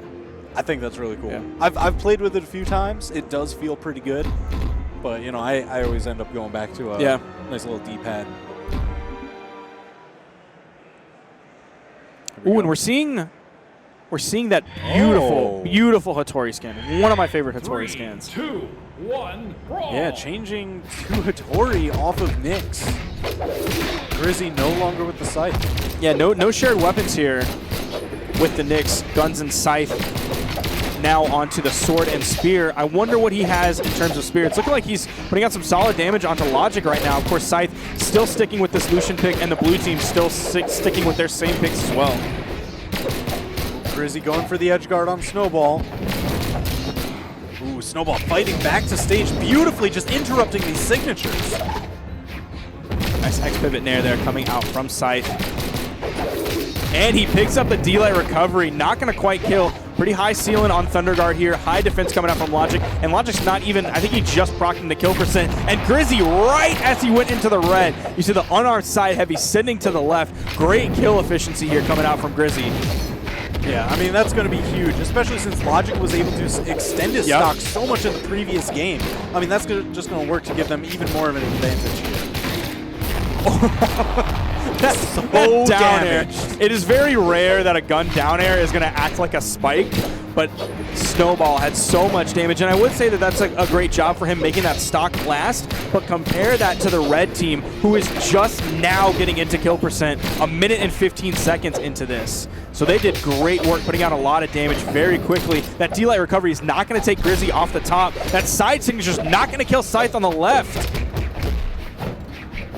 Hunting for damage. Oh, Logic finding a KO. There's two. Double KO going their way. Ties up the stock, but still a massive damage deficit for the blue team. Ooh, almost picking up that neutral light into the neutral signature coming out from Grizzly.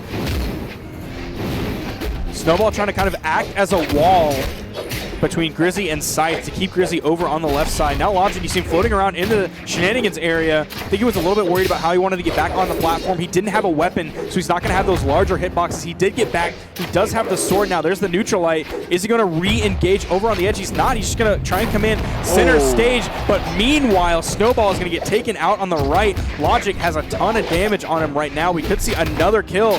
He just procced into the red a second ago, and last time that happened, that led to an immediate kill. Yeah, I mean, Scythe has definitely been hunted. He's throwing out those big hits, just looking to secure the KO. And you know what? That's a big part of Grizzly and Scythe's success this game. They've been able to force and separate Logic and Snowball and kind of do 2v1 power plays. Oh, you saw the ground pound getting queued up coming out from Logic. He didn't quite have the startup time for it yet. And it's the last blast of that recovery. That's gonna be the one that has all the force on it. That's gonna be the kill option. You see Scythe with the neutral light into the weight, trying to get that dodge from Logic, trying to figure out where he's going to go, if he's going to dodge back down, if he's going to fast fall, or if he's going to recover high. The neutral light's going to pick up Grizzly. You see Logic with the immediate secondary punish, picking up the sword recovery. Not quite enough to kill yet. 4 stocks to 2 here, but we could see that become 2 stocks to 2 very quickly if the blue team finds their kill options. Man, Logic really just trying to weave his way through with this lance, using that built-in movement. Find his way through the attackers. Snowball's taking so much damage during this time. You see him put out a little bit of an unarmed sidelight. Nice team rotation coming out from Scythe. He wasn't in the position there to pick up the recovery off the D-Light. So you see Grizzly coming in, back-to-back down airs, and Snowball is going to be out. Scythe is on his final stock. Grizzly still has 2. Logic is in the red. Oh, he almost picked up. He almost got the setup. You've got to play for the highlight reel. I respect it. I mean, they have room to play with right now. They can absolutely go for that. 3 stocks to 1? That's an even trade. That's fair. That's more than an EV trade. That is definitely better for the red team. Of worth. You see the immediate dash into the side signature, and game 1 is going their way. Cody. Locking back in Koji, Roland. Not seeing any legend No change character there. swaps. We are seeing skin swap, though. Oh, all right. You know, it's important. Onto the best Hattori skin. The best? That's my favorite one. You don't say. I do like the spear from the previous skin that he was using, that like big rifle with the bayonet on it. Of course. That is the best spear skin in the game, but this is the best Hattori skin in the game. Seeing Snowball just kind of dash back and forth, try to command center stage. You saw Scythe was up on that top soft platform, just kind of jockeying back and forth, trying to find his opening or trying to find a weapon. Yeah, and I mean, you know what? Grizzly, he wasn't one of the first ones to arm up, but he was the first ones to take a significant chunk of damage. It all has mostly been evened up. Scythe's taking a little bit more punishment now. We're about 30 seconds into this game, but no real lead from anybody. The sidelight's coming back and forth. We have 3 swords in this game right now. Scythe is the only one without a sword at this moment. There's the D-Light, but he gets no follow-up off of it as Snowball comes in. Doing work, finding those neutral airs. Blaster's neutral air is one of the fastest attacks in the game. So good. Amazing anti-air. It is so much such range a good on move. it. And solid damage. Yeah. Just doesn't have a lot of force, but you don't really need it on that attack. There's the neutral light plucking Logic out of the air. That's something that's really solid about the neutral light, is if you throw out the down light, comes out faster, has more follow-up opportunities, but it's right on that ground. So it's easy for your opponent to get above and around it. But if you throw out that neutral light, if your opponent likes to float like 1 jump height up, you can pluck him out of the air with that neutral light. Ooh, Scythe swinging big, but Logic not gonna get caught. Scythe coming in for the rotation onto Logic. A little bit of team damage there, but it's not terrible. It's coming out from Katars, so regularly low damage number per hit, but Grizzly is going to be taken out. It looks like some of that team damage is starting to build up just a little bit too much on Grizzly. That's all right. Logic is fine with any kind of damage buildup. Look at him, still 3 stocks. Never mind, down to 2. But it was very late. All right, and he's surviving. That defense playing its part. He's surviving the best. So shades of game 1, which they ended up winning. You see him over on the island. He doesn't have a weapon right now. Trying to initiate with the dare. Goes in with the neutral light. Tries to find the unarmed side air. Now he has a weapon. He's going to end up falling out of that neutral light. He gets knocked out of it. Nice team follow-up. What is happening with Scythe over here?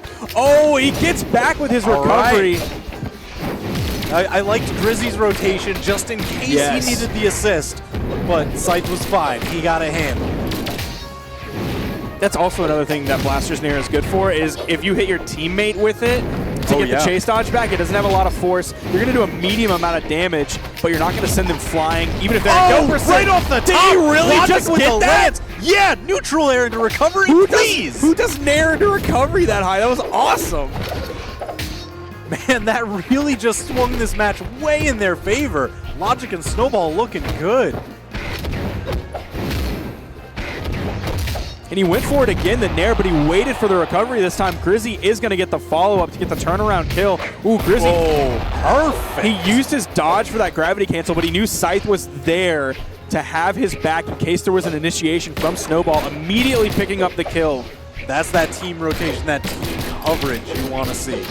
You're seeing a little bit of Blaster's prowess coming out from Scythe. You're seeing the neutral light into the pivot Nair. You turn around that Nair because the back shot comes out first, because the back shot, then the forward shot. And it's very important for whether you're trying to beat out an attack or bait a dodge. Yes. Ooh, Grizzly getting sent down. Scythe off the side. So dangerous. He's got to be careful. You're seeing Logic coming with those side airs, looking to kill an orange on the right side, and it definitely was a real possibility. There's the down signature from Snowball. I don't know if you would have wanted that to bounce off the island, but it did nonetheless. Logic is on the edge, taking a weapon toss, trying to turn around with a weapon toss of his own. He is disarmed right now, but Scythe is in danger of being taken out on the right side. So damaged and kept off on stage. You know, he leaves Grizzly to fight 2v1. Whoa! Grizzly, huge KO onto Logic. Snowball left alone. Now they've got the 2v1 advantage. And it was looking like Grizzly wasn't going to get the kill. He hit the recovery, but it wasn't at the tip where the big dump of force is. It was on the edge of that cone. But then he followed it up with the nair, and it was high enough, and his opponent was in high enough percent at that point. Had enough damage on his stock to take out the kill. So props to Grizzly for continuing to chase that kill, even when the recovery wasn't the option. Oh, there's the confirmed. Scythe gonna clean it up off the side. Is it with the side air? Oh! Dive kick into the stage. He gets it. That's too low to KO. Snowball fighting for his life. That's gotta be it, and it is. Grizzly and Scythe are going to take the set 2-1. Let's see where they are here. Man, that was such an intensely close set. And I think that is going to put them into third place here. That is going to put them with 2 losses, and Snowball and Logic are going to have 3 losses. So this is going to put them into third place in this pool, and this pool has concluded. It's going to be Wrenched and Blue coming out on the winner's side without losing a set, without losing a game, and then DaBrain and Daiku coming out on the loser's side of this, winning all of their sets but the one against Wrenched and Blue that we saw play out right in front of our eyes. All right. Man, oh man. I'm still reeling from that last match. Yeah. Like, that was so close. That was cool. That was a good match. Going 1-1 and then final stocks, crazy. And it's from 2 reasonably high power ranked players. Yeah. Snowball in the 60s, Logic in the 50s, and Grizzly and Scythe, names that you know from the community. Right. Yeah, they've So been it's- around for a while. It's pretty crazy that they were able to come out. I do want to give a congratulations to Snowball, first LAN. Oh, yeah, So that's awesome. got to respect that. Coming out from EU, so there is some. There's got to be some jet lag there. There's got to be some travel fatigue. I know I have travel fatigue, and I drove 2 hours and then flew like an hour and a half. So I really have no excuse. But Snowball's got an excuse. Respect. All right, awesome. And I think that's going to do it for the pools play stage. I think all of them have All of them finished. have been It's looking decided. like Boomie and Remy coming out on the loser side of their pools. Of course, Cody, Travis, and Isidre. Didn't think I was going to Coming ever out on utter those top there. words from my mouth. And Cody, Travis, and Isidre coming man. out on top without Jeez. losing a set. Didn't lose a game as well. Man, that's insane. I'm really proud of Cody for that. Man. Because Cody in the past, he's like made it to top 5. Oh, this is like a long time ago. And then he would throw his games, and it was tough to watch, man, because the potential was there. It's looking like he might have reached that potential there. That's all right, man. I can't wait to see the rest. I'm excited to see how he's going Yeah. to do now that we enter the bracket stage, where it's a standard double elimination tournament bracket. Yep. And we'll be back with more of that action after this. Hello and welcome back to the World Championship for Brawlhalla. We have gone through a lot of 2v2s today, but we are about to get into the real meat of it, the semi-finals, or the semis section. Sorry, not semifinals. It's jumping a If you're couple looking guns at there. Smash GG bracket, it's called the semis. says semis, Yes. but it's not semifinals. Top 16. Top 16, yeah. Is what we're Do you want doing. to break down that top 16? I do. The round robins have been rounded. as Finished we're now off, finished yeah. with it. And now we've got the top 16 teams. I think, yes, all of them are All of listed. them are going to be best of 5s as well. And I think the way that we're doing it, the way that I know we're doing it, is that Yes. winner's side is going to be on this stream, Yes. twitch.tv/Brawlhalla. We're going to be starting with an excellent match between Sandstorm Isidre versus Noel and IThrow. On the loser's side, if you don't want to miss some of those matches or you like some of those teams, you can catch on twitch.tv/DataFGC. Yes. Which you'll be finding in the Brawlhalla section, streaming at the exact same time. I think some matches already finished with LittleCap and FaceOff on. Moving on over Costelix and Midget, but the rest of the bracket that we've got here over on winner's side goes as follows. We've got Cody, Travis, and Isidre, who made the amazing upset over Boomie and Remy over in loser's bracket. Going against Hermon and Goosy, who also managed to make it out on winner's side. Viper and Agzo from EU, which we talked about a little bit earlier, against, this is kind of surprising. SillyGoose and Simba Yo! made it on winner's side. Yeah. Yes, the team that we kind of like alluded to earlier, we didn't really get to see on stream. They were like a team that's been kind of coming up. They were talking about, I think Simba kind of identifying Boomie as his primary rival. Yeah. Making it on winner's side to be able to fight against Viper and Exo. And then it says to be decided. I'll have to look at what that match is. Okay. But Wrenched and Blue are going to be fighting the winner Of TBD? Yes. That final round robin DBM match? 100, whatever that pool is. Actually, we've got... Nope. Okay, that one's still missing just yet. But we see Sandstorm, Ethan, Noel, and IThrow also round out that winner's side. The left side is all winners. The right side is all of losers. Just to help clarify that just a little bit. I think it's still being filled out. Yeah, I think... Yeah. I think there's some slight misinformation unless Boomie Remy somehow teleported into winners. But overall, you can kind of see some of that top side. And then the final winners chorus match that we were going to talk about is the Sandstorm and Ethan versus Noel and IThrow, which we can see over there. So those are the matches that we've got lined up. Sandstorm's already on deck along with Ethan, and that was really impressive because I know we were talking about how good of a player has developed into being, but after seeing it today, I'm kind of like putting my cards on the table to say they're going to make it in the top 3 at this point. And the team to beat, if they can beat Noel and IThrow, I think they're going to go all the way through. That's a surprising statement. So Noel and IThrow, very established players, but not necessarily established team. Right. Well, they were even dropping some games, even though they made it on winner's side, they were dropping games to teams that like. You wouldn't think Noel, his previous his partner, would have dropped games from. For sure. Look at that. That's IThrow on the left with the sweet white glasses, and then on the right side, that's Noel in that SSG hoodie. And like we said, they're gonna be going up against Sandstorm and Ethan, kind of the up-and-coming North American players, the Scythe players, who had a very dominating performance in their round-robin pool. Probably the most coordinated performance that we got to watch for sure.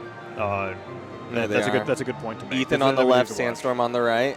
I don't know what the 4 means. Hopefully not 4th place. Hopefully he's got more confidence than that. Maybe it was just kind of like one of those, like, he has like a lot of, like, I have the power sort of deals. Just like a Thanos gauntlet thing. Yeah, but hopefully not saying like, oh, 4th is like, it's kind of interesting. It's like, we're going to make it to 4th. And I mean, he's like, definitely not going to 4-0 because this is unfortunately only best of 5s. Yeah. Although, fortunately, also best of 5s. Because normally we've got, and usually it's kind of like a scheduling constraint at a lot of DreamHacks, but because this is BCX, the World Championship, we were able to make some exceptions. And we were able to get best of 5s for all of top 16 winners and losers side for those 2s and 1s. Today we're going towards top 4 for 2v2. I believe so. I believe we're whittling it down all the way to top 4. Which will be finished off on Sunday. Yes. Saturday's going to be all 1s, but it looks like we're going to stage tracking. I'm thinking button checks may have been done. I love the little nod to ERAM. ERAM, a European player, unfortunately not able to travel out. But a lot of players did make it out. All 4 of these are North American. I think IThrow is actually Canadian as well, if I'm not mistaken. But we're going right on into it. No button checks necessary. It looked like a button check because they all did the exact same thing where they jump to the sky, but that's a strategy. You want to catch those weapons as soon as they spawn out. So you can tell that these players are ready to go from the start. And already Ethan are trying to go out there with a down leg. It's punished by IThrow. And IThrow and Noel both on the side of that. Okay, so Double Hattori is being picked out here from the North American team against Ethan and Sandstorm. But a nice down stick with that Oza active frames tosses IThrow off the side of the stage. No ground pound coming out, and instead ground pounds Ethan. A little bit of a miscommunication, but when decisions are being made that fast, it's kind of hard to communicate. Yeah, they both were saying, we're going to go in, I'm going to go in, I'm going to be the one, but the other one also wanted to be the one to go in for that ground pound. Ended up kind of clashing out against each other, but they've still got that sizable lead over the blue team right now. Noel getting sent flying by that one ground pound. Ethan might be looking for another one while Sandstorm juggling up. Ooh, throws his teammate up into the sky. Blue team might try to capitalize, but Ethan was able to get back down. He is still disarmed, gets the first kill. Gravity cancel neutral sig too, just above the ground to be able to make sure it connects. Manages to get that K off the top. Noel tries to return a little bit of damage, maybe get Ethanator, but Ethanator is doing some great aerial spot dodges to avoid some potentially lethal Sares. Man, so many players are close to kill percent. Ethan is going to fall to, I believe that was a recovery. And now they're coming back up. There's the gravity cancel side, but it's going to take out Sandstorm. Noel, only one holding on to his first stock. But doing a good job in doing so. Both players, in fact, you're right. The entire first stock, that weapon toss actually KOs on its own. The harpoon toss from the red team. So now we're back to even. Even the damage is completely the same on you spread it across both teams. IThrow and Noel are trying to space off probably with these spares, or with spears rather, using nairs so they can hold their opponents in the center. It doesn't last infinitely, but it still puts a ton of damage up and it leaves the opportunities for more attacks. Sandstorm seems to be their next victim, but he quickly disengages from that situation. Ethan tossing Noel up towards Sandstorm, but IThrow is able to get a punish. And both players are doing a really good job of stopping each other from getting the setups that it looks like they want. Yeah, we're seeing a little bit of jitters coming out from the red team because they have this setup in mind. Yeah, you can see it again. They go for this setup, but they're just a little bit off the mark. Maybe they're not quite as used to this setup, or they haven't been keeping warm over at the stations during the second wave of pools. But Ethan and Sandstorm, they're just not finding the follow-ups that we were seeing when they were doing their wave. And it's starting to show a little bit about how much of a deal that is. Of course, now Sandstorm not getting hit by nearly as much. That Nair almost putting him to the red, but he's managing to hold on to the stock. Ooh, that recovery patiently coming out from Ethonator, who sent him towards the top. Sandstorm trying to find that falling dare. Oh, nice save. Well, actually, I guess it wasn't a nice save. It was a bad save by Noel. But it was interesting that happened. It was extra damage. I don't think he was quite going to fall to it. At daylight, Sarah killed for Wow. Okay, blue team is hurting. There's Nice one there. KO. Can Sandstorm get it? He The fakes fake off out. one ground Yeah. pound Oh! and the recovery. Excellent edge guard from Sandstorm. That fake out, using that ground pound to cancel on the platform, so it has a landing animation, makes the opponent react to it, and then follow it up with that recovery. And Sandstorm is just the offstage. destroying Ethan looking him. for more. Noel's taking so much damage. The red team still holding on to their second stocks, even though they're in the red. Good avoidance from Sandstorm, but he doesn't quite find the punish. But just the fact that he was aware to avoid all of that, just so great. A nice recovery coming out from IThrow to be able to take back a little bit of their lead. Of course, Sandstorm still on a second stock here. He put Noel from white to orange upon respawn. That was a lot of damage, and Ethonator seems to be wanting to do more. The recovery actually stops that ground pound, well positioned. He's looking for some more gravity cancel delights to catch Noel, maybe out of a jump. Sandstorm can't find the falling down air, and Ethonator and Sandstorm reset. Gravity cancel neutral stick doesn't connect, but no GC downlights either. They're both trying to go for moves that like normally you would do grounded, but just a little bit above the ground. Yeah, just trying to get that slight. If you jump, then you get caught. If you're on the ground, you might get caught as well. Ethan, there you see that kind of half jump height, gravity cancel downlight into the recovery, sends Noel up. Noel is bleeding out. Yeah, Sandstorm is going to finish it off. He's chasing with the stairs. He'll still be able to get back, but that's just unnecessary. Unnecessary? He didn't even do that. That's how he's finished every single one of his Flag sets. on the play, man. Unnecessary roughness. Sandstorm going deep. But like you said, that's how he finishes it off. Because that's not in his pools match. He did the exact same thing where he had him dead to rights, and he was like, no, I'm going to gravity cancel down sick for the flare. He definitely digs the grave and buries them in it for them. Oh, that's yeah. for sure. And my gosh, his offstage that game defined the set. That was 2 double KO edge guards by him, almost by him alone. His offstage is looking very good against 2 very well-established North American players, Noel and IThrow. They're going to have to try to find some adaptation, but they've still got 2 more games to go. Again, these are best of 5s now that we're getting into these semis. So they really had to show that they mean business as we're going into game number 2 here in this best of 5. Ethan are going very deep with that ground pound. IThrow recovering back up, and Sandstorm's been actually getting the brunt of the focus from Noel, not winning out on any of those neutral exchanges, and IThrow actually being able to follow it up with some signatures. Nice Sair, punishes him out of that recovery. Noel waiting for Sandstorm to get back to that Nair, catches him 2 Nairs. He's going for the 3rd Nair, he's chasing him underneath the stage. Oh, and Ethan's there, he gets the punish. Noel still not able to get back up. So many 3 ground ground pounds. Noel with the rotation over Sandstorm. Doesn't even care But about IThrow punishing dies it. in the middle of that exchange. Noel struggling so hard, went on the stage twice to be able to make it back. I swear Sandstorm did a jumping Nair 5 times while chasing after his opponent. He was just trying to clap after him the whole time. It didn't even matter. Noel took so much damage just rotating underneath the map. IThrow manages to finish off that stock, however, and it evens things up. Noel very close to being to losing the stock despite taking the most damage first. IThrow is the one that went away, but that recovery will do it. Ethonator, however, has gotten no attention. No damage. Sandstorm, I think Sandstorm has basically been the team, and then Ethonator on the other side has been doing that much more damage, and they just haven't been able to hit him. Ethan has just been doing so well. He's again going deep onto Noel. Noel this time is going to find a punish, gets the Nair into the recovery, goes for the slide charge, sidestick, catches his teammate, and Ethan with a big push. A little greedy. Okay, yeah, well, I respect it. I respect it They too. had a big lead. That was a big possibility. If that worked, he kept the stock and he got the KO. Yeah. Noel manages to lose that stock anyways. And, and drops the recovery though. Active frames into the recovery. They have the right idea, and that signature sends him flying, dominating his Sandstorm as he is destroying the enemy team in a similar fashion to game number 1. Not off stage, but still winning really hard. And team combo coming out here on the Sandstorm. If they can take Sandstorm out, they have a chance. They're putting a lot of focus onto him, but now Noel is receiving the same amount of focus, goes off stage. Noel and IThrow both on the same side of the stage, and that is scary with how well they've been playing off stage. Ethan trying to follow up off of Sandstorm. Still damage being traded back and forth. Ethan hits the nair onto Noel. Noel is taking damage. He's getting close to that kill percent. He's got to be careful. Ethan sends him over to the right side so he can rotate over. IThrow with a weapon toss snipes out Sandstorm. Can they get the game? If they get this game onto Ethan, they could come back into this, but Ethan gets up high enough. Oh, he uses that gravity cancel side stick, if not to hit. Oh, Sandstorm! Just to delay his falling. But nice job from Sandstorm being able to save in. IThrow takes a little bit more damage, and that's not what he's looking for. Even if they get the KO on Ethanator, he's still going to lose this stock, and he's still going to have another one afterwards, and Sandstorm gets that recovery. Is that going to do it for IThrow? He has to use his dodge to get back. Manages to make it. Ethanator tries to go for a nice early kill on Noel, and the ground pound gets it. Oh, so many ground pounds coming out from IThrow here, but I think this is going to spell it for this game number 2. Game 3 is going to be happening pretty soon because Ethanator... He can't afford to get hit. Like one good variable force hit, and IThrow is done for. But he's playing this wall game. Might see that wall slip come out. There's one exclamation point. Tries to come up. Sandstorm with the punish. Wall slip, the mechanic where if you touch the wall too much and not the stage, will come up and you will just fall to your death. He has to reset by either A, getting hit, or B, touching the stage. And they knew that, fully aware of it, stood there and both threw out one move that would kill the second he went to touch, and he went flying.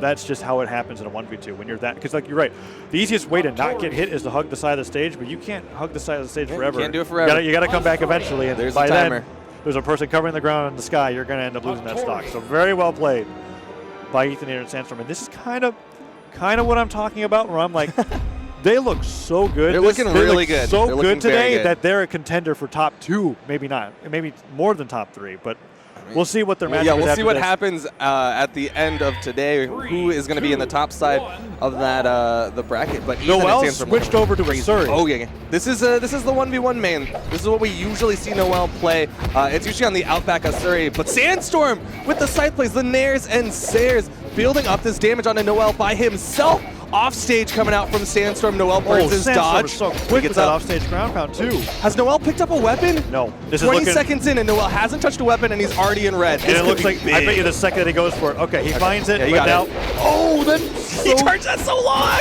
It almost connected too, I think because IThrow interrupted him, it stopped the animation from going. He almost got that. Sandstorm's looking for that recovery, but Noel hasn't taken too much damage since he found the weapon.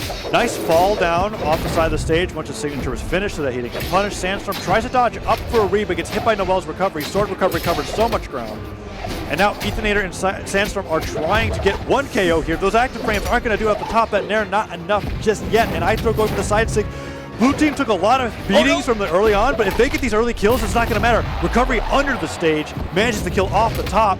No neutral sig, but that recovery was weak. That was an exhausted recovery. Yeah. You can use one recovery, which will go full distance, but after that, you're burning what is either a jump or a recovery. And if it's a recovery, you get not nearly as much movement. Black hole coming out from the red team. That's so much damage. Noel on his second stock, already in the orange, basically 50% of the way to kill percent, 100% of the way to kill percent. Noel's on his final stock. Wait, this red is team brutal. yet to lose a stock. He tries to go for that finisher, that down stick that he loves so much to take out opponents that are on their life's edge, but he must have managed to find it, but they still have not yet lost the stock, and IThrow is so close to losing his second one. Sidelight comes in, but that's not going to do it. Even Sandstorm's recovery not killing his opponent, or his teammate rather. Sair, not enough yet. He manages to Sair past it. Okay. Finishes it. Double KO from Noel will get them closer to an even game, but again, Noel is already on that final stock. IThrow not too far behind him, and Sandstorm and Ethan just now getting procced into those second stocks. Noel and IThrow have an opportunity to do the same thing, though. The reason why that got so bad so quick was because both IThrow and Noel got stuck in the same black hole combo. Now, they could do the same back to them, and they're basically going to have to if they want to be able to even this up, because IThrow's taking so much of a beating. Noel managing to hold on to the stock really well, but there's the combo starts right as I say. Good interrupt from IThrow. He was able to interrupt to keep that from getting too much worse, but Noel is just, he's taking so much damage. Sandstorm with the help. Ethan's going to punish, or sorry, IThro's going to punish Ethan. Again, Ooh. Sandstorm using that nair to help out Ethan. Gives him a little kick boost towards the top of the stage to land with the dive kick, and it ended up in their favor. Almost. Ethan now gets kicked off the top of the stage. Noel holding on to this last stock for what feels like an eternity. IThrow as well. So deep in the red, dodges out of the way of that neutral stage. Those active frames aren't going to send Noel to his death yet, and Ethan wasn't actually ready to confirm off of it. If he can get a nice string on Ethan here, maybe punish him for a gravity cancel light attack, they could put a little bit more damage onto him and maybe make it into a 1v2. Lots of damage coming out of Sandstorm there. All right, could be an opportunity. Noel, if he dies though, might just seal the fate, and we might see Sandstorm and Ethan just confirm their Gimp opportunity. He misses the ground pound. Ethan, great movement to avoid that ground pound. Okay, IThrow's finding these nairs. IThrow has been on the second stock.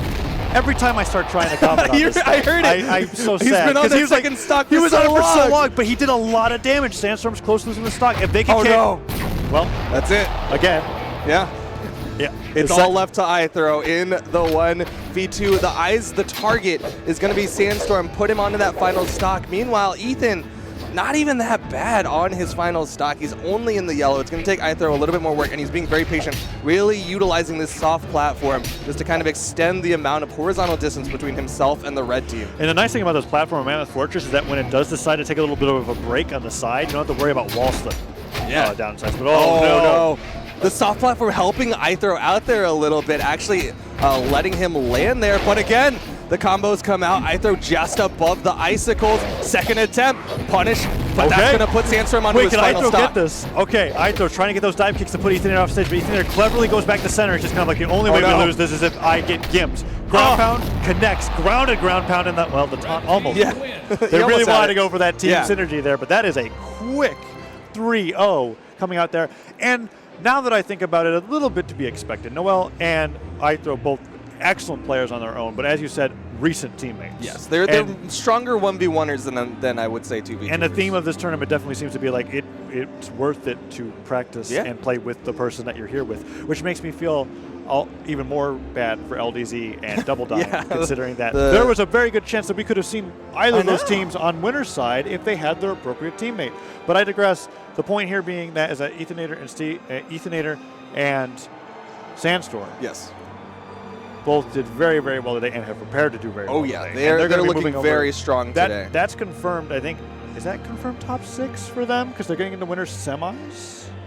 It's top 6 or top 8? Is this just top 8? Top 8.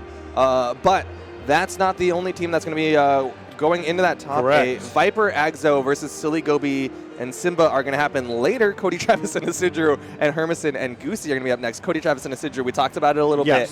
They are kind of the big upset team. They're the ones who beat Boomie and Remy, who were by a large margin the favorites to win the 2v2s. They kind of turned this winner side of the bracket on its head because like we kind of expected, all right, Boomie and Remy definitely getting into winners finals, but who's going to meet them? But now we don't know what our winners finals are. Yeah, they could still tear through losers and meet them in grands, but that means we're not going to be seeing that team twice. When we see Boomie and Remy, they're always going to be fighting for their tournament life, as opposed to what's happening up here where like basically top 3 is kind of up for grabs at the moment. 2 teams are going to be in there where normally only one of them would have that opportunity. And Cody, Travis, and Isidre, after that performance, it could very well be them. Now, that being said, Hermon and Goosy looked really good when we saw them on string. Yes, they played against, what was it? I'm having trouble remembering, too. I just remember what they did. Oh, it was Stevenator and his teammate Blood Diamond, and they had this kind of game plan where Hermon controlled space. They hunted down Steve, and it was a pivot down. Getting those turnarounds where they were kind of like they look like they're focusing down Steve, but when Blood Diamond came in to try to help Steve, they immediately just turned on to him, punished him, and ended up finishing off Blood Diamond early so they could go for the 2v1 onto Stevenator. We'll see if they can accomplish that against Cody, Travis, and Isidre. Is a very different type of team. It's gonna be interesting because if they were to do that.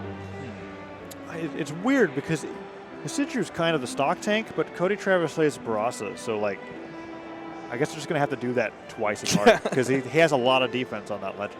Although I'm looking at this now and it looks like we're not getting Cody Travis. Maybe not. Maybe we're moving on. Okay, so that is actually now apparently being played off stream. So So I guess we're trying to move things along. Maybe up next is going to be Viper Agzo versus SillyGoose Simba. I mean, all these matches are just so Viper and Agzo exciting. we expect to see Yeah. on the winner's side. I think they've done pretty well in every twos match. I don't know when the last, I don't think they've won a LAN per se, because Boomie and Remy has been dominating all that, but they've always been in top 3. Yeah, they've definitely done very well for 4. themselves as far as 2v2 teams go. They're, in terms of Brawlhalla history, they're on the newer end because they just got together for DreamHack Summer. Oh yeah, that's right. Because Viper was previously with Ariel. I keep thinking because Ariel and Agzo both start with an A, have the same amount of letters, but it's definitely 2 completely different players. But Viper and Agzo have been continuing that trend of doing very well. SillyGoose and Simba, they're incredibly new. Yeah, that's very new. They've played in kind of almost 3 tournaments together, and they've gotten top 3 in all of them, placing 2nd in one of them, 3rd in the other 2. Well, SillyGoose always kind of been like a gatekeeper for top 8. Which is why it's so cool that he's on winner's side for this, because, like I said, gatekeepers usually are on loser's side where they're kind of taking out everybody else, but when it comes to the real breakout teams, he's never really been there. But ever since he switched over to his partner with Simba, who's been incredibly motivated as of 2018 to improve Simba's both in fired 1s and 2s. Yeah, they have been getting better and better placements, and now they're poised to be able to get in the top 8 on winner's side here if they can do really well against Viper and Agzo. Viper and Agzo, however, are a tough team to fight. I mean, you could say that about everybody that's here. There's not a team here that you're I want to go up against those I guess guys. if we had to look at it objectively, Viper and Agzo are very much the favorites. Yeah, they have a little bit more history behind them, a little bit more consistency behind them. But the trajectory that Simba and SillyGoose are going at, we can't really say. It's the same deal with Sandstorm and Ethan, although in my opinion, judging by how they're playing, I just kind of feel like they're just that much better. They're playing that much better than everybody else here today. We didn't get to watch either of these teams. No, we did I believe not. they are Wave 2, so we don't have a lot of information about how well they're playing right now, but I talked well to Goby a little bit, on winner's side. and he was very confident in himself, and I think they just hit our camera. Yeah, I was like, why am I she slightly nudged our camera a little bit. Oh. Goby and Simba are very confident in themselves right now, and they tore through their pool. They're another one of the teams. At this point, I think almost every team that's in the winner's bracket did not drop a set. I'm not 100% on that, but all the ones that I've talked to I can remember didn't drop a set. I could take a lot of time looking to double check, but it's pretty much if you got on winner's side, you won everything, and if you got on loser's side, you lost only 1 game to the team that won everything. Right. And then that's basically it. I don't think we even had any tiebreakers. Not that I'm aware of. Maybe that's the one that was still being waiting to fill out. Maybe that was a tiebreaker match. Yeah. But either way, I think we're getting ready to get some players starting to sit down. That is Goby. Okay, so I see, so we're going to get into Viper, Agzo versus SillyGoose and Simba. Okay. And it's going to be interesting. Like we were saying, Viper and Agzo, I guess in theory, are kind of the favorites. Yep. Personally, I'm a fan of SillyGoose. I've always rooted for him. He's one of the Texas boys. So, he's also one of the few. Is he a Lance representative anymore, or is he a Thatch representative? He's a Thatch. Is it just for 100% Thatch? I think so. Because usually it's the Roland, and you're like, okay, that's kind of. But it's been transitioning. But it's kind of one of those deals where, what was it? I like to think of how Croaky used to be only Ada all the time. Right now he's Mirage. And now he's transitioned, and you don't really see him go back. There are players that have gone from single main to dual main to the dual main becomes the new single main, and he's one of those players for sure. As for Simba, I'm trying to recall. I want to say it's a Bodvar. Yeah. That's kind of what my brain is saying. But in 2s, sometimes you have completely different characters that get pulled out. So we'll be finding out pretty shortly. Viper and Agzo. I know Agzo definitely likes to play Bodvar. Yeah, that's his thing right now. Yep. He is very far and away a Bodvar main right now. He's loving Bodvar. And then on the other side, Viper, he's kind of got this pool. Usually we kind of say that he's a Blasters main, but lately it's been that Ragnar. I don't know. Viper also kind of does some counter pick tactics. I remember before at Montreal, when he this was more in 1s than it was in 2s. Okay. But it's he will pick characters specifically to the opponent that he is playing more than he will. For himself. he has different game plans for different opponents. But you can see them right now. Agzo on the left side, in that blue T-shirt, and on the right side, the Viking-looking player. That is Viper. Viking is an appropriate description. That's kind of that's been. Yeah, if there was a Bodvar main here, you would expect. You would expect it to be Viper. Yeah, 100%. On the other setup, even though we can't see it, SillyGoose is definitely working with his partner right there. Yeah. Simba and SillyGoose. Simba at one point was like the youngest player in the community, or at least like by and large looks the youngest. Like yeah, he looked like a baby for quite a while. And then on the other side, SillyGoose, I believe that's Goby and not his twin brother on stage. I would hope that SillyGoose wasn't like, hey bro, tag in for me. Yeah, I hope that's not the case. But I think we've got the right people on the stage. Go ahead and taking a look down towards losers while they're fixing their. Yeah, some losers bracket updates. No, I thought we did, but it was just Noel. It was just Noel and IThrow being updated to be in losers round 2. Although they will be fighting against either Boomie and Remy or Blood Diamond and Steve, which is kind of it's basically just killer. Basically, just means that they're looking like they're done, unless something. I don't know. The quality of play from the players that we're seeing today definitely like either exceeds or it's like what's the opposite of exceeds? I'm like, I should know this because I'm a caster. I don't know, because you started saying succeed, and that's now the only thing I can think of. Yeah, but like I don't know if that's actually correct. Then, but you know what I'm trying to say? Yeah, like, it's either been like way succeeds. better than what we think Fails? they could do, or they're doing like way less than what we think they could do. It's whatever the fancy words for that are. Yeah. I'll have to look it up later. I guess I could look it up now, but I'm not really that motivated. It's fine. I'm sure Twitch chat will Yeah. find it. Someone in Twitch chat is saying it, and we can't see it. I can't see it. I could look that up too, but I also don't want No, to do that. that's fine. Sorry, Twitch chat. No, I will not dab for you. Anyways. Hey, somebody already did it on stream. Is that true? Yeah, I was being told that it happened again, where they're just trying to tell people to. I don't know if it okay, well, I don't know about that, but I do know that on stage one of the players won and then dabbed, and I was like, oh yeah, it was like no. totally January or something. Yeah. Dude, January was a while ago. I know. This year has. It's almost January again. Isn't that crazy? It's been a crazy ride. Yeah. But we're here. And this isn't even technically the end for Brawlhalla DreamHack this year. DreamHack Winters is the next Yeah, one up, even and though it's not even that far away. I think it's like 2 weeks from now. Yeah. Actually, and that's in. I can't remember how to pronounce the city. John Koping. John Koping, I think. Something It ends like with a ping and it starts with a J. Yeah. And there's an O with an Although I umlaut. think it's like Jan Koping, like it's one of those DreamHack things. Winter's way easier to say. Yes. At least for English. North Americans. Of course, now with the Europeans that are being played on stage, it'll probably be a lot easier for them to say the actual city. I'm sure Viper and Agso will be attending that one. I believe so. Yeah, there's a lot of European players who are going to be heading over there. I know that there's more than a few have already been like, I've already got my ticket. I've already planned it out, and they're ready. But I think these players, actually no, 2 of them still haven't even gotten into the lobby, and I'm pretty sure it's Goby and Simba who we've just been watching like discuss their very immense strategy that they have. Yeah, I'm wondering what it could possibly be. I don't know. Oh, they're definitely just talking about like their microphones. Although I think SillyGoose' microphone like doesn't like hold up. Maybe. While or maybe Simba's does. Maybe Simba's the play caller. They're definitely talking about like, okay, I need to make sure I can hear you. Yeah. I won't Can you say hear me? anything. So like the strategy is to put the mic down for Goby. Yeah. And then have Simba make all of the calls. Simba's the play caller. Yeah. Wow. He's the coach for the team. Oh, okay. Apparently he just blew out Goby's ears. Poor Goby. Go. I'm wondering if he's going to need those to be able to play the game. Hopefully. Yeah. Hopefully he'll have. And then Viper over there is like. he was just stroking his ear cup. I'm not really sure what that was. Yeah, I don't know. Yeah. Maybe that's what, like, you know, in baseball, there's like, or football, there's like secret like code hand signals. Maybe Viper is stroking the ear cup. Oh yeah. It's like, yeah, so we're going to be doing this strategy. Yeah. The game. He just like starts stroking. He's like, okay, get it. And it's like Yep. it's like an entire playbook that you're expecting to do. There's the thatch. I did hear heard it. it. I hope the All stream right. heard it. That's probably SillyGoose. Yeah, so Simba's Val. That's what it is. Simba's Val. Okay. And Goby's been Thatch. They didn't put the names in, but this is button checks anyway. It's probably not that concerning. But you can see the Val is going to be Simba. I'm already playing. The Thatch is going to be Goby. Yep.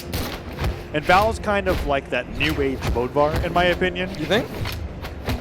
Because think she started to wane in terms of popularity for players. That's true. I guess like relatively, it's not like a new age Bodvar, but I think of like a lot of people that were Bodvar mains that didn't like Hammer. Yeah. But really like Gauntlets when it came out. Val came out, Sword Gauntlets. That was the legend to go to. Yeah, there's a lot of players who were Bodvar mains who swapped over to the Val. I guess you could say But, Isidre's kind of like that, but then again, maybe I'm not even talking about Bodvar mains anymore. I guess I'm just talking about sword talking about players. North American yeah, players like now. North American sword players, yeah. The sword and stuff, man. Yeah. That's the North American dream. But we do see a Bodvar. It's going to be on the EU team. That is Agzo locked in on the Bodvar. Going to be Viper on the Ragnir. That is Simba on the Val. And SillyGoose on the Goblin Thatch. Did you know that SillyGoose's name actually comes from Silly Goblin? Yes. Originally, and that's why the Goblin Thatch I didn't know is that a really for like cute a nod. year, but I do know that Yeah, now. you do know that But now. like for a while, I had no idea. Yeah. I'm Like, not what's sure a what. Goby? I'm not really sure what I would like to cast better, Silly Goblin or Silly. I guess we have to say Silly. At this point, I like Goby because like Yeah. whenever 'Cause I that's how see you Goby, know him. I just go, "Is that my boy Goby?" And Yeah. he's like, "Yeah." It wouldn't work nearly as well if you said it was Goblin. Is that my boy Goblin? Yeah. Actually, you kind of make it work. Am I selling it to you? Yeah, Like, yeah. dang it. Yeah, I didn't think you could do that with Goblin, but I guess it works. Just doing some last minute checks. I think the button check went well, as far as I think know. And now they're- they're actually just doing stage. Yeah, are they strike. talking to each other right now, or trying? Because I saw. I guess they were Simba trying to- do hand signals. I guess they're trying to figure out who strikes first. Yeah. So usually it's easy once the set's started because it's like whoever lost bans first. Yeah. But sometimes players aren't really sure who's the higher seed in it, especially when you're in the lower bracket where you're like, I'm technically higher seed for the tournament, but you got into the lower bracket later, so then you might be the higher seed at this point in the tournament. But 3, Yep. 2, at this point, they know what they're doing. 1. They're in there. It's going to be Twilight Grove for the pick. Simba trying to start off with some unarmed onto Viper. He's really chasing after Viper, and Viper gets the turnaround. So early damage being put out on top of the blue team. An excellent neutral state coming out there from SillyGoose to kind of break up the action, put things back into normalcy, and Viper and Exo. Ooh, nice little D-light coming out there from Viper and Exo, fighting Simba off stage already. Nice recovery to be able to get back on the stage. Uh-oh. Oh no, Simba didn't have jumps. I was going to say nice recovery, but he kind of just recovered and forgot to touch the stage. Well, the second he did that dare, Yeah. I was like, I'm pretty sure Simba doesn't have any jumps. And yeah, he just fell to his death. That is a huge lead for the red Not team to mention right that now. SillyGoose was able to be taken out to the side. Now remember, Thatch, kind of unpopular, mostly because he has 3 base defense. And he's a squishy character. He's usually the stance to get 4, but he got KO'd really early off the side there. And he's already finding himself taking a lot more damage. Like that was a side stick in an air, and he's already almost in the orange. Nice down air coming out from there, but Exo was ready to go. Oh, just under it. But he can't touch. He didn't no. get the corners. What is Goby happening? on his final stock. We're a minute into this game, and Goby's already onto his final stock. Neither of the red team is looking like they'll die We're a anytime minute soon. into this game, and 2 players from the blue team fell to their death because they lost track of their jumps. That's what happened on the side. I'm kind of. Oh no, Simba. Uh-oh. Okay. Okay. I'm They're like living. really All right, scared. nice Dude, kill. let's get away from Just this don't get island. off stage. I'm like already thinking Go to internally. Blackguard Keep, where there's so much stage to go to. Yeah. Oh, Sarah, that nearly does it. Can Simba needs a make it hit. back? Dive kick Did he comes out. touch on that dodge? No, it looks No. like he did not. That's Simba's going to fall. Okay, so Viper and Exo are looking poised to take Oh, game wow. number 1. He dropped the recovery, though. That was a really nice string from SillyGoose with a gravity cancel sidelight in the middle. Bounced off the wall for the recovery, but he just didn't quite get that finishing hit. So Simba's fighting off stage with Viper once again. Oh, no. Side stick comes out. Oh, no, SillyGoose Goby. dodges out of the way of the weapon toss. Goes for a dive kick again, but Exo's kind of like, you want to fight me off stage? I'm Yeah, fine with I'll that. take that. Yeah. Viper, what? That was interesting. It looked like the neutral stick blew him upwards. Yeah. I'm Little interested to see how puff that of air works. there. But stocks are getting near equalized, but SillyGoose has got. He's going to have to avoid a lot of hits to be able to make this work. And that recovery is one of the That hits is a that hit, he yep. needed to avoid. And Simba will probably find himself losing this life very soon. Down it comes out. No falling there. But I'm looking forward to game number 2 because this one, another nice thing about Best of 5 is that because you have more games to play, you can kind of be like, all right, we Right, that screwed game's up. a wash. We screwed up. Let's try it again. A nice down in there because we were seeing Goby and Simba like Oh, yeah. after their deaths do some really cool stuff, but it just Once they kind of woke up and started giving respect Yeah. to the red team, you saw them start to do a little bit better. But unfortunately, it was just kind of a little bit too late for them. And that was going to be the EU team of Agzo and Viper really starting to run away with that one. At this point, like, I don't even know what you'd say if you're Agzo and Viper, because you're like, we'll just keep beating them again. Like, let them kill themselves. yeah, I think they were saying to themselves what we were saying right now, which was like, that game was weird. Yeah. Let's just do the that's next weird. one. Yeah. Because like there's nothing to think about. Like Yeah, we there's didn't have nothing any really to learn difficulties. there. Like, Unless you were like talking about your team combos, which may or may not have been lacking, but I don't think they're really too worried. I think that they'll communicate more when they have to. And Goby and Simba hopefully will like maybe it's like first mainstream nerves or something. yeah, but maybe. I'm looking forward to game 2 because I definitely think we could see a better performance out of them than that. Or and I'm not going to say it was just Axo and Viper playing that well, because they definitely just like, there was 2 moments where they just didn't touch the wall. Well, Axo and Viper, for what it's worth, did play well, that they played amazing, but well. that wasn't, it was more blue team losing than it, like, to themselves than it was anything else. But game number 2 coming out here. Oh, they stole out both weapons. Or I guess it's not small Enigma, it's just Enigma. No, it's just Enigma now, Yeah, we rarely see Enigma in twos, but Enigma's coming out for this game number 2, and SillyGoose sticking to the legend, same thing with Simba, and a little bit more of an even game here. No weird shenanigans happening with that Twilight Grove Island just yet. D-Light does not catch Axo. Axo short hops above it and falls with a nice Sair, and Simba's actually fighting Viper off stage and succeeding. Goes for that side signature. The properties of Val's side sig allows it to where she touches or loses touch of terrain, it changes where the hitbox goes. Man, Same thing with Ragnar. Yeah, Ragnar can also throw out a sig over. Nice ground pound. Axo still has jump. Simba able to get some damage out. Axo helping out Viper, changing the force direction there. Simba again gets the wall touch. Lots of damage being put out onto the red team. SillyGoose and Simba need to finish these stocks off. Viper not going to fall. They're just not getting them. They're getting a ton of hits. There you go. Finally, the recovery is managing to take Axo off the top. Okay. Manages to stop from finishing that combo. And the weapon toss catches Viper out of his dodge, but he manages to recover back to the stage, holding on to that after his GC neutral sig. And Viper and Simba are both acting as the stock tanks, but the blue team solidly takes a lead in game number 2. Much better than what we saw in game 1. It is a much closer game here, but SillyGoose now stuck in a 1v2 while Simba's on the respawn.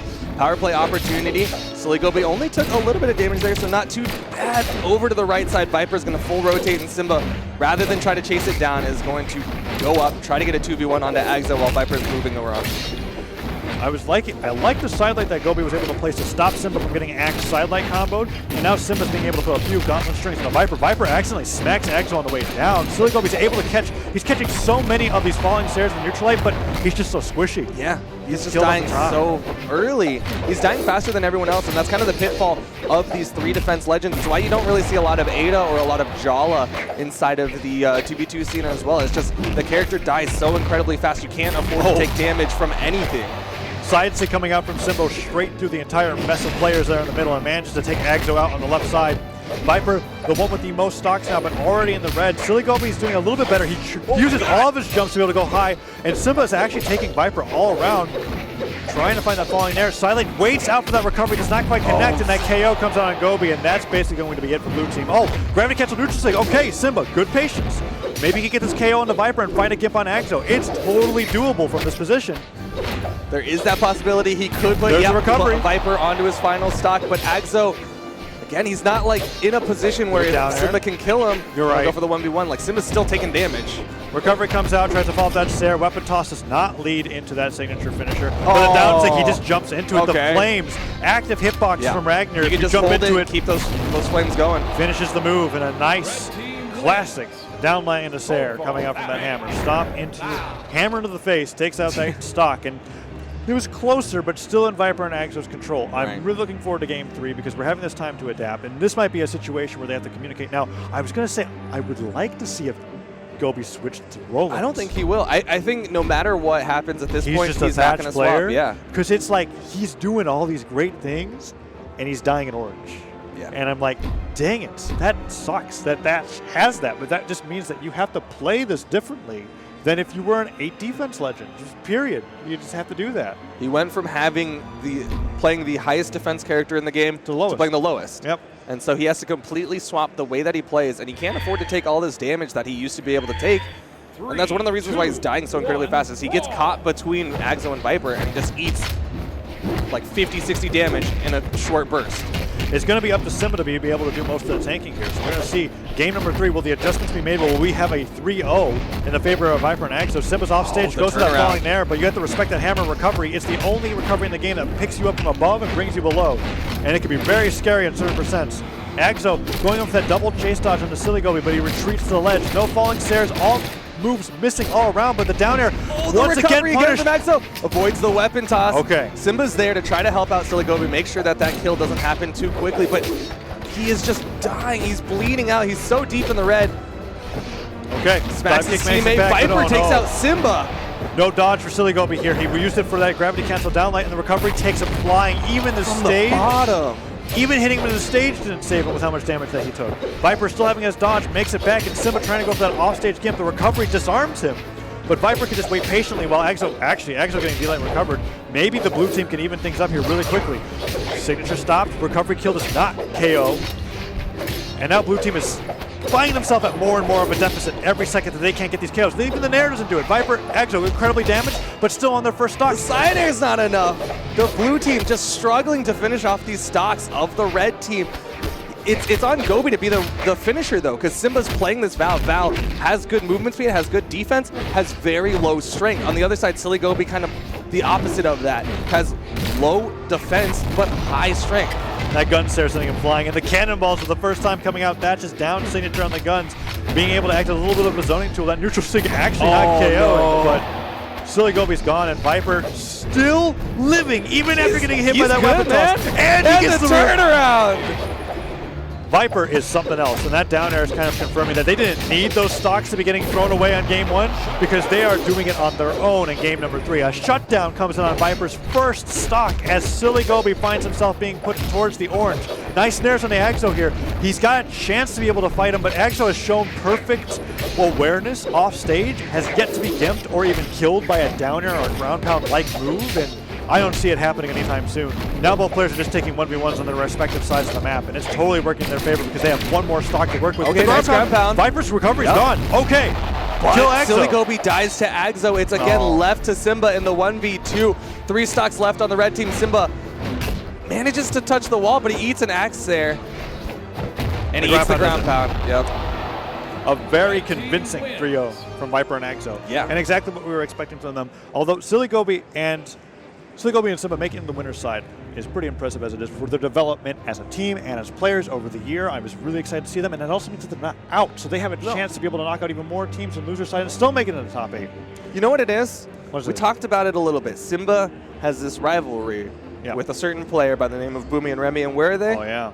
They're on loser side. They're in the lower side, so he's like, I'm going down there to hunt down Boomie and Remy. They have no business being here. Because if you look at this bracket, I'm looking at it right now. If Viper and Exo lost, they would have gone against Boomie and Remy if they were on winner's side. They look at this and like, who's Cody, Travis, and Isidre? Just like throughout the last 3 games. But no, in all seriousness, they were playing quite well. They played incredibly well. And they still have a chance to be able to meet that. Although I think if they were to meet them, it would be in losers semis.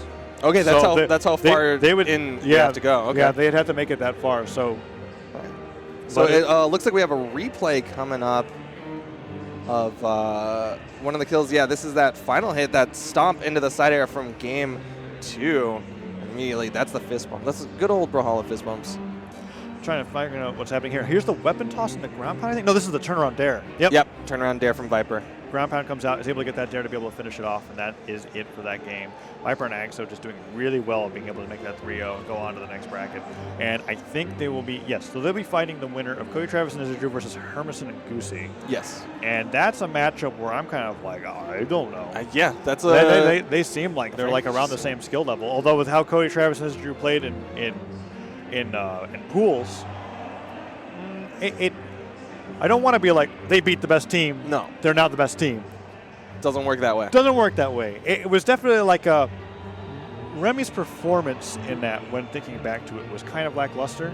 I like to think about like what happened with the weapons, particularly. Yeah, the one moment like where he spent 30 seconds trying to pick up a weapon. That kind of made me go, this is insane to what's going on. And so I want to see if that was maybe that was just like a first match of the pools, like fluke. Or if they're really going in. Because I was talking Cody Travis up, even though I was doing that, I wasn't expecting them to win. So that's why I'm like, what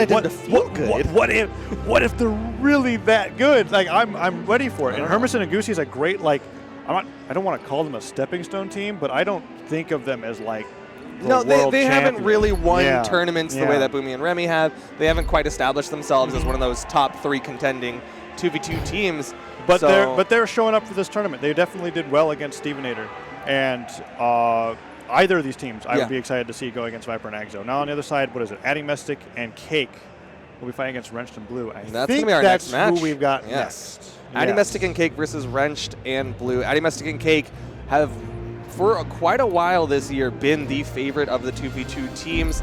And then the DreamHacks hit, and they just weren't really able to close it in the offline. They still did really well for themselves in online, started to fade away towards the later stages of the year, but they're showing that they're still here, they're still confident in themselves. They're in the upper side of the bracket. They took I believe they took second place at the World Championship last year, if I'm not mistaken. Yes. So they definitely have a reputation for themselves. They were definitely running the NA versus EU storyline by by themselves. Yes. They were holding the EU dream alive single-handedly. I think the other fan favorites for EU, besides Viper and Exo, we've got the 3 teams. Animestic and Cake have been together for a long time. Viper and Exo are now kind of established. Yes. And then Daiku and DaBrain, which did get into loser side of top 16, will be fighting against DoubleDime and LDZ. Okay. And that's the other EU favorites. But there's still one more EU player, Blue, coming out from the European region, teaming up with Wrench. Oh yeah, that's right. He is EU. Yes, I forgot about that because I think he had that breakout performance with Kaya when she was released. And after that, he's just kind of stayed as a top 8 player. Yeah, he burst out with the Kaya, I believe, last year. Yeah. And then more recently, he's been doing incredibly well for himself with the Koji. He's the winner of the Autumn Championship for EU. So there's definitely a lot of expectations on Blue because we haven't gotten to see him in an offline tournament yet as well. No, yeah, this is the first time we're actually seeing him in person. Yeah. Wrench, however, been seen much more at LANs. He made it out to Austin, made it out to Montreal. He did well for himself in both. Got second place in Austin, third place in Montreal. So I forget. There was a lot of Asuri dittos. Yes. At Montreal. Now that I think about it, I'm wondering if he's going to do the same. If I'll pick the character out in 2s. I always have to remember that players will play. They'll have characters. 2 characters. Yeah. Yeah, they have 2 characters. Mainly Hatoris or other things, but they have the pocket Hitori for 2s. Yep. We'll see what they end up going with. Like you're saying, Wrench kind of known for his Qatar play. He used to be an Ember through and through, but more recently it seems like it's going to be that. I think somebody discovered a new sound. But likely will be the Asuri as far as picks actually go. All right. It's so loud. The Globalox. Shovel Knight. They're just having fun there, locking in and then unlocking. Just select, deselect. I think it's the first time we've got. Well, I guess the stream can't see Shovel Knight, but if we switched over to the screen, the Shovel Knight skin, just a little bit of a showing. Maybe not. That's okay. It's fine. What were the 4? There were 4 Shovel Knight skins, weren't there? Yes. Yeah. Shovel Knight. I think it's Dark Knight, Plague Knight, and Spectre Knight. Okay. I think that's the 4. And that's on. Oh, and King Knight. I forgot King Knight as well. Oh, yeah. Roland's King Knight, Orion's Dark Knight, Nash's Shovel Knight, Spectre Knight Nyx, and Plague Knight is Caspian. And Globalox is Cassidy. Yes. Barbara's Bryn. And Rayman's Rayman. And Rayman's Rayman. He's just Rayman. He's just himself. He's so much happening so quickly. I know. Got to remember all that. I know. There's a test at the end of stream, everyone. Make sure you're ready. One of the questions is going to be how many consoles is Brawlhalla on? All of Nobody's them. going to know. It's basically all of them. Just say all of them. It's all of them. It's D, all of the above. Well, actually, probably E, all of Is the above. Brawlhalla on the Sega Genesis? It is. Oh. Is Brawlhalla on the Globalox? It's on the Globalox. Oh, that does kind of sounds like a console. Yeah, I know, right? Huh. It's not like a console. It's something that like those like old timey parents like. You quit playing on your Glowbox, son. Like back when they would call it like your Nintendo game system. Huh. I wish I heard that joke, but I really only. You've never heard that? No, I just only was listening you just heard to the Glowbox. Yeah, I was just That's hearing the words. It was a great one. I'm sure chat's cracking up. Lots of lulz. I appreciate it, chat. You guys are great. But button checks coming out. Looks like Addy Messing Cake just really repping the Rayman skin picks. It's Glowbox and Barbara. And then there's Blue and Wrenched. None of these, I think, are going to be their actual picks for 2s. Nope, definitely just a button I check. could see Blue on a Hattori, though. Oh, absolutely. Blue I could see on a Hattori. Wrench, not on an Addy. No, he'll probably be on an Hattori. Yeah, definitely not on Wrench. Yep, Addy on the Val. Cake probably on the Bryn. Yeah, he might just be like the wrong B name. Is Bryn right next to Barasa? It's close. Of course, you already told me that it's not in alphabetical order. Alphabetical. Although it's pretty close. Like Asuri is the only thing in between them. That's why I was confused. But it's definitely an order of legend release. It's a little bit of a little sandwich there with Asuri in the middle. Asuri. Is that an Ember that we see? Oh no, he hasn't locked in yet. But it's the double swords coming out here for Blue and Wrench. Oh, so Blue is playing the Hattori. Not going to be going in with the Koji, but will have that crossover sword. And like you said, kind of most players at this point have that pocket Hattori for 2s. Well, and And the bow is really nice in singles, but I don't see many people make use of that weapon Right. in twos. It's kind of not the greatest for... You saw LDZ kind of using it, but other than that, not a lot's really...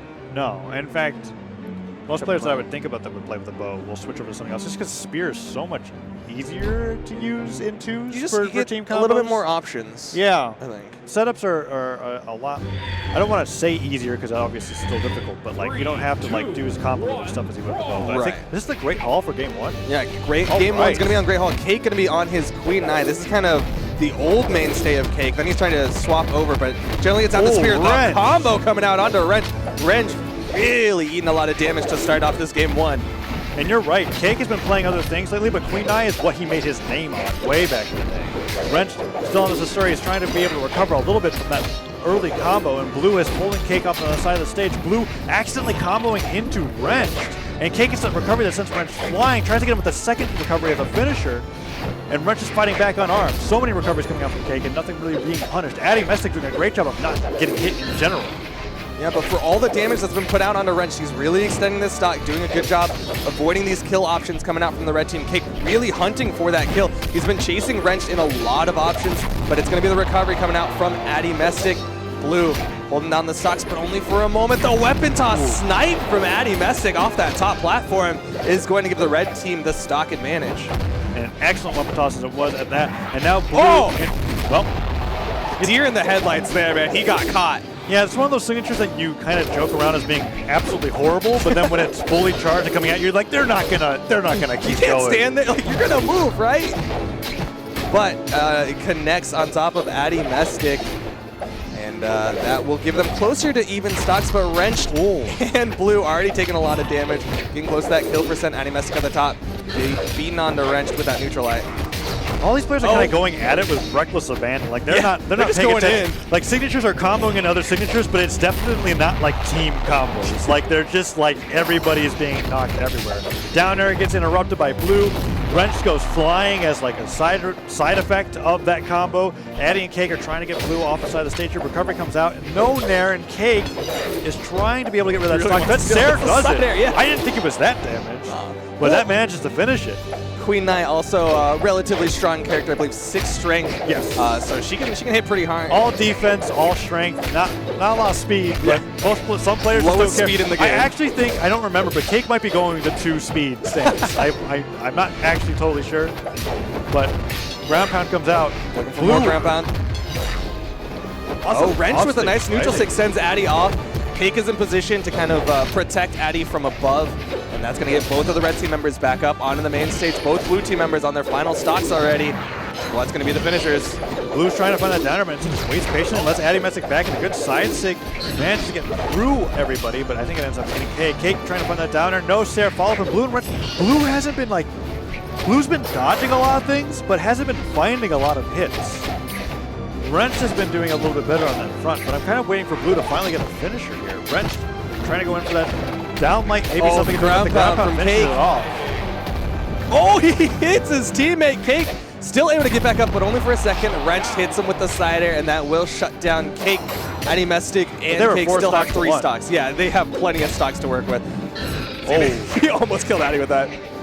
Fully slide charged down signature. Cake. Cake just standing there. Yeah. Oh, oh no. Well. Addy plants the flag. Cake's like, yo, don't taunt early. We didn't finish this game. Side air connects. Wrench is still living. Cake kills Addy Mestic. Wrench is still living with this Asuri. Well, they gotta be like, joking is fun and all, but this is like a tournament. It's tournament. This is world championship. Like if it was anybody else, I'd be like, sure, but Wrench is actually kind of terrifying off stage. We've seen him. I missed the damage. Yeah, I didn't. I wanted to see how much Blue did because it kind of felt like Blue barely connected with anything that game. Yeah. And I want to see that change, but Cake and Addy definitely looked very strong. Oh yeah, they had a very strong showing, showing why they are one of the strongest 2v2 teams out there. They were the #1 power ranked team for most of this year up until Boomie started winning all the offline tournaments. Then he took over that #1 spot in terms of 2v2 power ranking. But up until that point, Cake and Addy were #1 and #2. And there's the Cody. Yep, there's a Now Koji you're swap talking from about- blue. The Hattori definitely just didn't work. And seeing blue on the character that he's more comfortable with definitely is going to make us more comfortable as commentators and spectators to be able to see this match pan out a little bit better, because that was very one-sided to the point where they didn't really even have to pay attention to the match at the end. Oh, the offstage from Wrenched is big. Wrenched, Cake yes. is dead. That stock is gone. And that's exactly what I was afraid of in the previous game. I was like, yeah, you're joking around, but Wrenched off stage is Addy, sick. did he get it? Did he get it? He got the stock off of Wrench. Blue trying to get the same. Addy with the return gets the dare onto Blue. Blue eats a downlight grab out. Blue gets up, nice chase dodge up. Blue didn't get the wall touch. Everybody died 30 seconds in. Addy only one left. Wrench sees Addy Mestic and goes, I have to even up the stock. Yeah. We need to make this completely even. He got that early lead and immediately went into the red team's favor as they stayed off the side of the stage. Wrench unable to recover after that early fiasco. Now Addy Mestic doing so good at what he does best, which is stock tanking. Side stick gets punished by that down air, but the weapon toss doesn't hit, and Wrench isn't able to find that ground pound or down air. Addy Mestic really securing the lead for red team here, and Wrench is almost on his last stock at this point. From going the first stock to being at kill It was percent such of the an second. explosive start for the set, or for the game. Wrench does finish off the stock of Addy Mestic, but like you were saying, he's so close to death. Blue almost finishing him off with that bow recovery. Cake is taking a similar amount of damage, however. He has more defense, sure, but he definitely, the game is closer than it seems. Good recovery comes out, and now blue team takes the lead once again. Wrench could get hit by anything from Addy. Nice delay recovery. Addy has an opportunity to go for a double KO here, but blue next. Really good punish. I was criticizing bow and twos, but honestly, blue is looking so much better now that he's on a character that he's a little bit more comfortable with, and those bow strings are a large part of it. Comfort is sometimes more important than playing towards the meta. Yeah. That's what's working out for Blue. He does eat that recovery from underneath, so the stocks are going to be evened up. Wrench really extending this second stock for quite a while. We were pointing out that he was in the red like 40, 50 seconds ago, and he's still living. Finally gets taken down by Addy Mestic with that sword recovery, and now Blue's left in the 2v1. Cake with the follow-up off the nair from Addy Mestic. Now, if the blue team, which also has blue on it, has a chance for winning, they should just focus on Cake. That 2v1 strategy was working pretty well, and Addy Mestic seems to be focused more on stock tanking than he has been on team play. Cake has definitely been going in, and oh man, that combo kind of working out in Addy Mestic's favor, actually. Neutral goes high, does not end up getting the second part of that hit. Blue goes down. Actually gets KO'd. I think that just barely had enough force to be able to do it. That was really Wrench close. finds himself in an oddly familiar position. However, it doesn't look like the red team is too They're not messing around the way that they were at the end of game one. That That's for sure. side stick connected with Cake again, and that down stick's not going to be able to hit. He dodges past Addy Mestic's approach, doesn't find that down line, but if he gets that Sarah, that's Addy's stock. He needs to get on stage now and hunt Cake down. There's a possibility. Not Okay. gonna kill. Cake is on that Queen Knife. He is quite tanky. If Wrench can finish off Cake though, he has that very slight possibility of being Cake able knows. to 1v1 They Addy know Mestic. what Wrench wants. Cake He's not is even trying looking. to outrun Wrench right now. I think he's trying to put himself in a position where Addy Mestic will be able to follow up, but Wrench neutral stick. okay, that's a good disarm That's gonna on him help. too. At this point, it's looking almost impossible for Wrench. He needs to find the guitars, and he needs to find it fast, but Cake played that perfectly in the mindset of like, okay, I know that I'm the one that they're going after. It's like one of those zombie. Oh, he missed the ground pound. Wrench no. with a turnaround. Addy's gonna help him out. Gets that the recovery. second Wrench recovery. doesn't hit the unarmed recovery. Sidelight misses. Wrench finds the guitars. He throws them aside. I toss think he connects. wants the sword to be able to get this finisher. Maybe a D-Light recovery, but a good stare. I think that was clever because he picked up the guitars, but any guitar move that KOs would put him in position to get punished. So I think he was going for the sword to get D-Light recovery to kill at the top. But Absolutely agree. It was kind of interesting because Cake played that very. It reminds me of like any typical zombie game where like the zombies are after one person and they're only going to chase that one person, and you can be like the guy that's sitting over there like shooting everything down, because Cake was just kind of like, okay, I know this Asuri is after me. Addy Mestic, you do your thing. And He's just running jumping in circles Yep. and letting Addy Mestic do exactly what he needed to do.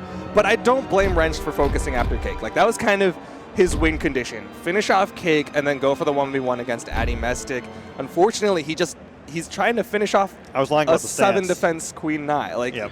I thought he was going 2 movement No, speed. He's went the definitely other going, direction. He's definitely going 4. That seems like the smarter thing to do. But game 3 is coming up here, and Wrench, if he could do the guitar gimp that he did in game number 2 without the repercussions of whatever that was, it's going to look great. But maybe that game was so close because of that offstage gimp. We're going to find out. Cake is fighting both players at once here and succeeding. That neutral light is barely out of range of both of them. so many players get neutralized. Again, Wrenched is taking a lot of damage early. Blue is in position to try to help out. Cake not going to go off stage. Surprised he went for the side sig and not the down sig, which ekes a little bit over that corner. But Addy Mestic is going to hit the side sig and finish off Wrenched, and they just stop.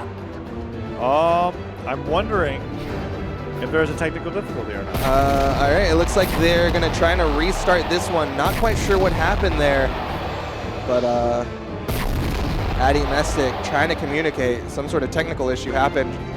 Looks like it was on the EU side of things, the Addy Mestic Cake side. So honestly, that kind of works out in Wrenched and Blue's favor. Yeah, if it ends up being like on the EU side, definitely, because Wrench's gotten bombs. Yeah, Wrench got just deleted there. Looks like they might just be going right back into it.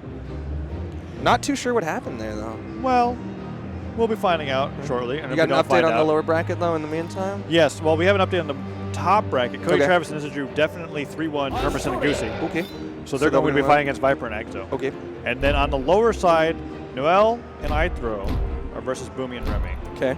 Tiffany and Starlight beat Brian and Wilson 3-1. So that means that we won't be getting our Unfortunately, terrorists. I don't get to watch my boy Brian, but that's okay. No Taruga on stream today, but SillyGoose and Simba are going to be fighting against Daiku and DaBrain, who 3-0'd DoubleDime and LDZ. Okay. Not surprising considering what we saw. They're kind of a last-minute team. But I think we're going back to the match, and hopefully everything's okay. And we're just going to play it up from the start. Good Doesn't even look like a button check. Good on them to be able to make the decision so quickly. Yeah. Sometimes there's like issues with like leads and stuff, but like that game wasn't too far in. And I think the score on the bottom of the screen, I think we're a 2-0 lead for Addy Mestic and Cake, right? It's definitely been 2 games. Honestly, yes. It's definitely been 2 games. Okay, as you say it, there it is. Okay, awesome. I was like, which one? Anyways, into this game, it's a little bit different than game 1. It's actually looking pretty good for Blue Team. As I say that, Blue gets demolished. But hey, Wrenched is living a lot longer than he did before that game reset. As I say it, Addy Mestic with the offstage, the weapon toss, gets the kill. Wrenched is down. Blue might be falling soon too, but the 2v1 comes out under Wrench, but Cake just a little too close, eats that neutral light, so they can't keep the black hole going on top of Wrench. Wrench is going for offstage stuff, but it almost looks like Cake and Addy have completely adapted to what he's trying to do. Addy gets the kill on the right side. But Cake keeps getting his jumps back, and Addy Mestic thought he had to save him, but he was perfectly fine. Nair comes out. Wrench gets hit by that weapon toss, and he's already being put in the orange on the second stock. It is 6 stocks to 4, and Blue Team isn't looking like they're going to be ending these stocks anytime soon. Ground pound from Cake comes out, and Wrench is still trying to fight unarmed. Finally fixed the guitars, but... Meanwhile, Cake is also unarmed. Addy Mestic has some very big arms with these gauntlets in hand, throws them at Wrench, connects. Wrench is going to get the signature kill on top of Cake, so that'll get him closer to an even game. If they can finish the stock off of Addy, won't be in a terrible position, and that dare will do it. Okay, looking good coming out from Blue here. And then they have an opportunity to put a little bit on the Cake. Nice down sig. Puts Cake into the yellow. Good recovery coming out from Blue. These are nice, solid. They're not going to lead in the strings, but they just have good damage, like base damage values. But Cake responds with a string that also has good damage values. Puts Wrench into the red. Addy Mestic trying to fall with a downer, I think. But Wrench was just catching with downlights. But that's Sarah. That's the second weapon toss KO this game. And Wrench is down to his final stock here. Could see him get knocked out and put Blue in that 2v1, but Blue eats the side stick from Addy Mestic, and Addy Mestic with the turnaround gets the punish on top of Wrench for hitting his teammate. That's 2 recoveries in a row. Cake finding so many spear recoveries. Down stick, dodge in place out of the way from Blue, but the Nair comes out, puts Blue in the sky, and the recovery KO does it. Cake and Addy Mestic are looking poised to win this game 3-0. So many 3-0s happening here on winner's side. If this ends up happening the way that it looks like it's going to happen, it's the same strategy that I can normally call out. Okay, no, that's good. Excellent team combo on Addy Mestic. And if they can get that KO into Cake and Addy off the side of the stage, Wrench has an opportunity for a gimp. No neutral stick connects, but Blue gets a nice neutral light and a weapon toss. And they finish the stocks. This is up to Wrench. He needs to go off stage. Ground pound does not connect. Blue waiting on stage to see what Wrench is going to do. Maybe catch them if they try to get back into the wall touch. Oh, the down stick connects. One of them goes down. Cake still living. That one's going to finish it off. We're at an even game again. This is just a game of inches. A game of inches that was looking like it was going to be the red team's lead. They suddenly just turned it up, got them on the side of the stage, and Cake and Addy had no idea how to get back. Now, Blue accidentally recovering his teammate there, but it puts a little bit more damage on the Cake and Addy. Blue has been taking so little damage here on this last stock ever since he lost it. Nice neutral and a recovery. Cake almost in the orange here on Queen Eye, but he returns with his own string. Gives him about the same amount of damage. So many exchanges are going back and forth, but Addy Mestic in the caught between 2 team combos between Blue and Wrench. Can the Blue team do this? Can they get this game? Ground Wrench with the ground pound. Addy Down there. Running out of jumps. He got the wall touch. Cake trying to help him out. Addy It doesn't have the jumps. It's all left to Cake in the 1v2. Can Blue and Wrench make the comeback? Down the to signature connects. They hold on. They Wrench, hold on. And I am happy because when I was saying, is it going to be another 3-0, I was saying that because I didn't want another 3-0 because Wrench always plays really well with these 2-0s. And Blue being his first LAN has got like, well, there's got to be tournament nerves. Oh, It absolutely. And he has such amazing performances online that we're starting to see it a little bit more. There was some turning point in that game where when they got Cake and Addy off stage and Wrench went, no, I know what to do in this situation. I'm better in this situation. Was able to pull off those edge guards twice in a row. And that clash, maybe it was a little lucky, but it was pretty cool because I think the down air clashed with the recovery from Addy Mestic, and that's what caused him to fall. Yeah. And when you clash, you don't get that recovery back. It generally works out in Yeah. the favor of the higher player, the one in the higher position, because unfortunately that ate all of Addy Mestic's recovery. We're going right on into game 4 though. Addy Mestic and Cake, one game away from knocking Wrenched and Blue Miami into the lower Dome bracket. for the Yeah. first time that we're seeing it all day. An excellent counter pick map. We're going to be going into. Oh no, Cake disconnecting again. Looks like we're going to just reset this one. Fortunately, there's no kind of John situation where they can be like, well, we had to stock off Wrenched, and that's unfortunate, but it's going to be a reset onto that. It's interesting to note that if they had continued with the game 3 originally, it may have been a lot different. But it definitely wasn't far enough in, and I guess it is an EU issue. So hopefully that gets resolved in a little bit. We'll be going into game number 4. Maybe they didn't want that map. I don't think they would have played it not that long. That's true. Unless it like took them that long to realize, like, oh wait, the music from Miami Dome is playing. Whoops. Oh. I'm not sure. All right. Well, either way. So the loser of this match is going to go on to fight Tiffany and Starlight, Okay. and then the winner goes against Sandstorm and Ethan. So our top 8 on winner's side is Cody, Travis, Isidre, Viper, Agzo, Sandstorm, and Ethan, and the winner of this set. It's looking. It's an important which, set. which makes almost complete sense, except for the Cody, Travis, and Isidre part. But why not? Hey, I mean, they beat Boomie and Remy. Maybe it really is true that when you beat the #1 team, You become the number one team? Or you know Yeah. what? Maybe they got space jammed. Maybe he touched Boomie's keyboard and was like, "Rup, rup, rup, rup." got the juice. I'm trying to think about. And he how turned many- him into I'm Monstars. trying to wonder how many people watching us actually know what you're Space talking Jam's an about. amazing movie, It and is an everyone amazing should movie, see but it. it's like actually All right? pretty old now. Everyone should see it, and then see the remake that apparently is in the works. Is it? Oh no. Supposedly, there's Oh. a remake with LeBron James. I'm so scared about any remake of anything yeah, that was remakes ever of classic like '90s movies are always Yeah. horrifying. Like, good. Well, anyways, I don't know. I don't think they got Space Jammed, but then again, we can't know yet. because don't know. We haven't Yeah. seen them play. I'm looking forward to that Winter Summers match. I think that's going to be coming up later today. It's definitely coming up later today. I just don't know in what order. yeah, or what's going on. But again, if you're itching for some Brawlhalla, Data FGC has the lower bracket going on. Yes. So Might keep be it on sure. both sides, and you can kind of hop between the two of them. Data FGC and here twitch.tv/Brawlhalla.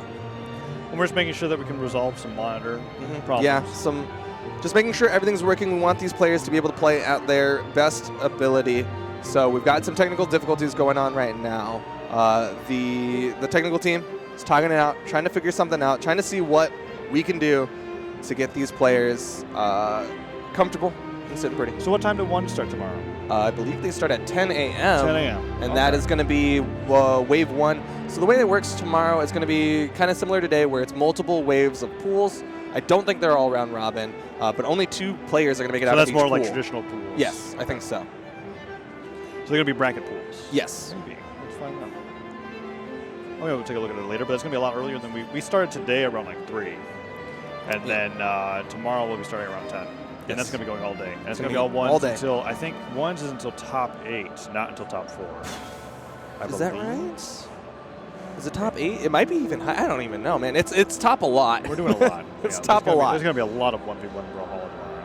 But it's going to be awesome. It's Yep. all best of 5, and it's been said a lot, but you really especially the way that today turned out, you really don't know what's going to happen, right? Like No. we were talking yesterday, and then you and Sparky have Yeah. your opinions of who's the favorites. But the way that today's been shaking out with some of the upsets that have been happening, I don't know. And I'll just straight up say it. We were just kind of like, oh yeah, Boomie will just take it all. Yeah. And it still could take it all, but it's like that much harder now Yeah. that he's on loser's side. Now, I don't know how ones is going to go after today. because there are some players that are able to play in twos way better than ones. And I'll eat my words if it happens, but like for instance, we saw SillyGoose and Simba on winner's side as well as Cody, Travis, and Isidre. But I think they're stronger twos. I definitely don't expect to see Cody, Travis, Simba, or SillyGoose make it into winner's quarters single side. Right. But I think of those 4 players that you just named, Isidre's probably the favorite closest, to make but even like, then, it's been like less lately than it was in the past. Yeah. It's really interesting that that's how that works out, that you can have like teams players that are that much more leveled up than they are in ones. But I guess it's just because it's that much of a different game. Yeah. You have to pay attention to that many more factors. That's why we talk very highly about Sandstorm's awareness in the 2v2 scenario, both with his teammate and the 2 people that are trying to take him out. But yeah, it's just it's crazy. It's the World Championship. It's so exciting. I'm so happy to be here. Like I know that I've gotten to meet a lot of players across today at the very least, and a little bit yesterday. Well, and from all across the world too. Like people are out here from everywhere. Yeah. Sweden, Russia, Australia. What was it from C? What? Southeast Asia. Southeast Asia. I think he's Singapore, if I'm not mistaken. Then we got Brazil, Canada. Yeah. They're all over the place. So we'll fly in everywhere to play Brawlhalla. Europe, Russia, No. Norway, Sweden, all sorts of stuff, man. It's crazy. It's awesome. So I think for winner's side, we only have we have our 2 winners semis matches that are coming up. Yes. Okay. But no, hopefully those monitors will be resolved pretty soon. And I don't think that's everything for tonight. No, I think we've got an award show going on tonight as well. We've got something going on tonight after the 2v2 is done for sure. So that's what's going around the rumor mill. So you want to stick around. You want to see. Because it's something that's not necessarily for like the players who are here who are like, oh man, I'm a #1 player, I'm going to win BCX. But it's more kind of like for the community, for the people who've been part of the community and kind of support it. Yeah. That sounds both exciting and scary at the same time, depending. Hey man, that's the good thing, man. Yeah. That's my favorite type of girl, is a scary and exciting girl, right? So, interesting. Oh, shouts to Sheepy though. Oh my gosh. But yeah, that's what's going on later today. Right now, again, if you're just now tuning in, maybe you're like, what's going on? Why are these guys stalling so much? It's because we're having a little bit of technical difficulties trying to make sure that these players definitely can don't play. like. I know we joke that there are some people that can play with the screens off, but we definitely don't want them. Yeah, we don't want to make Yeah. them play with the screens off. It's not exactly the most fun or balanced or any of those things. So we're just making sure that everything is definitely okay. And I'm taking a look right now at our game screen. It looks like everybody's in it. Yeah, I think they're in it. It's just making sure that the players on the like the game is outputting it to us, but it's also outputting to those 2 monitors, and maybe it's not. It looks like they're gonna lock in. Just do a little bit of a test. Might like do a secondary check. And again, this is Addy, Mestic, and Cake versus. I was gonna say SillyGoose and Simba, and I got just completely wrong on that side. No, versus Wrenched and Blue. Yep. Right. Blue being the only EU representative that's not with another EU representative. Who did Wrenched team with in the past? Wrenched was with Coslix, I want to say. Yeah, I think that happened once or twice. Yeah, I think he was at Montreal with Coslix, and then I'm not sure what else. But it looks like either we're really good or we're really bad, because Addy Mastic just fell off the map. And I'm not sure if that means that they're good to restart it, or if they're still having a lot of problems and it's gotten a whole lot worse. I don't think Addy Mastic's actually playing. I think that's actually, yeah, I think that's Foda doing a check right now. And he's like, I don't play keyboard. I don't know what I'm doing right now. Is that what that smile's about? He's got like, what the heck are these buttons? It's like, wait, what? Like, wait, what does he use to move? Because there are some players that like use like the number pad to move. Yeah. So it's like you gotta figure out where it is nicely. I think Daiku uses WASD and then arrow keys to play. I know LDZ uses something really weird.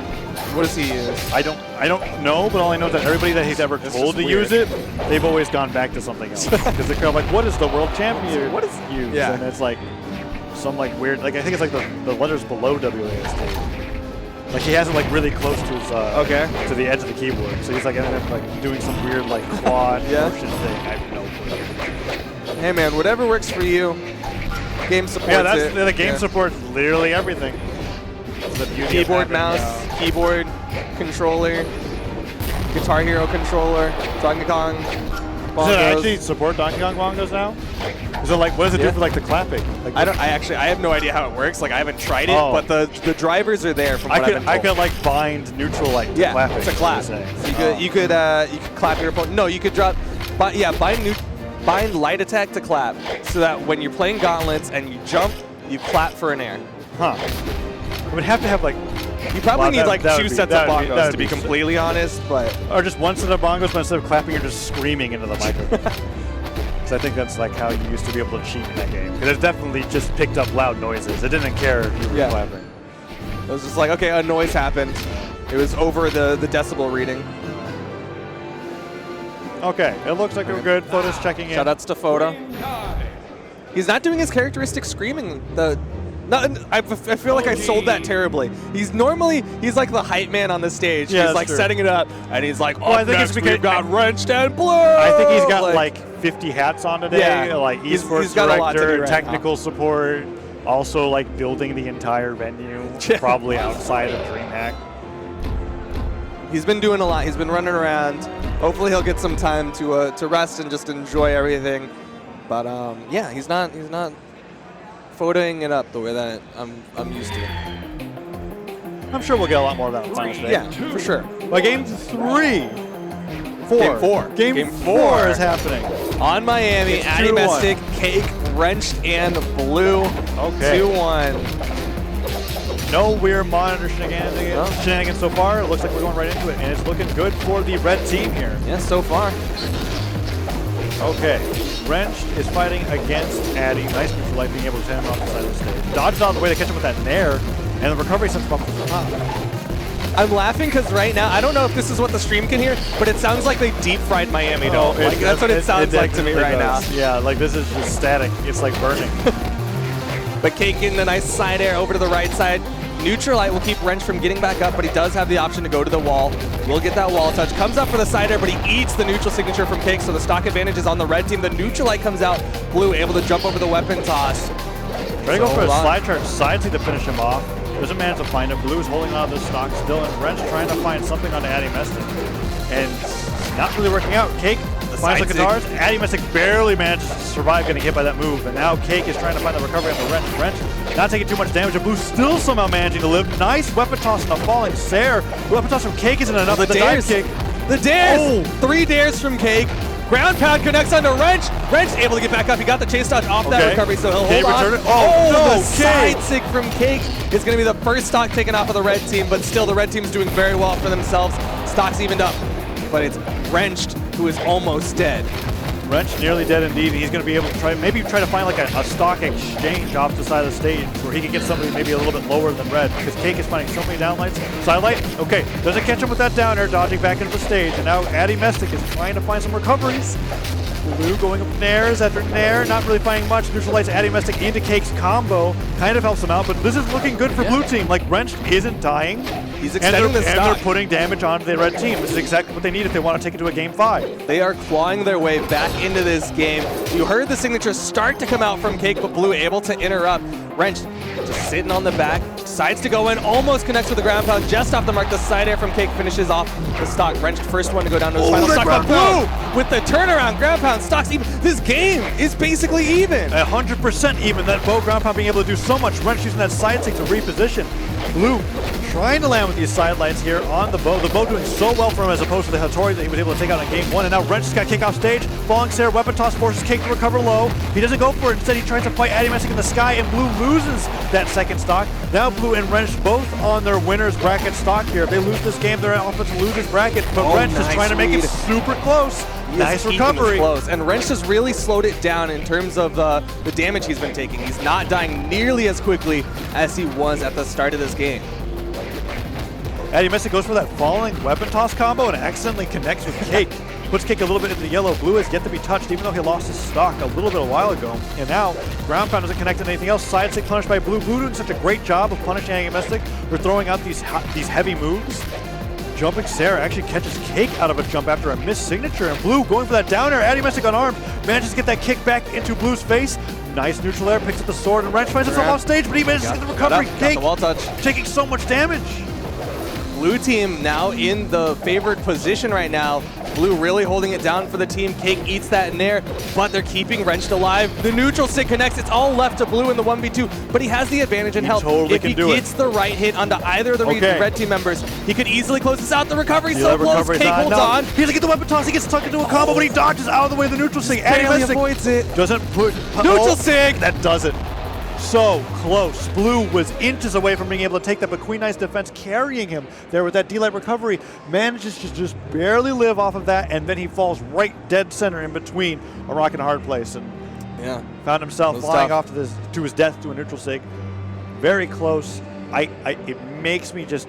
I would have loved to have seen that Koji on game 1. Yeah, because that would have changed everything. It was very different once he swapped to the Koji and was not on the Hattori. Yeah, he was super comfortable in that Koji, and it looked so close, but unfortunately they were able to go into the losers bracket. But I'm looking forward to seeing how they're going to be able to do in their losers bracket run because of how well they did against their opponents there. Yeah, but Addy and Cake, they're going to be moving on to fight in winners bracket against Sandstorm and Ethinator. And I don't think they get any rest for the Wicked because according to right the up next schedule right now, it looks like they're right on deck. Yeah, they're just sitting in the hot seat. They're going to be going up against Sandstorm and Ethan. And there's like the double-edged sort of like you're warmed up, but you might also be exhausted, depending. I mean, that was a tough. But I mean, technically they got a little bit of a break there. That's true. Because of the technical difficulties. They got a break in, but they still won the game. Yeah. And they don't have to worry about setting up all their stuff anymore. Right. So they don't have to mess with their keybinds. They don't have to make sure that they're comfortable and their chairs at the right height. They're good. They're sitting Put the lumbar pillow at the right position. Yeah.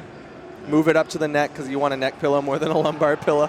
Does it even go up that far? I think you've got. You did that yesterday. Oh, okay. Yes. Listen, all right. That's what I was. I'm not used to lumbar pillow That's support. what I was okay, saying. you have 2 pillows. How come I don't get 2 pillows? Where's my neck I got pillow? the good seat. I didn't pick it. So. I just came in I'm and they were kinda, like, "You sit in the good one." I'm like leaning forward a little bit. I don't know. It's not that big of a deal.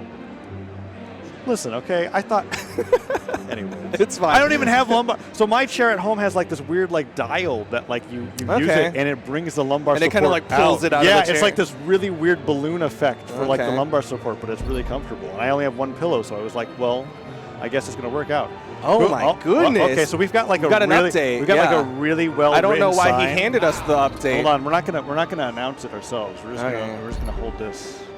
Honestly, I thought that was a 6 the first time. Like I looked at it. No, they were 6. And I was like, Boomie and Remy 6 stock. Yeah, they're the king of 6s, and I was like, oh. Wait. Hold on. Is this true? Let me take a look. It might not be updated yet. It might not be updated. But it looks like I'm Boomie and Remy. I'm gonna see who it's against. The favorites of the tournament. Noel and IThrow. Noel and IThrow 3-2'd them. Boomie and Remy. That's so sad because Noel and IThrow, I do not think we're playing super well. Oh no. I mean, that's amazing. I mean, that's crazy. Like maybe they step. The twos grand finals it is up in the air at this point. Like Boomie and Remy again. Like I cannot stress enough. Is this cardstock? This is what is this material? I don't know. It is a more thick material than I was expecting. But it's not like cardstock. But it's not like paper. It's definitely not definitely like, just ruined it with the Sharpie. Oh with yeah. This message. Unless we have. But like it's a an ton important of these. message. Huh. Anyways, I interrupted you. I don't remember. Yeah. So. I mean, Boomie and Remy were like the favorites. They were. They're first seed, aren't they? Yeah. They were the ones who, by and large, were expected to just run through, make it to the finals, and finish this out. At this point, like, Ethan and Sandstorm could be top 3, like almost guaranteed at this point. Addy and Cake could be top. They got second place last year. If Sandstorm and Ethan beat Addy and Cake, here, I think they win the tournament. You think so? Because I mean, I don't have an argument against it. I have really. a general idea of like what we've been watching and how well people have been playing. Yeah. And they look so damn good. They have had the most dominating performances in their Viper matches. and Exo are close. Actually, okay, so Viper and Exo, never mind. I'm not going to say that because I think Viper and Exo could do pretty well against them too. We have a bunch of tournament contenders, and now it's very hard to predict. That's what I'm saying. It's up in the air. It could go any direction. Boomie and Remy have been knocked out, and if you want to catch the replay of that, probably Data FGC has that replay in the VODs. Are you studying how they write KO? Yeah, I'm like looking at the K. Yeah, because they didn't connect the lines. It's definitely just a line and a C. Yeah. And then like the D is eating it could have been ICOD. Huh. It was written very. It's definitely like iCode. Yeah. Like, yeah. iCod. Yeah, it's the iCode I think collection. there's a nice seafood place nearby. Really? I think so. iCod. Yeah, but not like made by Apple. Yeah, made by Apple. Apple's now opened up a seafood chain. Where you in Atlanta, you Georgia. you can only Where get you can cod. only cod, yeah.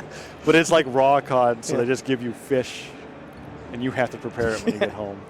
That's the new Is that one. how Apple, I don't think Apple phones work that way, where they give Is you. it not? They don't just give you You don't have to apples? I build the wasn't phone. sure. Yeah. Oh, you don't have to okay. build the phone from scratch. It's Oh, not a. I wouldn't know. I've never owned an Apple Yeah, I product. haven't. Yeah. Never would wish that upon anybody that I cared about. Creed likes his iPhone. Oh, wow. Apparently, It's the iPhone also- camera is it's- pretty solid. It's also part of the creed. Yeah, that is part of the creed. But it looks like our next match for today for this tournament, for this stream, Addy, Mystic, and Cake versus Sandstorm and Ethan, and we he have said it the- a little bit. Does he have the newest models, like with the really nice camera? Yeah. Oh. Yeah, he has Never the mind. newest iPhone. Oh, okay. Because I've got, I got the Samsung Galaxy thing. Yeah. It's pretty nice too. I have no idea how good cameras are.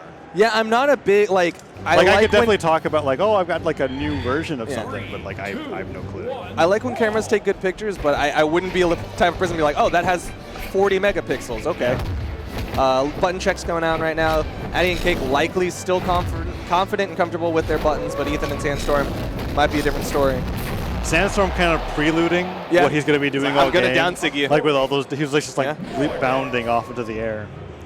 Mordex being selected and Ethan on Hattori. No surprises. Actually, Cake on a Hattori would be a little bit of a surprise, switching off that Queen 9. He's done it before. Yeah, he's done it. His picks are Hattori, Bryn, and Queen 9. Yes. That's kind of like those are the three. I guess he rotated around for this specific matchup. And I'm almost certain that it will change if they lose Yeah, a game. I could see that or happening. two. Addy Mystic is not changing. No. That's the most reliable thing. I don't like. No, I don't think it's ever. I don't think, no, he swapped off Has the it got- Val at one point did it when get he that was bad, He was or- like not feeling gauntlets at all, and then I guess lately he's back to the Val. Honestly, I don't remember what it was. I think it was a sword character. I want to say it was Hattori, but regardless, likely won't be seeing that anytime soon. As we get right on into game one of this best of 5, Ethan and Sandstorm versus Addy, Mystic, and Cake, and Addy and Sandstorm. Addy, only one not able to pick up a weapon. And Cake finding the spear is able to get a nice D-Light combo on the left, and a neutral light return to Ethan. Has actually 2 neutral lights, combos into Addy Mystic's recovery, and Addy Mystic finds a little nice, wow, D-Light Sarah to both Ethanator and Sandstorm. And Addy and Cake are putting a lot of damage onto Sandstorm, actually.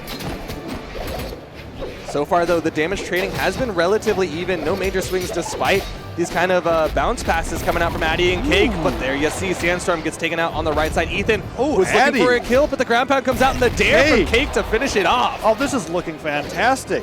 That was amazing follow-ups off stage. It was almost kind of like they were passing. It reminds me of like one of those relay races where you pass the baton. It's like, okay, my ground pound came out, your down air comes out. All right, go back to stage. It definitely wasn't one of those like gimme moments. Oh, but top of the map, we saw Cake go for a gravity cancel neutral signature. Ethan with a fantastic spot dodge to avoid it, and then the turnaround recovery will get the stock off of Cake. And there you see the recovery from Sandstorm to even up the stocks. Now Sandstorm and Ethan definitely evening things up, are trying to get a little bit more. And Ethan actually threw away his weapon there. Ooh, nice respawn, gets some neutral light on the Cake. And now Addy Mystic is trying to find that side light, runs into Cake instead and gets punished by Ethan on the way down. Blue team's kind of failing to find some momentum here, and that sends Ethan flying. So that manages to get a little bit back, but Cake is very close to death. But if he can get a little bit more damage like that on the Sandstorm, everything will be okay for the blue team. Nice side sig from Addy Mystic. Not going to finish off Sandstorm, but it puts him just closer to death. The recovery connects. The stock count is just even. Addy Mystic looking for the dodge read. Had Ethan dodged down, Addy Mystic would have got him with that second sign light, but unfortunately didn't catch him that time. Nice ground pound going from Addy, but a good save coming out from Sandstorm. That ground pound from Ethan ends up connecting both with Addy and Cake. And Sandstorm! He's just going in! Cake, he gets the touch onto his teammate for the chase dodge. Addy Mystic didn't have to hit his teammate. Instead, he took the damage because he has the extra stocks. He can afford to eat the damage to help out Cake that time. Ooh, the double D-Light recovery was a little bit greedy there from Ethan. Addy Mystic was able to interrupt it halfway through. And now Sandstorm getting hit off that stage from that side air, nearly gets KO'd just from the momentum, but still manages to make it back. Cake near death's door here, finally gets that side stick on the Sandstorm, but Ethan is so close to losing this last stock, and Addy Mystic's not even at death percent. The weapon toss just catches him drifting off. The bonk. That's actually really good coverage with that weapon, because a lot of times players will touch the stage to get jumps back and then fade immediately away. let go of the stage. And he just caught him doing that almost like a reflex. Sandstorm trying to find that weapon toss in the Cake. If he can get Cake, that is totally a 1v1 that is doable for Sandstorm. This is just warm-ups for tomorrow. If Sandstorm can take out Cake, just try to get ready to practice his 1v1s. But he's doing a really good job of shoving the blue team left and right, just keeping them from grouping up. A little bit risky on that neutral stick, got punished appropriately, but Cake is seeing sent flown up. Sandstorm trying to find these nairs, down airs, nothing really being able to connect here. Okay, tosses Addy Mystic away from Cake. Wants to keep him from getting close. He's not finding any of these ground pounds, nothing. Cake doing such a great... It's like Cake is built to be in this position of like, all right, I'm really low, I look really great. I mean, he is Cake, right? Yeah. Like, it looks delicious. But like, he's not going to let him have it. No. You can't have this Cake or eat it too. Cake just doing a really good job of just being the bait there. And it was similar to what we saw in our last set. The double Scythe. Okay. Sorry. Interesting. So that's the first time that we've seen Ethan switch off of Hattori. Yeah, so when they first became it, so they're both known for their Scythe as far as 1v1 players go. And when they first started, Ethan and Sandstorm tried to do the double Scythe, and it just really wasn't working for them. So Ethan was like, all right, I'll swap over to the Hattori. It's something that's consistent in twos. It works in the meta. And they had a lot of success getting to this far. But it seems like Ethan, still in the back pocket, had the Mirage, had the Scythe and Spear. And I guess it just didn't feel that confident that they were going to be able to make the changes fast enough to be able to get into the next game. Now Addy Mystic trying to go in for that recovery. Sandstorm trying to find something off the side of the stage. Goes with that down stage, repositions him off stage to find a Nair, actually. And Cake is kind of beating out Ethan here in the Spear Ditto. Ethan finding that D-Light Sair. Sandstorm sending Addy Mystic flying, and it's looking solidly in Red Team's favor.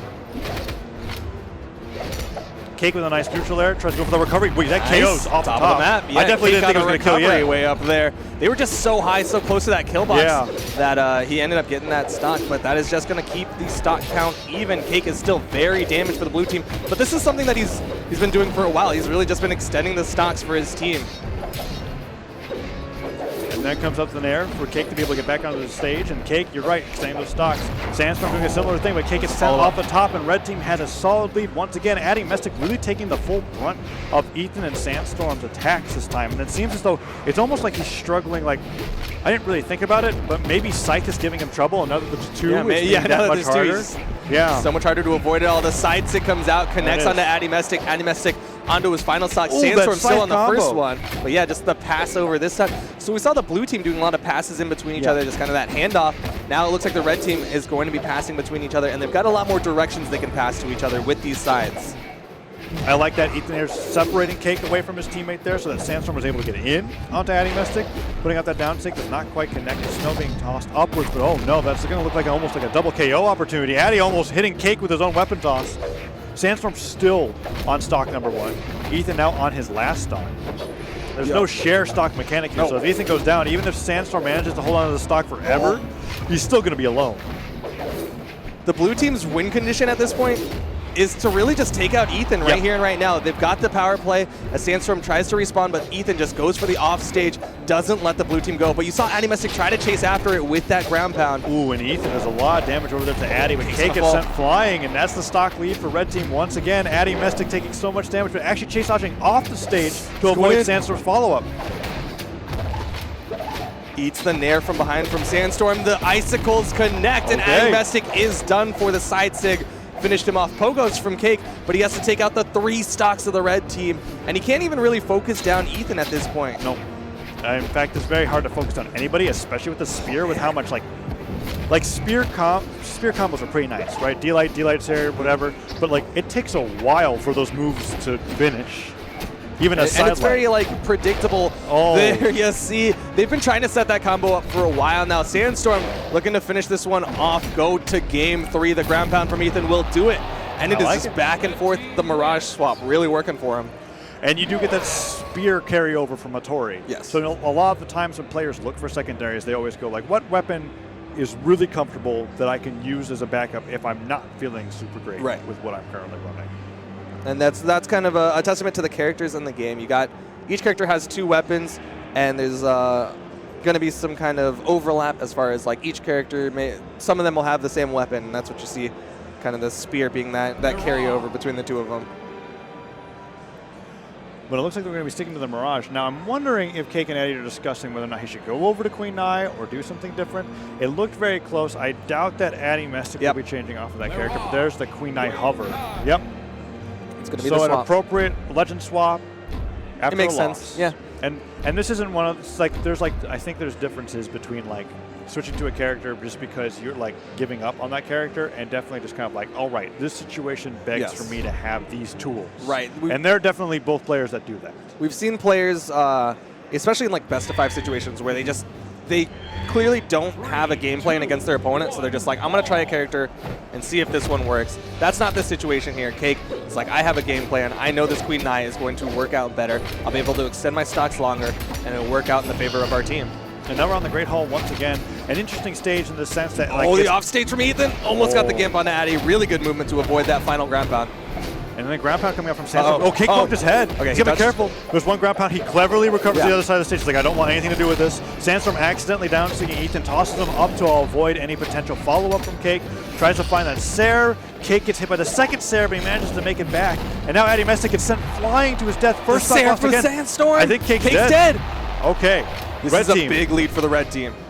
And it almost feels as though like Ethonator like leveled up when he wins. Like, okay, now that my Hattori's not working, you're going to see the actual character be prepared for this 2v2 tournament because the it's training gauntlets really solid. have been taken off.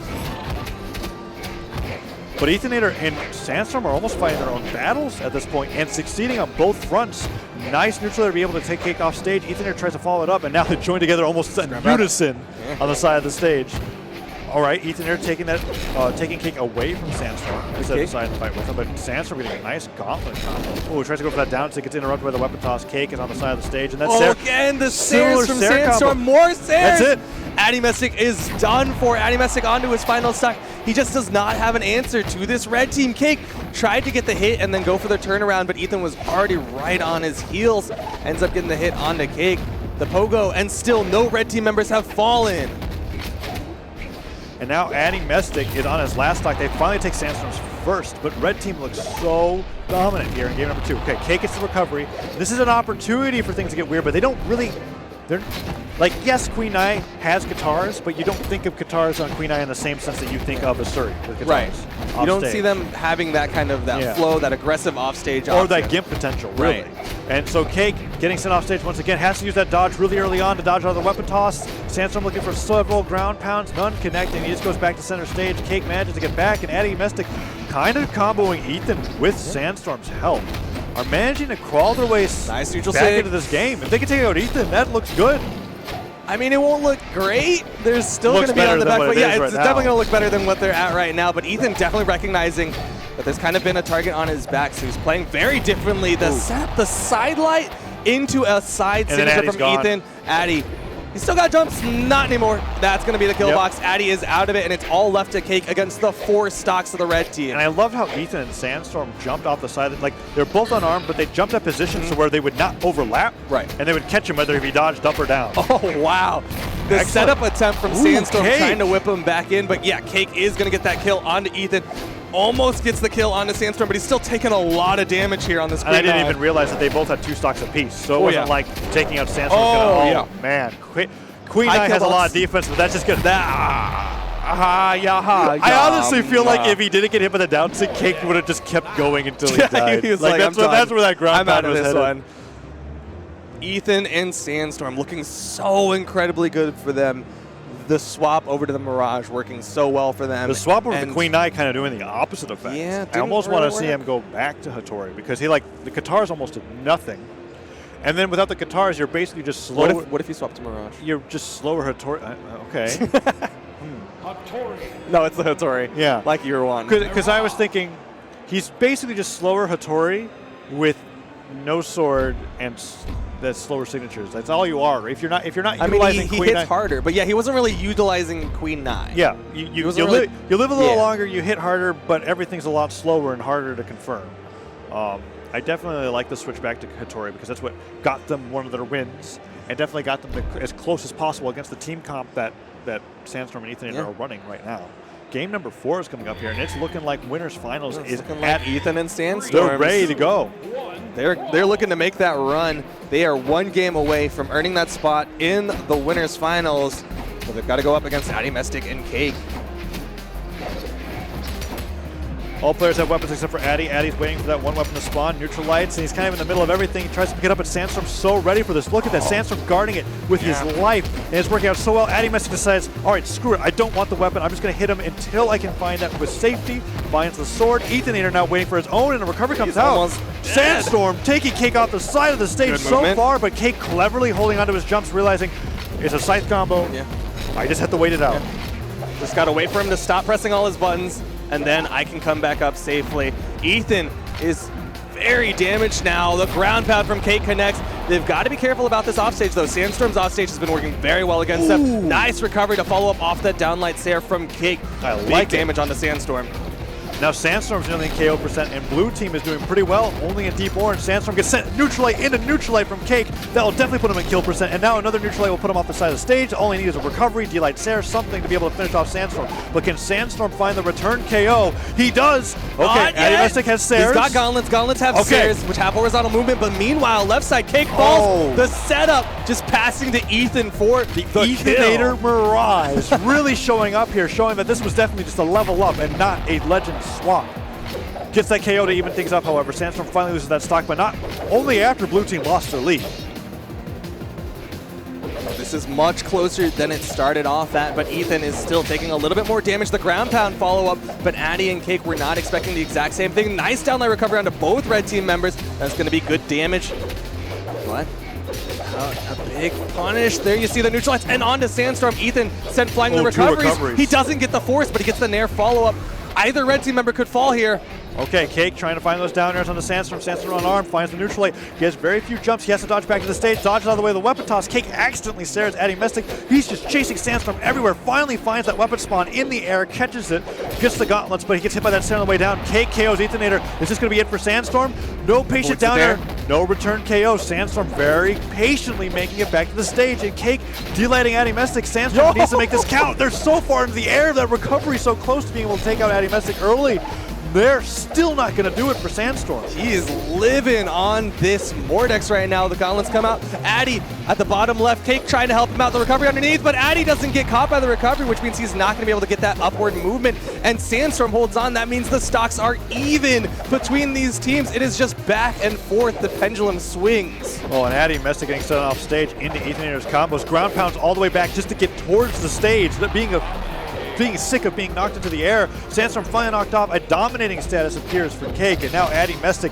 A big mess of attacks occurred there, but it's in favor of the blue team. Cake has a stock up over red, and any damage that Ethan and Sandstorm take is definitely at a detriment. He's trying to go in for these neutral stick KOs, and it's not working. Cake is just destroying Ethonator with his Cake's just going in. Cake gets the wall touch. No weapons.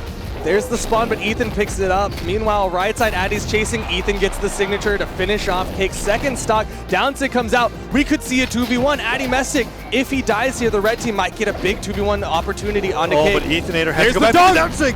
Oh no, wait, Sandstorm gets hit by underneath the stage. Does Cake finish off Ethonator there? No, he manages to make it back. Sandstorm doesn't even have to save him, and Cake is now in a 1v2 for his winner's bracket life. To get into winner's finals, he needs to be able to take out Ethonator and fight Sandstorm one-on-one. He has the HP to do it. He just needs to be able to sneak in. Ethonator very well aware of this, but can he play Cake as well as Cake? That is a tough call, and he cannot. Unfortunately, the Ethan Cake is just a little bit more bitter. Sandstorm versus Cake in the 1v1. And Sandstorm finding those recoveries, does not connect Cake. It's a nair, a side air. Sandstorm fighting against Cake in possibly one of the first 1v1 situations in a very long time. Neutralite comes out, Sandstorm patiently trying to get back onto the stage, tosses the Scythe aside just to be able to catch ground. Gauntlets go away though. He wants the Scythe, and Cake is just waiting for him to fish for something. But that sidelight comes out, no Neutralite down or misses. Sandstorm finds the Gauntlets but gets nared for picking it up. Oh, he didn't get the force! Okay, the nair is off stage, but no down sig. Sandstorm's trying to find that Sair. Okay. Weapon toss. Makes it back. He's tossing everything off the stage. Cake is trying to find the nairs. He needs this KO, and Sandstorm is not giving him anything other than some fleeting down airs. Neutralite. Okay. He wants the sword. Sword's a little bit safer.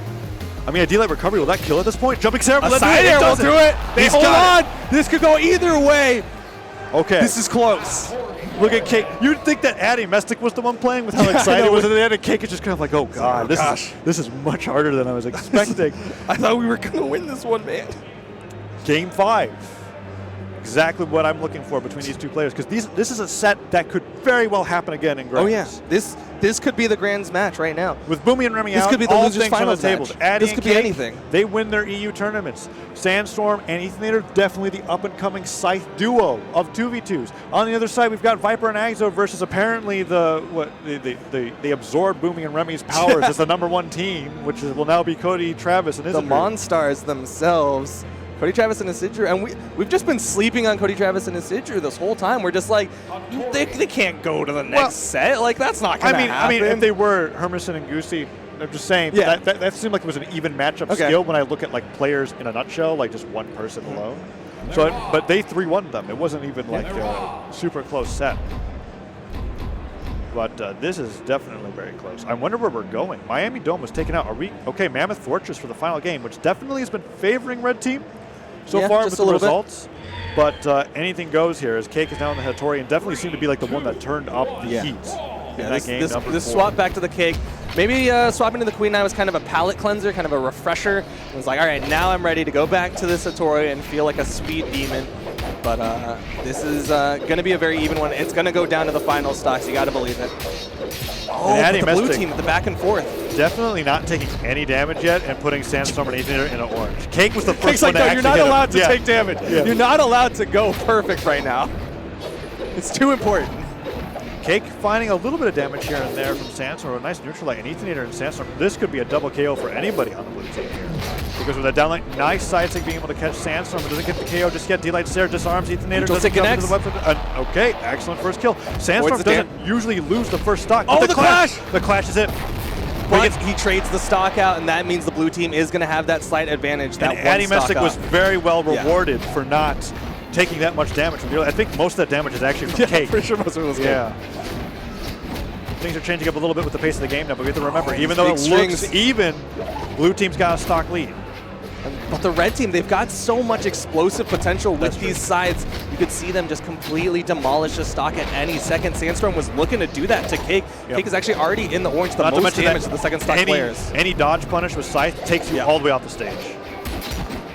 Ethernator's really not even caring who he's hitting at this point. He just wants to get some damage, but Addy Mystic's still on first stock. Sandstorm. Side stick, and oh no, Ethernator both off stage. So many weapons are going off. Addy Mystic goes down for that ground pound, but he can risk it. He still has the stock to go for it. He can afford it. Oh no, the exclamation points are coming out. He can't touch the wall again. He's running out of jumps. It's at 2 exclamation points. All right, he gets up, so he's going to get out of wall slip, but it's only for a moment. Already shoved off. He burned his dodge there with that gravity cancel attempt, but Sandstorm is there for the reprieve. Neutral light sends him towards Addy Mystic, but those neutral lights are sending Ethernator so far that the neutral stick into the ground sends him flying. He didn't get the full black hole. You saw him go for the downlight, but there's just so much damage. This is blue team's game to lose. Yes. They're looking so good Addy here. is still on the first stop. Just turning it up even more. Okay, Ethernator falls to the stair, finally takes out Addy Mystic, but at this point, Addy Mystic's kind of like, what does it matter? I didn't even realize that I hadn't lost a stock yet. Cake could be focused down, but Sandstorm is like a D-Light Sarah away from being out of this set. Ground pound comes out. Sandstorm avoids it. He is playing very carefully around this blue team, playing far back, but that just gives the blue team an opportunity to chase down Ethan. Ethan is going to hit the dare to finish off the stock of Cake, and if they get this gimp, that could be big. But Addy gets around it. Recovery drops. Sandstorm manages to hold on this last stock a little bit longer, but they got to be careful. Every time that they go into wall slip, the sooner that they'll be into it next time. Ethan manages to make it back on the stage. He still has a little bit of HP to work with, and Sandstorm somehow making through that unscathed. Finds a nice neutral air onto Addy Mystic, puts him into the orange. Finds that down air, puts him off the side of the stage. Cake getting punched by Ethan. Nice follow-up. Sandstorm, somehow they're finding these team combos. Addy Mystic gets ground pounded off the side of the stage. Sandstorm boldly throwing out a neutral sig. Okay. He managed to make it back though. Neutral sig coming out from Cake. Can Ethan make it back? Him out the nail. He dares him. He manages to make it through the neutral light. It's not going to KO. Oh, the weapon toss! It's Sandstorm. all left to Sandstorm against the 3-stock. Sandstorm sat on this stock for so long. There's no way. There's no way. He gets hit by all these weapon tosses. The dive kick that does it. Addy and Cake hold on. They earn their winner's finals spot. Top 3 confirmed for Cake and Addy. Woo! Moving on to the winners finals. That's not the last that we've seen. That's not it. Of Sandstorm and Ethan. No. And they looked really good there, and I wouldn't be surprised if we have a chance for a rematch against them again, but that means they have to go all the way through losers bracket to get to Grands, to have a chance to fight against them again, because we don't even know if Cake and Addy are going to win in the Grands. They might find them losers as well, but regardless, that is a top 3 secured spot for those 2 players. And a well-earned one, is because I loved being able to see the adjustment of, like, maybe Queen 9 will work here. Okay, what I thought Queen 9 was good for definitely is just hurting me. Went back to Hattori, focused a little bit harder, and was able to pull out everything that he needed to make that last game look like a completely dominating stop. And that's one of the benefits of best of 5. You get a little bit more room to experiment, to say, okay, you know what, maybe the character is the issue here. If that was a maybe best the play of was the 5, issue. they would have lost. Right. That's just to give you the perspective of, like, how important it is to be able to have that many games to play. Yeah, best of 5 is so incredibly great. But that's not it for us. That's not it for the tournament. We're going down to the lower side next, apparently, to watch Daiku and DaBrain versus LittleCap and FaceOff. And that's because Viper and Axo 3-0'd Cody, Travis, and Isidre very quick. Like, it was like, that was quick. They just did that over there. It's a little magic trick. And so that means it's an all-EU. Winners finals. An all-EU winners finals. Has that ever happened at a LAN? No. I mean, generally. Not even in EU like, LANs. Like, real talk, Boomie and Remy are almost always in that winners finals spot. They're one of them. So the fact that they got knocked into the lower bracket so early, they got knocked out of the tournament so early, like, is this it? Is this the EU dream? Somewhere out there, Marshall's raising his hands and screaming to the high heavens that this is the opportunity, because and what's hilarious about this is EU hasn't won anything. No, and people weren't even considering EU as like a threat. They were just kind of like, isn't it only worth practicing in North America? The closest thing the closest thing EU has to a LAN win is Daiku 2016 2v2 World Championship, and when he teamed up with Starlight. And then when he teamed and he teamed up with Boomie. But that's like, it hasn't been a true EU win. Not in 2s. There hasn't been a 1v1 win in offline tournaments at a LAN where EU. like everybody can participate. No, there's not. This is actually nutty. Like, this is and there's a chance. Wild. There's a chance that all of top 3 could be EU because Daiku and DaBrain are still in. Yeah, I mean, that's also a possibility. They're in losers round 3. They're going to be fighting against LittleCap and FaceOff, and I think that's actually our match. Right. Which is exciting because then we can see whether or not we're just going to have an entire EU-sided bracket over EU sweep. And like, is that going to happen? And so it's interesting because in most games in other esports, typically EU tends to win a lot. So we're just kind of like, yes, NA is going in, but like, I have seen North America dominating. That's why I support Brawlhalla, because North America's the region. I've been seeing North America dominating in this game for so long that I'm just kind of like, let's go. Let's have some reason to go have a shake-up. over to Europe and to Sweden and to other places to be able to fight against these players, which are now apparently destroying the 2v2 scene. This is an exciting time, and what better time than to have it come out here at the World Championship, here in the Georgia World Congress Center in Atlanta, Georgia. It's crazy. It's amazing. Absolutely crazy. And we're going to be able to see the results of all of this happening on Sunday. Yes. After ones. Wrenched and Blue is against Tiffany and Starlight, and it's 2-2 right now. So that could be even more EU. I mean, that's even one more like EU. It's blue. Yeah. But Noel and IThrow are waiting for them, though players that if you just joined and you haven't pressed exclamation point bracket in you're a Brawlhalla fan, or you haven't. Oh no, you're. Oh no, I missed. You missed the mark. Oh no. I'll read it out loud. Boomie and Remy, KO'd. KO'd. That's right. Yeah, it's definitely not Icon. Yeah, not Icon. Boomie and Remy have been knocked out of the tournament. They lost in pools they lost one game in the round robin of pools to Cody, Travis, and Isidre, and then in the lower bracket lost to Noel and IThrow and have been knocked out. And that just leaves everything up for grabs. Coming up next, though, is 2 teams that are very interesting to watch. LittleCap and FaceOff, kind of one of the other strong North American teams. They have, in online tournaments, given Boomie and Remy a run for their money. In offline, tend to not do as well. But, I mean, this might be their time. And normally we were used to seeing them on winner's side, but what was odd was Sandstorm and Ethan were the ones that knocked them into losers in pools. So that's why they're already here on loser's side. But they've gone through, they 3-0'd Costlix and Midget. They 3-0'd Hermon and Goosy. And now they're looking to probably 3-0 Daiku and DaBrain. But Daiku and DaBrain have been practicing like mad this week. I think DaBrain has been in the States for the past 2 weeks. Yeah, they've been rooming with Noel here in advance. They've both been able to practice offline together in Atlanta, Georgia for at least a couple weeks now. And they were playing all day, yeah. as far as I could tell. Headsets on. They weren't really talking to anybody other than themselves and making sure that they had somebody to play with. So they are absolutely warmed up or exhausted as all hell. One of the two. I could already see DaBrain over there looking like he's ready to take a nap, but maybe that's just DaBrain all the time. DaBrain, very famous Brawlhalla content creator. Yes. I think he just released. He's been releasing more. He has some. He just releases. He's saying he's not underwater. Daiku famously. Sorry to derail that. Daiku famously has been the biggest proponent of the game feeling quote unquote underwater for him, feeling like he's sluggish, kind of like if you were trying to run underwater. Oh, and there's tons of different reasons. Whether it's like that. latency or the hertz or it's always like, something. Yeah. Or maybe like the positioning of the monitor. He woke up on the wrong side of the bed that day. The sun was 2 degrees too cold, and so he was feeling underwater. He like travels to the sun surface to double check. It's like, this isn't right. He's got he's got one of those lasers that you like point at the sun. It's just like, nope, it's too cold. Are they going in? I hope not. Okay, they don't have names. All right, because hopefully they're reminded of the names too, so I can make sure. Because there's so many Hattoris now that I just honestly. I believe LittleCap has never swapped up the boat bar. Boat bar, yes, but then like the rest we don't know. Right. So Phazon generally will Phazon is be on the Hattori until now. it becomes a problem and then goes to Lucian. Or Val. That's right. He hasn't played Val in a while. That's though. right. But in twos, he tends to be the Hattori. Yeah, and then he doesn't swap as quickly as say Cake would. Right. But he will swap eventually if it like looks really bad. Right. And then Daiku giving a little prayer. we saw a Jala, which is kind of an old Daiku character, and I'm not exactly sure if that's what he's going to be going with, but that's something that would be very interesting to see. And then on the other side, there was a Hattori, which is what he's been playing more recently. So I really don't know what to expect from them. I think Daiku is the Hattori, and DaBrain's on the Jala, and I don't know what to expect from DaBrain's Jala. I really don't know what to expect from DaBrain at any tournament because he usually brings a different character and playstyle to every tournament, and he's like developed it. He's like cooked it specifically for here. He doesn't bring the same recipe twice. And Jala is very odd.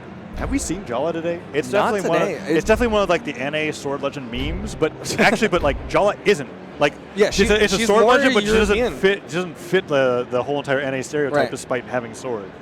But and DaBrain's definitely more of an axe player than a sword player. Okay, yeah. In fact, I'd even say that out of all of DaBrain's weapons, sword is like his not. I was gonna say, I can't really think of it. Like he played Barraza in a tournament. He's played Mordex in a tournament. Olgrim. He's played Olgrim. Like he's even done Ragnar. Yeah, he's played a lot of characters that don't have sword. Yeah, and sword's usually not what he goes for. So I can only imagine that he's picking this for like the stats and the axe and the signatures. But we will see. Yeah. I'm not sure. Daiku on Hattori makes sense.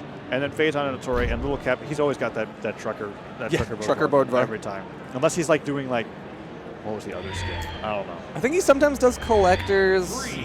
But no, he does the one with the handlebar mustache. I don't remember what that is. Oh, the Nutcracker. Yeah, Nutcracker. Nutcracker boat bar. But going into game number 1, a Blackguard Keep, we rarely go here, but it looks like we're just going straight into it. Yeah, because the button check was a little bit earlier. Make sure everything's okay. Game number 1 between these two players. This is losers round, best of 5 to get into top 8. So whoever loses this is out of the tournament. So far, damage trade slightly in the blue team's favor. DaBrain, he's on this Jala. We talked a little bit about her stat line. She is the squishiest character on the screen. Going base 3 defense, but going into that defense stance for 4 means that she's going to take a lot of damage from each of these hits from the blue team. 2 Sares from Daiku sends Phazon flying, but Blackguard Keep being that wide, it's kind of, he can take those hits. He can eat those Sares. Yeah. Because each one of these islands on the side that's floating up and down are almost like a stage in themselves. Yes.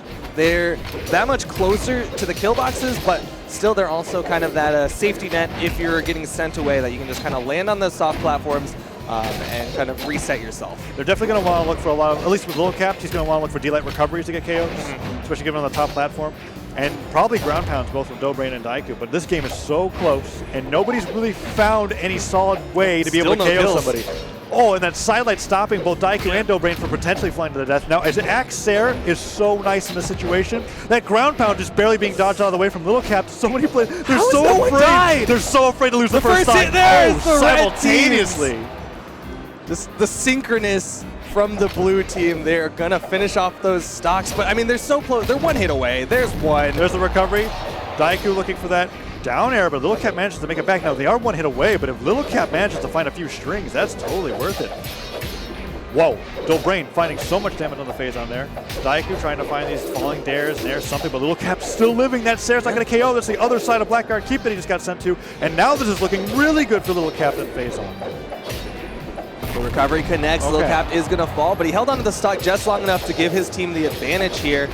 Phazon with a wake-up down light ends up sending Daiku up. Falling Sarah from DaBrain since Phazon off the side of the stage. They can kind of switch over to focusing on the Phazon, considering that when LittleCap was stock tanking, he wasn't really supporting Phazon. DaBrain's gone for so many of these gravity cancel down sigs, and they've all missed and all have gotten him punished. Yeah, it's a very risky option from Especially DaBrain, with 4 defense Jala. But I like it because like Jala's down sig, both on like the sword coverage and axe, travels downward slightly if you do it in the middle of the air. And we just saw it succeed there. Oh, but LittleCap with the side air. The stock advantage is on the blue team. And LittleCap not even close to that kill percent. They're just widening the gap away from this red team. The side air does not connect. Daiku wants to finish off this stock of Phazon. They might just start thinking about going for the 2v1. Just finish off Phazon and go for the 2v1 onto LittleCap.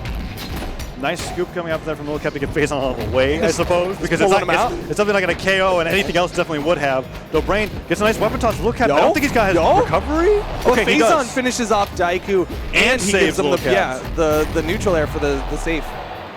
Which is important. Daiku doesn't seem to be able to manage the best little. Okay. Well, Yeah. Immediately evened up. Definitely does manage to be able to best LittleCap off stage.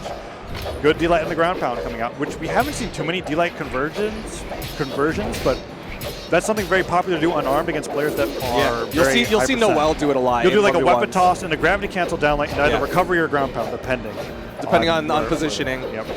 But still, the damage is in the blue team's favor right now. DaBrain so many a little bit sword more with sounds the on screen. I mean, there's 4 swords on the That's screen. true. I was like, what am I listening Gonna hear to? sounds from every direction right now. But not a lot of connections. DaBrain They loves that see- gravity cancel down sig into getting hit, I guess. That was the second time that, or I don't know, umpteenth time that I've seen him do it, but this time with the sword. Still the same property. Sidelight from neutral sig. Nice, neutral sig. The jump weapon read. toss. That's on Phazon. That can Phazon. totally turn around. With the gravity cancel, LittleCap with the same Daiku with the punish. He's still got safe. jumps. That'll do it. It's all left to LittleCap in the 2v1. That was almost an amazing play from the blue team, but That red was team so capitalized. brilliant. The reads Yeah. taunt holding him in place. Now, no taunt lasts longer when gravity canceled. No. Because of how it's adjusted, but it still lasts a long time. Down sig finally connecting from DaBrain there. The down sigs they've been throwing out all game. Dive kick comes out. LittleCap still not dead, but the Nair gets him in the middle of the air, not expecting him to fall him that fast. And that game goes over to Daiku and DaBrain in a celebratory fist bump there because that was not looking like their game until Daiku got that amazing that neutral was a sig great read on neutral that sig. jump. And then the edge guard that they had on Phazon, even with the miraculous save from LittleCap off of that taunt, because he knew it. Like, you saw like there was a split moment where he's like, "No, come save me, come save me." And he sees him reading the book, and then I was like, "Okay." You and I are loving what just happened, and it was so exciting. But I want to make sure that everyone at home understands the gravity cancel taunt there. It's not to show off. It's not to say I'm done. The way that it works is he burns his dodge. Yeah. But he stops all of his downward movement. Is he it the goes in- longest lasting move that you have to gravity cancel with? At least for No, most characters? but the thing about the gravity cancel taunt is that it stops your movement, which makes it easier to, you're going to stop falling, And you don't it's have any- easier to know where you are. and you don't have any active hitboxes. 0 iframes on it. Yeah. So it makes it so your teammate can come down and save, and that's exactly what happened there. It was absolutely amazing. And then I didn't cool. point it out, but this is really weird. Go for it. Daiku's in a fold-up chair. Everyone else is in the Is it really? Maxnomic chairs, You know, I and was- Daiku's in a fold-up I chair was because gonna that's what's joke- at the setups. Like, he wants that I was going to consistency. joke that one of the things was the chair's not quite right when we were talking about But him they're being not. underwater. They're not but right you're at right. the He setup. totally brought the right chair.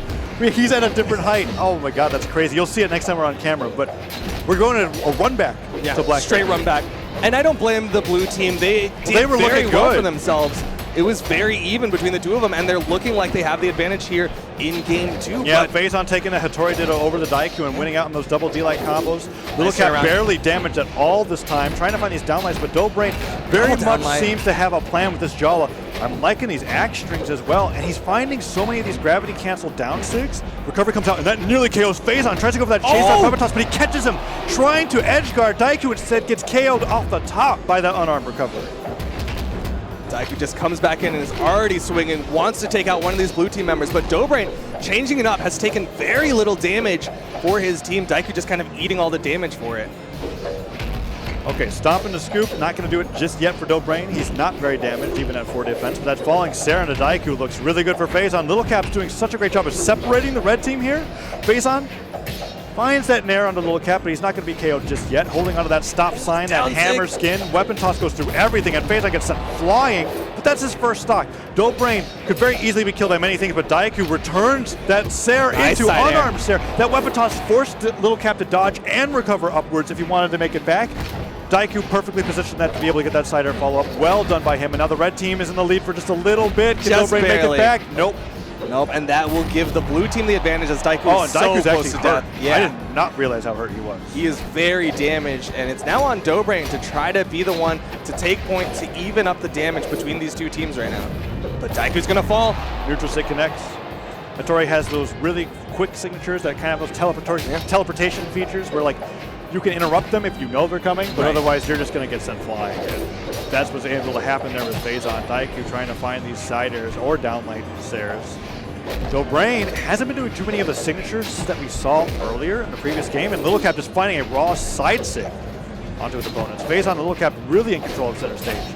And they are perfectly okay with just splitting them up and fighting their own battles. Going for the 1v1s. Daiku and DaBrain definitely aren't. They went back to be able to put a little bit more damage on the LittleCap. Side does not connect. DaBrain goes for 2 chase dodges in a row to be able to chase after his opponent that he just hit. And LittleCap, that's Sarah.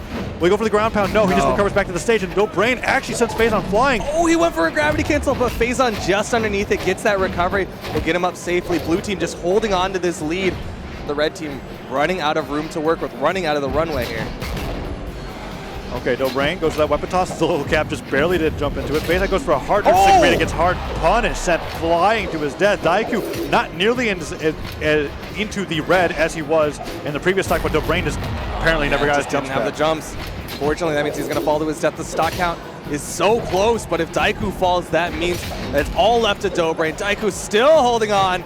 DaBrain didn't hit the recovery. He didn't hit it, and he did touch the stage. I think that he definitely needed to be connected with there. Okay, so DaBrain, and here's the team combos. Oh, LittleCap. He dropped the dare. Wait, LittleCap was just kind of like, come on, where was it? I was ready. Supposed to do this thing, man.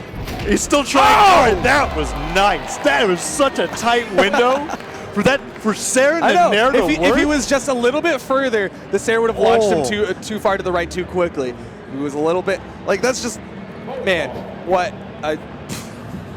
They're pretty fun to watch in 1v2s because it really stops from going to struggle to like, all right, it's time, let's have some fun. You can see them like time talking. To show off. They're like talking to each other. Like, dude, come on, if we did this like a little bit later, it would have worked. Because he was like, I think he chained the 2 D-lights and it was like he was fishing in the sky with his hammer. He's like, come on, give me him. And then he finally gets the Sarah and it connects. But like, oh man, that looked more like what the result of game 1 was going to be if Daiku wasn't super clutch. Right. Daiku didn't end up being super clutch. So game 2 went over to LittleCap and FaceOff, and now we're probably going to have to see a new map. Maybe, yeah, I could see them changing up the maps. I can't imagine Daiku and DaBrain being like, let's go back there, but maybe for the confidence boost, maybe for the ego, that Daiku ego, he'll go back for it. Well, because it definitely was. Well, I don't want to say that. I think it was fairly convincing. It was very in FaceOff and LittleCap's favor. We're going to see what gets banned out here. They're thinking about it. EU is definitely banning things out. If they leave it open. If they leave it, I have to imagine he's hovering over. Okay, it's gone. gone. So Twilight Grove or Miami Dome, most likely. Wait, these are interesting maps left open. Yeah. It's probably going to be Twilight. I guess Twilight's like the most neutral. Yeah. I mean, Small Enigma is neutral, but Twilight Grove is definitely much more familiar. Enigma came much later in the years, and these are very old school players. Enigma, kind of this modified version of. Actually, it is called Small Enigma. I forgot because there's the free-for-all map that is regular Enigma. Also, Small Enigma is both in 1s and 2s? Or do we have like super small Enigma? No, there's not extra small Enigma or anything like that. But Mega I forgot that. Yeah, in the free-for-all version, there's a map called Enigma that has the moving platforms and everything.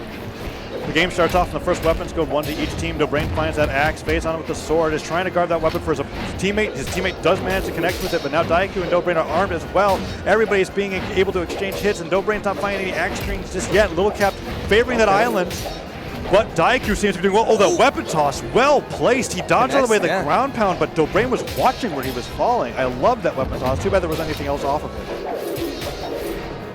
The dare connects from DaBrain. Damage is being done. The red team with that slight advantage just bouncing on top of LittleCap right there. but they need to find these stock finishers soon. Daiku looking for the unarmed option, trying to get that recovery or the neutral heavy. The Scythe is going to bounce him off the island. DaBrain bounces his head, but he gets the turnaround dare. Phazon's in trouble. Gets the wall touch. DaBrain! No, that's not what you want to see. I think it's the first time that we actually saw that style of SD. He definitely just recovered at the bottom of the stage. Yeah, he just hit his head. And sword recovery has a cast time, so if you hit your stage, you fall down a little bit and you can't dodge back up. He falls to his death prematurely there and keeps this game even as LittleCap actually lost his first stock. But Phazon's trying to take the lead here with his edge guard on the Daiku. Sares under the platform, accidentally cancels it, so Daiku's able to touch the stage and make it back. And now Daiku's acting as the stock tank here in game number 3. DaBrain going for those gravity cancel down 6. That's what he did a lot in game 1, which is Phazon to the same thing! Oh no! Phazon falls to his death. Is there a magnet in the side of that stage? Are all these players androids? What's going on? Why are they being lured into Twilight Grove's bottom half to be set flying? Daiku still holding on to the stocks for his team right now. Blue team wanting to finish it off, but instead they're looking for the 2v1 option onto DaBrain. The power play as Daiku returns, but he gets back. And again, he's sent off by LittleCap with the side air. Daiku loses that first stock finally, but LittleCap and DaBrain are looking so damaged that this basically is an even game. Yep. Finally gets another recovery, just falls into the recovery twice. DaBrain losing that second stock here, and Daiku getting hit by a nice little sidelight nair combo. LittleCap continuing it as Daiku's unarmed. He doesn't really have a way back onto the stage safely with how well LittleCap's being able to dodge it, but no, DaBrain opens up an opportunity for Daiku to find that spear and evens things up a little bit more again, but LittleCap's holding on to the stock a lot longer than DaBrain. Nice downer as well. LittleCap is very damaged though. DaBrain he's getting sidelight nairs. He's not getting the big follow-up afterwards that we see from like players like Isidre. And he's also not finding those big finishing blows with the axe cider, which are so critical. So that's one of the reasons why his axe just He's on over to the right side though. That down stick hit LittleCap so hard, I thought it hit both of the enemies. Like he went flying. Nice neutral and recovery, off however. the corner. Weapon toss avoided. A little bit more damage than Daiku, putting the red team, or the red team a little bit into a lead. Just barely in the lead. Oh, the right side though. LittleCap avoids the gimp. LittleCap was just barely going to possibly get ground pounded there. Avoids that down stick. Daiku sent flying, but Daiku's still on that second stock. He's okay to lose this. DaBrain, however, you have to remember Jala with that forward defense, even if he's in the orange, a side sig from LittleCap on the side of that stage will definitely KO. Could be killer. And Phazon definitely just put DaBrain into kill percent. LittleCap's running for his life as Daiku just has a mission, and is that to hunt him down. DaBrain gets hit with that D. Oh no, LittleCap ground pounds. He's got jumps, he's good. Okay, the turnaround. This can go either direction. Which team is going to get the 2v1? DaBrain is desperately trying to save, and he does hold on to it, but Phazon knows he has to get DaBrain, and DaBrain is in a very dangerous position. Phazon's going to go for that recovery, maybe to reposition, but Daiku is just stabbing him over and over again with Spear Sares. Falling Sares, the island saves him, but DaBrain gets Daiku, that's it. Daiku can't capitalize. DaBrain's done. It's just a straight 1v1 between Daiku and Phazon in the Hattori mirror. Neutral Light catches Daiku out of that GC downlight. Daiku finds his own sword. Sword versus sword here in this Hattori Ditto. Phazon was winning on Blackguard Keep, but it could be very different here in Twilight Grove as they both slide past each other with their respective moves. Sidelight connects, weapon toss goes down, and Daiku is looking for that sword once again. Phazon doesn't get the combo, and Daiku doesn't get the punish either. They're both hitting each other with one thing and running away. Downer connects. Daiku's trying to find something with those neutral lights. He's getting the silent downer. Follow-up. No weapon toss, and Daiku doesn't want to go for the dive kick. Yeah. Doesn't want to overcommit for that finisher. Daiku goes in for those downlights, maybe get the D-Light Sarah combo. Downer connects, but he doesn't want to go for the nair of the recovery at risk of being followed up on the GC sidelight. Catches him trying to run past. Nice nair! All right, Phazon. So close to kill percent. Daiku still needs to be hit by a lot more moves, but this is Daiku's game to lose. Recovery clips. If he can find the D-Light Sarah, maybe put him in a kill percent, but another nair. Daiku gets it. They hold on, and Daiku sitting in the fold-up chair is going to hold on for the team. They are one game away. Daiku's like, whew, that was close. Yeah, that is a sigh of relief. He's like blinking for a while. He's like, okay, where's my heart again? Oh, did that just happen? My entire body is beating. Okay, there it is. Pulse like calms down. LittleCap and Phazon definitely a little stressed out a little bit about that one, but they've always been very cool-headed when it comes to these games, whether it was a win or loss. They're kind of like, yeah, okay, we know what happened that game. Whenever they finish a game, they've usually got like some sort of like smile either in their eyes or on their face. Yes. And they're having fun at the end of a set. The map bans are different again, and this time it's neutral, neutral, neutral. We're either going to have 2 stages with no platforms or Mammoth Fortress, the go-to stage for almost all Brawlhalla players in North America. And it is going to be Mammoth Fortress, kind of the all-rounder map. Has a little bit of everything for Game 4. DaBrain and Daiku 1 game away from holding on, keeping that EU dream alive, as there's already 2 EU teams in the winners finals. Can DaBrain and Daiku secure that 3rd spot? We're about to find out, or if it's going to go to a game number 5. A lot of damage already being exchanged there. As FaceOff was able to sidelight, I think, all 3 people. Daiku, unarmed, getting pogo sticked all over the place, but Daiku went into red in 10 seconds. Yeah, Daiku took a lot of damage to start this one off, and he has yet to pick up a weapon. But he's going for the follow-ups off DaBrain. Okay, Daiku trying to find those sidelights. LittleCap gets a stop, but no follow-up. Sider punishes DaBrain for going for the but Daiku sends flying. DaBrain goes in for another signature. Is he going to get punished for this one? He has no dodges, no jumps, but he manages to touch back onto the stage, and FaceOff slips past him with the ground pound, not being able to connect, and now Daiku, nice combo. Passes over. DaBrain getting that gravity cancel down sig, keeping the stock count even. This can go either direction. Daiku ends up getting interrupted by DaBrain, but damage is being done to FaceOff. LittleCap not quite in that kill spot, and he's going to disengage. Doesn't want to be off stage against both of these red team members. Oh, he doesn't get the Sayer. DaBrain loses that stock, and now LittleCap is the one that's stock tanking. A little bit of a lead for the blue team here, which is exactly what they're looking for here in game number 4, but DaBrain evens things up so fast. Daiku, the one taking the most damage the fastest, but not nearly as fast as he was on that first stock. FaceOff finds that D-Light Sayer, has him off stage. DaBrain finding axes left and right. LittleCap, FaceOff both being, they're not spared from this onslaught of attacks from coming out from DaBrain. And now DaBrain trying to find these sidelights once again, maybe get another combo setting up into that ground pound. There's the downer, sidelight nair. Nice. Goes to that jumping Sayer, can't find anything, but LittleCap is getting destroyed by DaBrain here. Another axe string almost connects with that ground pound. But it hit Daiku with the down sig. And that's going to put Daiku onto his final stock here. I did say nobody was spared from the axe onslaught. That includes his teammate, apparently. This axe chops all trees, including the friendly ones. FaceOff gets sent high into the sky. Both blue team members are taking a lot of damage, but it's really Daiku who is in trouble. He's the one on his final stock. Yep, and as long as he's taking damage while blue team's not getting KO'd, it's looking bad. DaBrain gets D-Light Sayer, not going to KO just yet, but that silent will put Daiku in a position where DaBrain can't really throw out moves, and that nair nearly KOs off the top. I don't think a nair on the stage will, but it definitely will if they catch him above Mammoth Fortress platform. But there's the combo. Nothing coming out. No kills! He dropped the recovery, he dropped the D-Light. All right, D-Light Sayer connects on the Daiku. Daiku put into the orange. DaBrain trying to get that KO on the LittleCap, but DaBrain's flying the weapon toss, just barely avoiding LittleCap's head. Okay, very similar to what we were seeing earlier in the game. LittleCap very close to being KO'd. DaBrain trying to go for that haymaker, and it gets hard punished. Will the recovery come out from LittleCap? He's not going in. DaBrain is still unarmed. All right, he got the wall touch. He's still living, but Daiku finishes off the stock, but the health advantage is in the blue team's favor. Interesting option there. Goes for there's nothing else that he could do with unarmed. I guess, yeah. He couldn't have gone for a downlight dare. Maybe he could have, but by then the opponent would have respawned. The other one was respawning. Okay, I can see it. Long Sayer, downer, in the face of 2 downers, weapon toss! Red team has the advantage! 2v1, LittleCap! That was absolutely insane. The weapon toss comboed off the wall to be able to get that wall touch, and now LittleCap's falling. They do it! DaBrain and Daiku continue the dream of an all-EU top 3 as they 3-1 LittleCap and FaceOff in what was looking like a set that was not in their favor. What an amazing performance! And not underwater. He's not underwater. He's not underwater. That was the closest to a clutch performance I think that I've seen all day, because LittleCap and FaceOff are not a team to slouch on, and they were looking like they were in control, and they had to get amazing opportunities that they just pulled out of thin air to be able to take that game, because that was looking like LittleCap and FaceOff were going to game number 5. They absolutely phenomenal play coming from Daiku and DaBrain.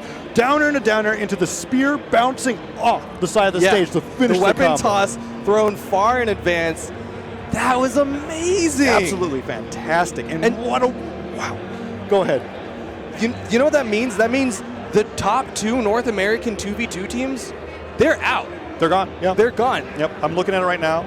It's going to be Viper and Axo and Addy, Mystic and Cake, all EU, top 3s. Okay. And then there is Daiku and DaBrain, which have made it into the top 8 on loser side. And I think Noel and IThrow and Tiffany Starlight is happening on the second stream, which is at twitch.tv/DataFGC. Right, but that's not all for tonight. That's not all for us.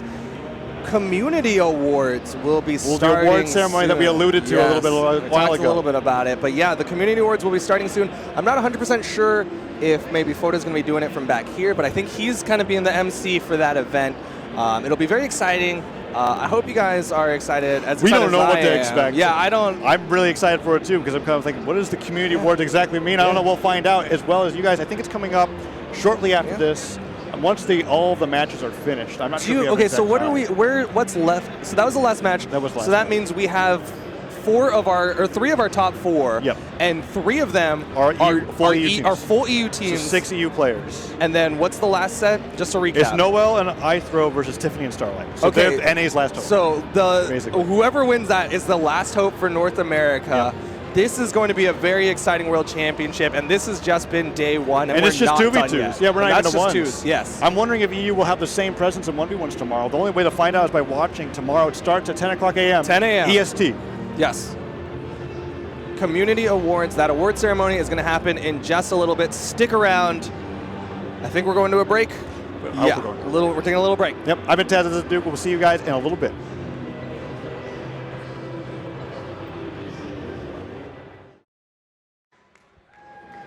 What's up, Brawlhalla? Thank you. Thank you, thank you, thank you. Thank you for your patience. We appreciate it. But this is not about me. This is about you guys. It's our first annual Brawlhalla Community Awards. We're going to...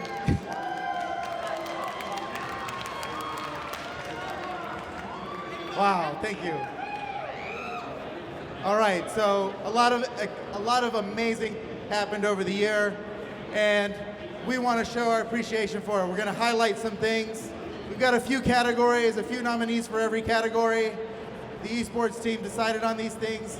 We'll do it up bigger every year. So, without further ado, let's get into it. Our first category is Best Team Combo of 2018. And here are your nominees. First up is Noel and IThrow.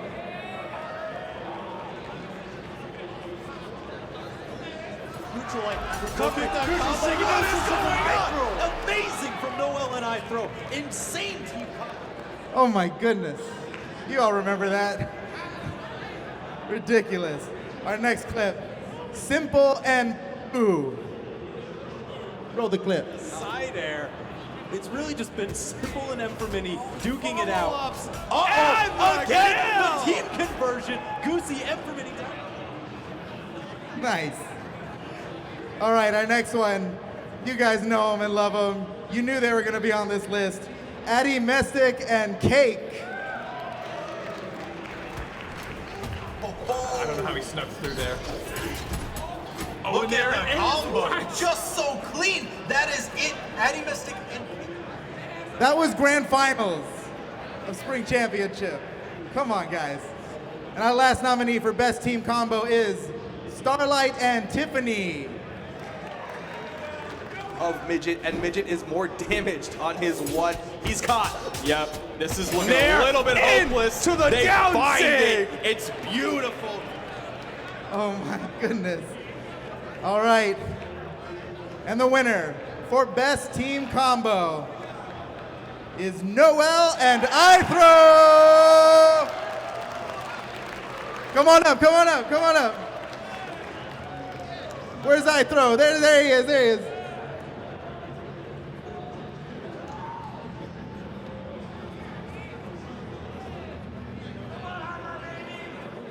Wait, I gotta find him, Noel? IThrow. For you guys.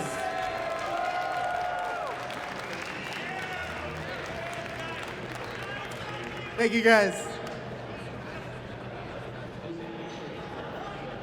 All right. Noel and IThrow, everybody. Give it up, give it up. Noel and IThrow. These guys. All right, our next category. Best pop-off. DoubleDime already knows.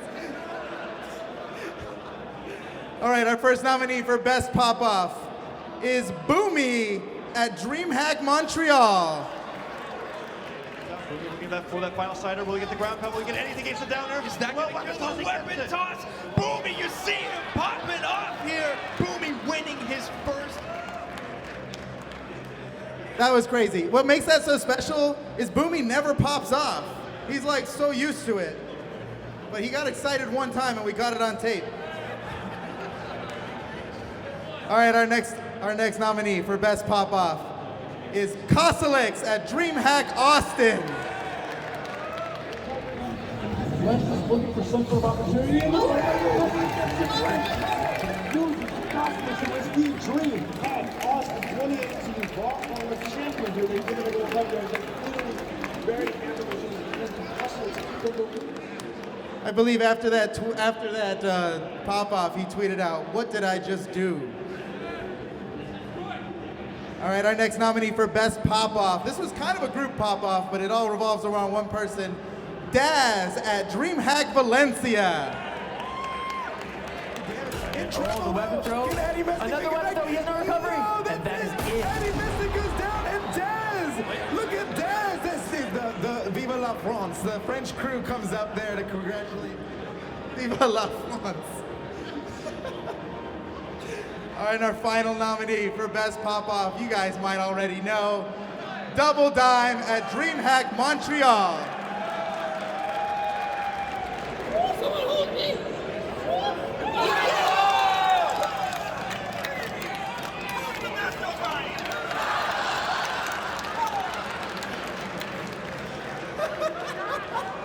Oh my goodness. And the winner for Best Pop-Off Brawlhalla Esports 2018 is Kosalix. Come up here, Kosalix. There he is.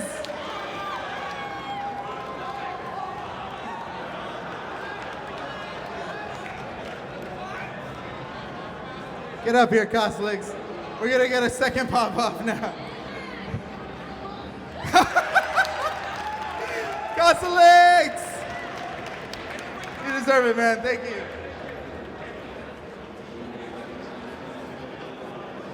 Oh, man. All right, our next category. This is a great one. I love this one. Our next category for the Brawlhalla Community Awards is Most Improved Player.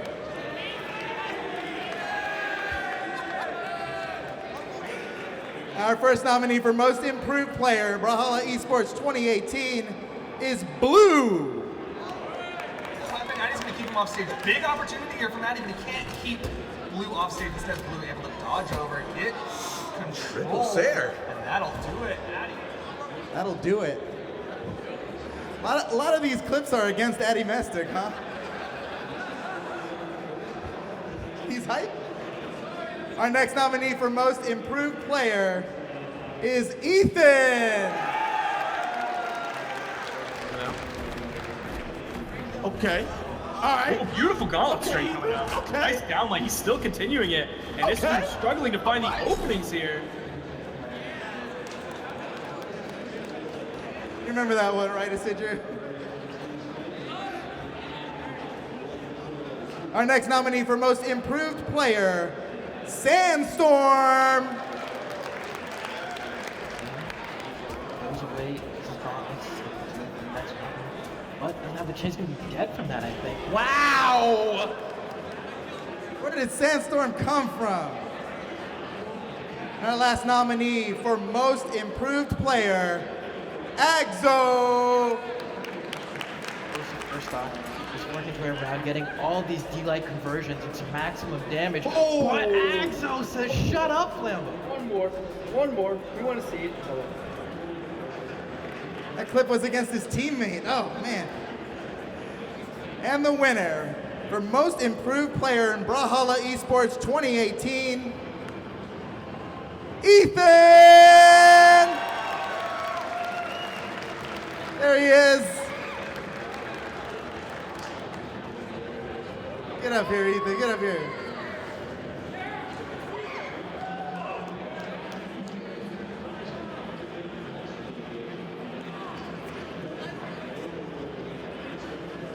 looking a little embarrassed, Ethan.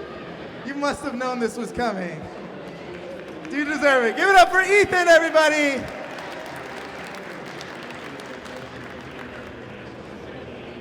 All right. Our next category for the Brawlhalla Community Awards, Best 1v1 Highlight. And our first nominee, all the way from Brazil, it's Fiend. Wanting to go for a little bit more consistency, maybe he's more comfortable with that. But Oh my God! And there it is, getting that kill off the top, the recovery from the double. I can never stop talking about that. The reads, man. All right, our next nominee for Best 1v1 Highlight, Addy Mestic. With the craziest read. Again, but Addy Mestic, he doesn't fall for this ever. Like unless he's already been hit trying to find his way back. Oh, the arrow! 20,000 IQ. Addy Mestic takes it down. What? That was to win the spring championship. That was the final game. Unbelievable.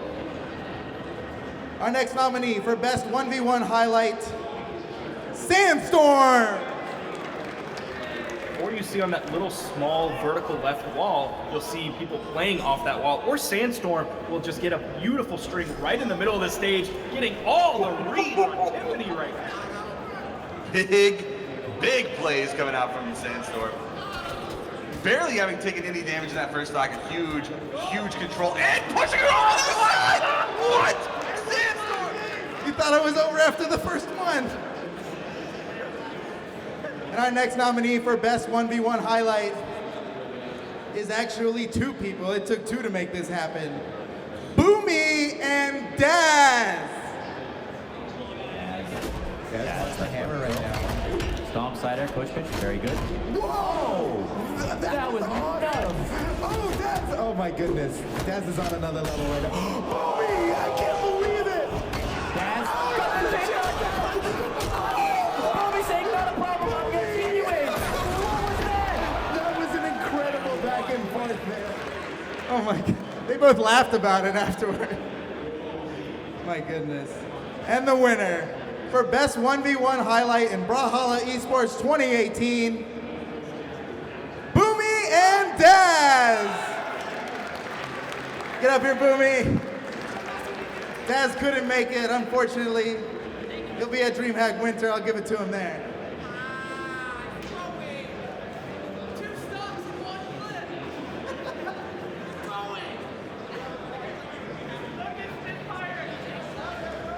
Give it up for Boomie, everybody.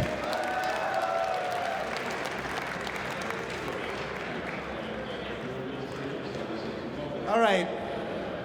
Our next category doesn't have any nominees. We don't even have clips for it. But we just had to give him a shot. Our next and winner, Most Valuable Content Creator, it's DaBrain.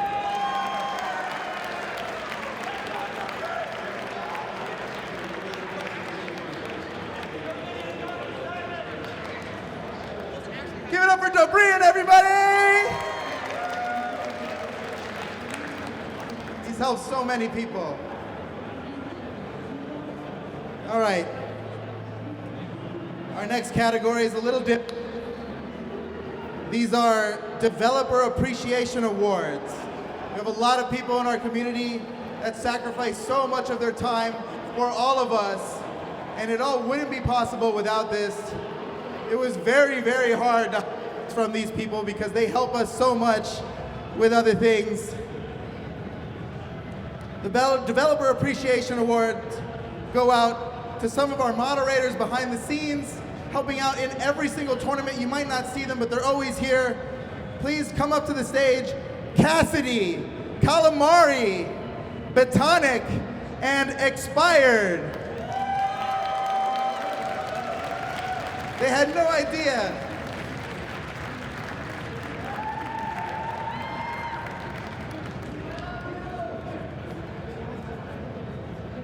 Without these guys, what we've been doing would not be possible. Give it up for them. Thank you, guys. Thank you.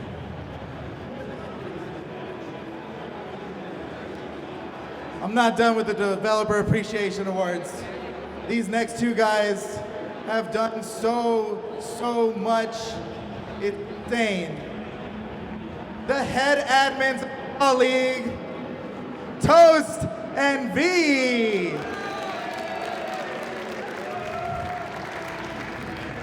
V wanted to take pictures of the trophies so bad, and I couldn't explain why. Toast and V, the entire Brawlhalla community owes you so much thanks. We appreciate really every stream, every bit of art, all the overlays. These guys do so much. Thank you, guys.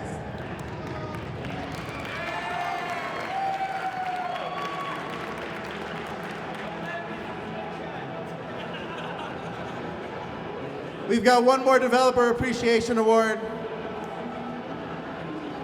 He has no idea. Let's stick down, come up here.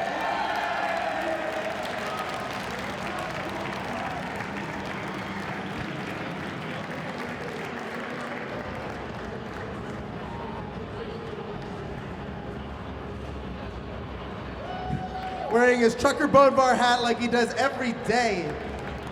Thank you. Thank you for everything.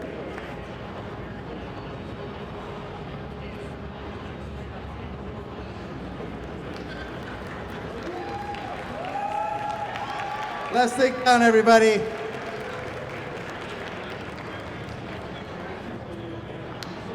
All right, guys.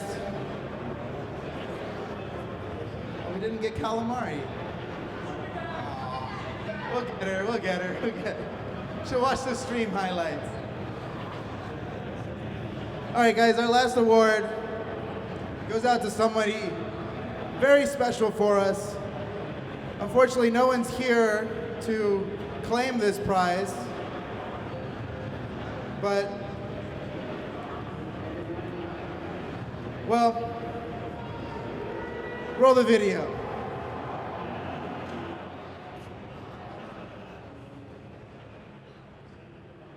It's really hard to kind of conceptualize just someone being there, and then you always think they're going to be there, but it was like I took him for granted, and he's gone now.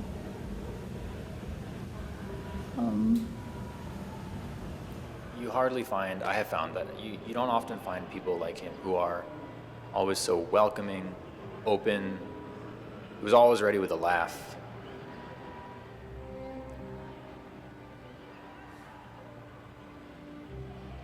It was easy to come back from a day at work, you know, turn on the computer, shoot him a message and be like, hey, you want to play some games? And just sit in a voice chat with Antipop and just chat about anything and everything. We did that all the time.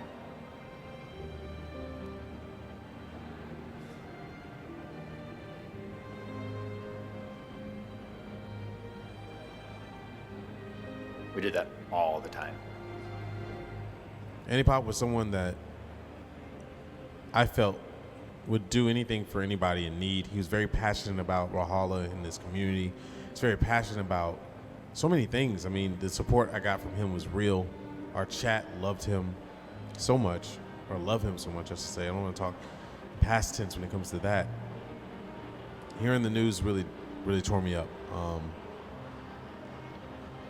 If you could ever just define the kindest and most empathetic person you've ever met, that would be half of who he was.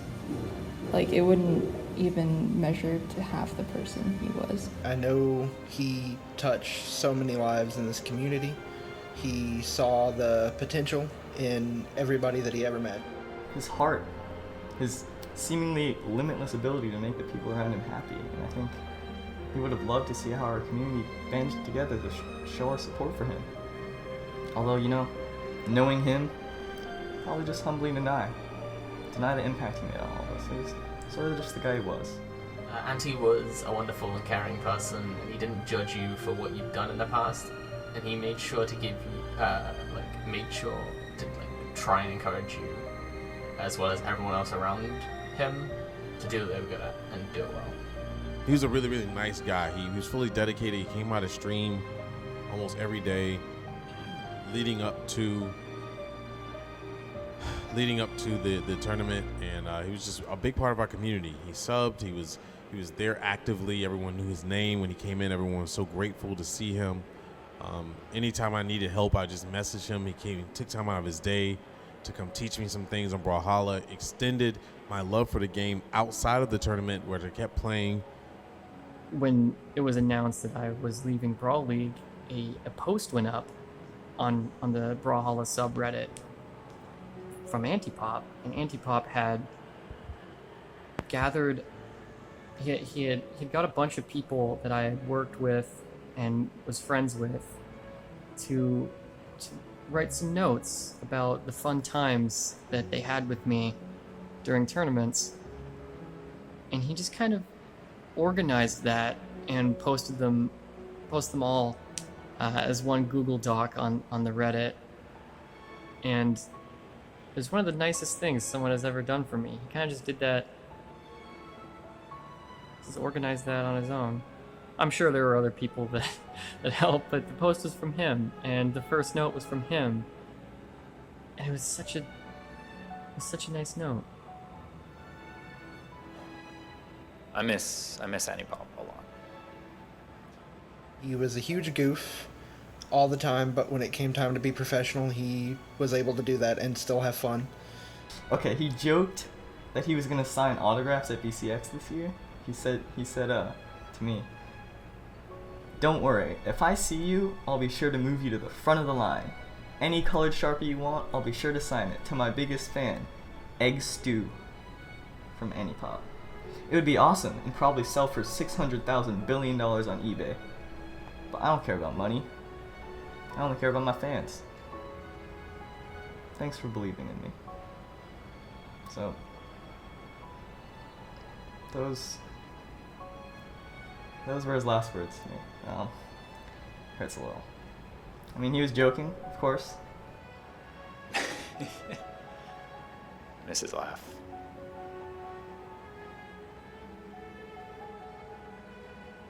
He's a great dude. Thanks for the work, buddy.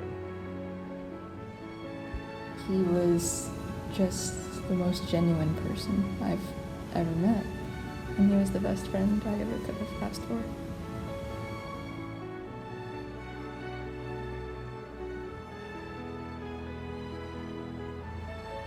He's one of my great friends. He always wanted to know what I was cooking and wanted pictures, and eventually wanted me to cook for him. We were supposed to get a drink at BCX this year. All of the people from Brawl League were supposed to go out, who were legal, able to drink. We were supposed to go out and get a drink. Go to a bar and share a beer, and it was something I think all of us were really looking forward to. I know I was. It sucks to be going to BCX knowing that won't happen, and that the drink we have and the beer we get will be a toast to his memory, to his legacy,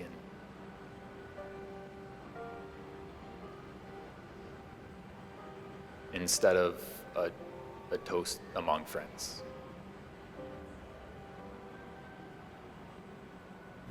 I was really hungry, and I sort of didn't know what I wanted, so I sort of handed him the menu and was like, "Hey, can you pick something for me? I'm hungry."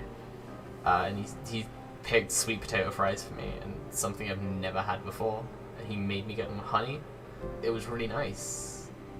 It's become a food that I associated with him, as well as sort of associated it with that good memory. He got the nickname Bagel Boy because he would say bagel like bagel, and we thought that was just hilarious. He became my friend from running all these tournaments together.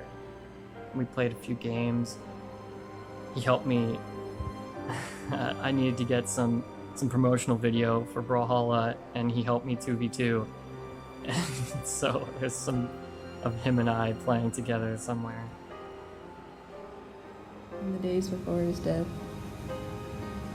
we were just talking normally about just what games we were going to play, what stuff we were going to do. I was showing him pictures of like the mountains I'd seen in China, and I even took a picture of this funky water bottle because we were talking about funky water bottles like maybe weeks before, and I wanted to show him it because it was like a very long tube sort of like water bottle. I took that the day before he died. Dear Auntie, you dummy. I saw what you wrote. I'll respond in rhyme too, with a few anecdotes. The first time we met was in 2016, face to face finally, transcending the screen. Before I knew you really liked Ween. Before I knew, you were finally clean. Your thumb was cut open from a torn up beer can. You used your belt buckle like some crazy caveman, 'cause the opener was right next to you by the sink. But hey, at least now you could drink. You swung by in Boston, knocked hard on the door, with a simple request to sleep on the floor. Just a pillow and blanket, nothing less, nothing more. And in minutes you're out. Now some snore floor decor. So, why'd you have to be so stupid? So dumb. There's no way that would lead to a good outcome. When I heard the news, I just felt so numb, because now how are you gonna cut open your thumb? Your timing really sucked. Alright, let me give you a clue. You just gave me your login and password to Hulu. You promised we'd binge watch Nathan for You. And you promised you'd be at BCX too. You can't write back. So I just want you to know I forgive you for those. There's nothing you owe. Except maybe goodbye. Is that fair though? Because I just don't want to let go. Despite everything, the world won't stop. We're back in our lives, back on our desktops. So the once in a while, when we can close shop, I'll look back happy. Because I knew you, Antipop. But every time you go and you log on, at least for me, every time I go and I log on and I look at some of the games that we used to play, you feel it fresh. You feel I feel the loss of a dear, dear friend.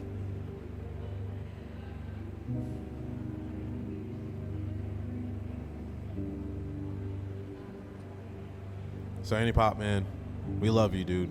Wherever you are, hope you know that. We miss you down here, and just because you're physically not here doesn't mean that you don't influence and help us every day. People still chant your name in chats. When it comes to Brawl League tournaments, people still ask about you. And we miss you, bro.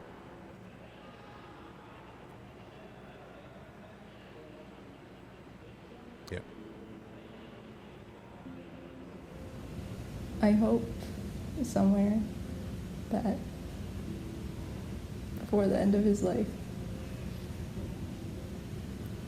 I made him happy and that we had a good time together.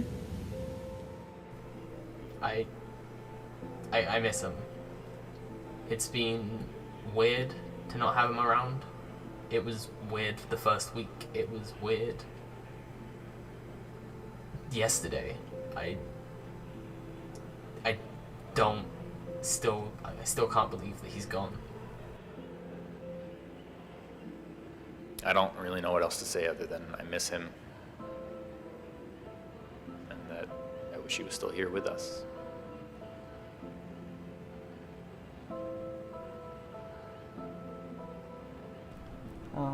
I just want to say value these people. These real bonds. This community. Cherish these memories. Because one day they might be all you have left. And all of us here together, that's for you, Annie. Thanks for believing in us. 3 years ago when I was thinking of maybe leaving Brawlhalla community. Kind of just stepped into messages, asked if I wanted to be part of a infamous meta inertia OG clans back in the good old days. And because of that, you have changed my life forever. And I'm not sure if I can thank you enough. I would love to be able to thank you to be able to thank you one more time. So, thank you so very much for being the person that you were. I love you, and I'll always miss you, man. Thank you, Garrett.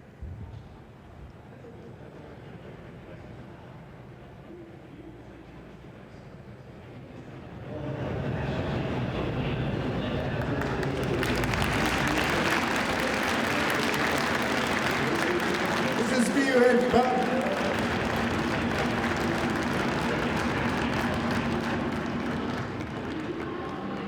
We have a really special community, and Antipop was a huge part of it. His family will be here soon. If you see them, say something to them. They're not familiar with his life in Brawlhalla and how special he was to all of us. So if you see them, say something to them. Sorry about that, guys. I didn't mean to bring you all down, but Antipop was very special to us. So, to bring things up, let's go. We've got, in your swag bags, everybody, in all your swag bags, you have a ticket. That ticket will get you not only your t-shirt, which you can redeem at the merch booth throughout the entire event, but you can also get your meta dev. You don't have to wait for the meta dev until Sunday. You'll be able to get it tonight and throughout the entire event.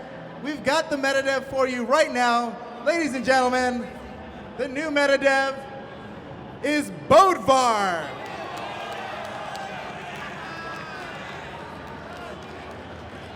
Bodvar, ladies and gentlemen. So you'll be able to pick that up right now at the merch booth right over there. Thank you all for coming. We appreciate you being here. Tomorrow we've got 1v1. It's gonna be the best tournament ever, and we're gonna do it for Antipop. Let's go! Thank you all for being here, and we will see you tomorrow.